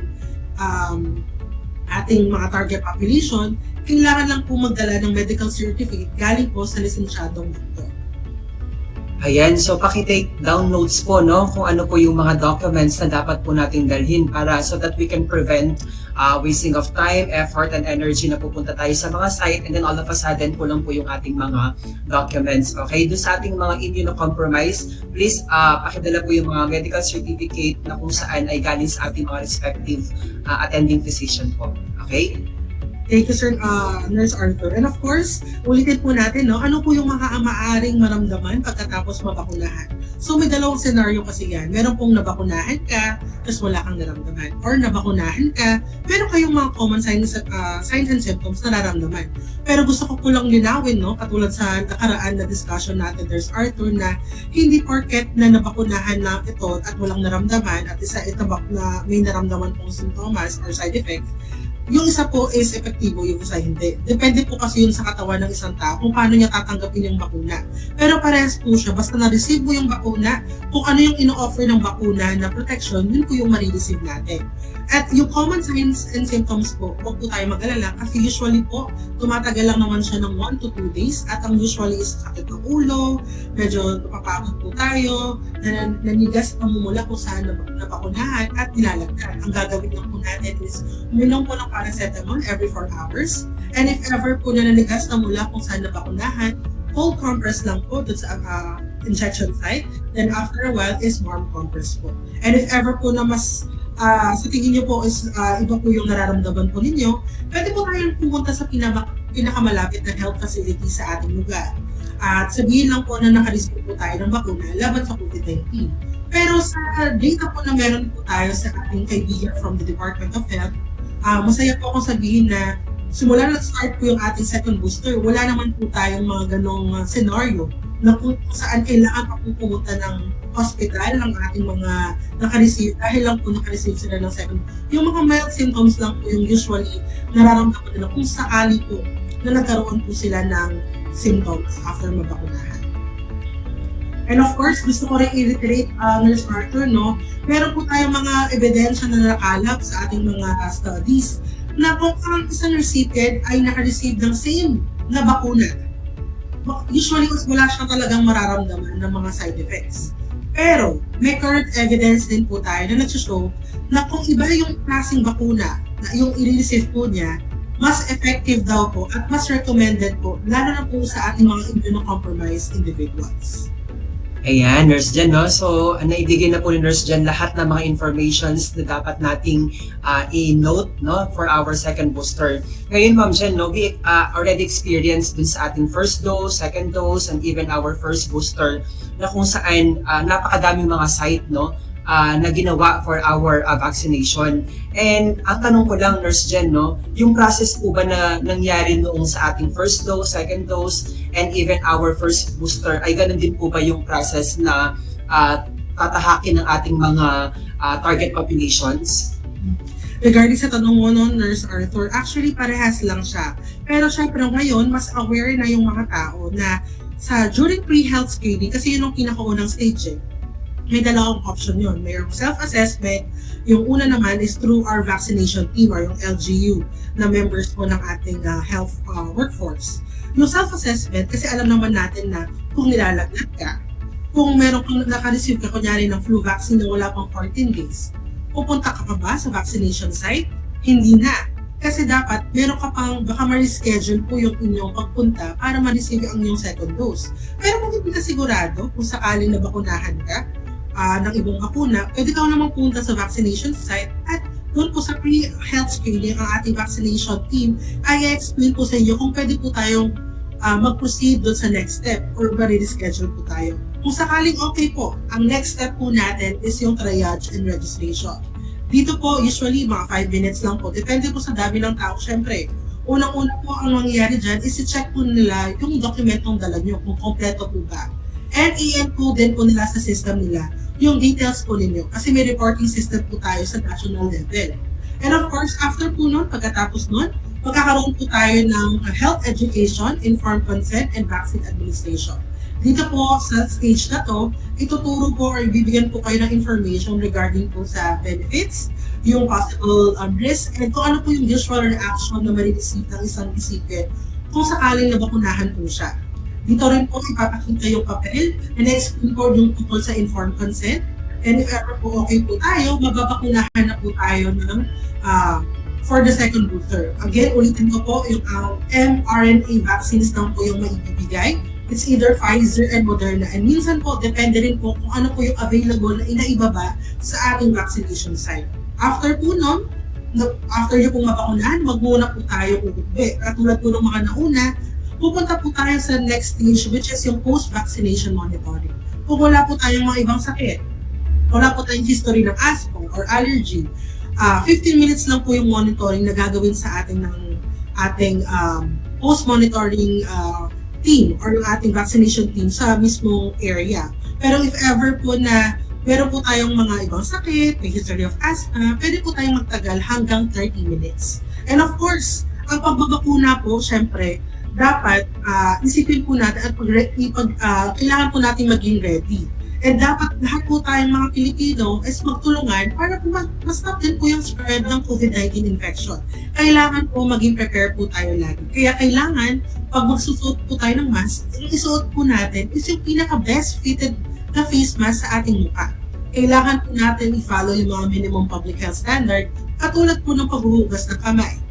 Kailangan din po pag may symptoms po tayo, wag na po natin ipilit na lumabas. Kailangan po i-isolate na po natin ang sarili natin.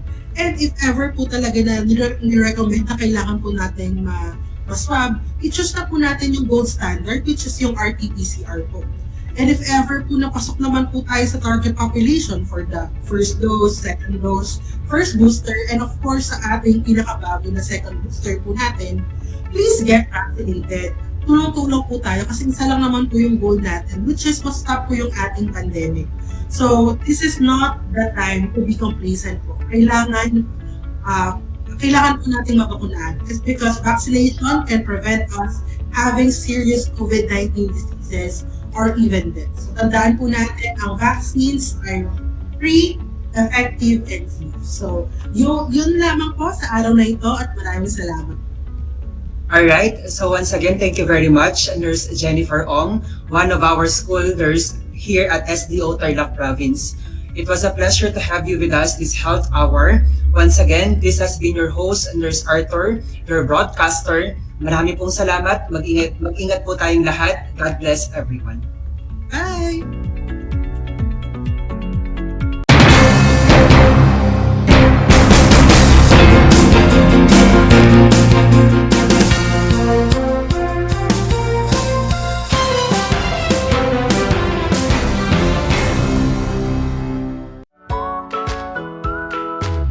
Good morning, grade 5 learners. How are you today? Welcome to Aral TarlakHenyo here on RTV Tarlac, Channel 26. Simulcast over DCTC, Radio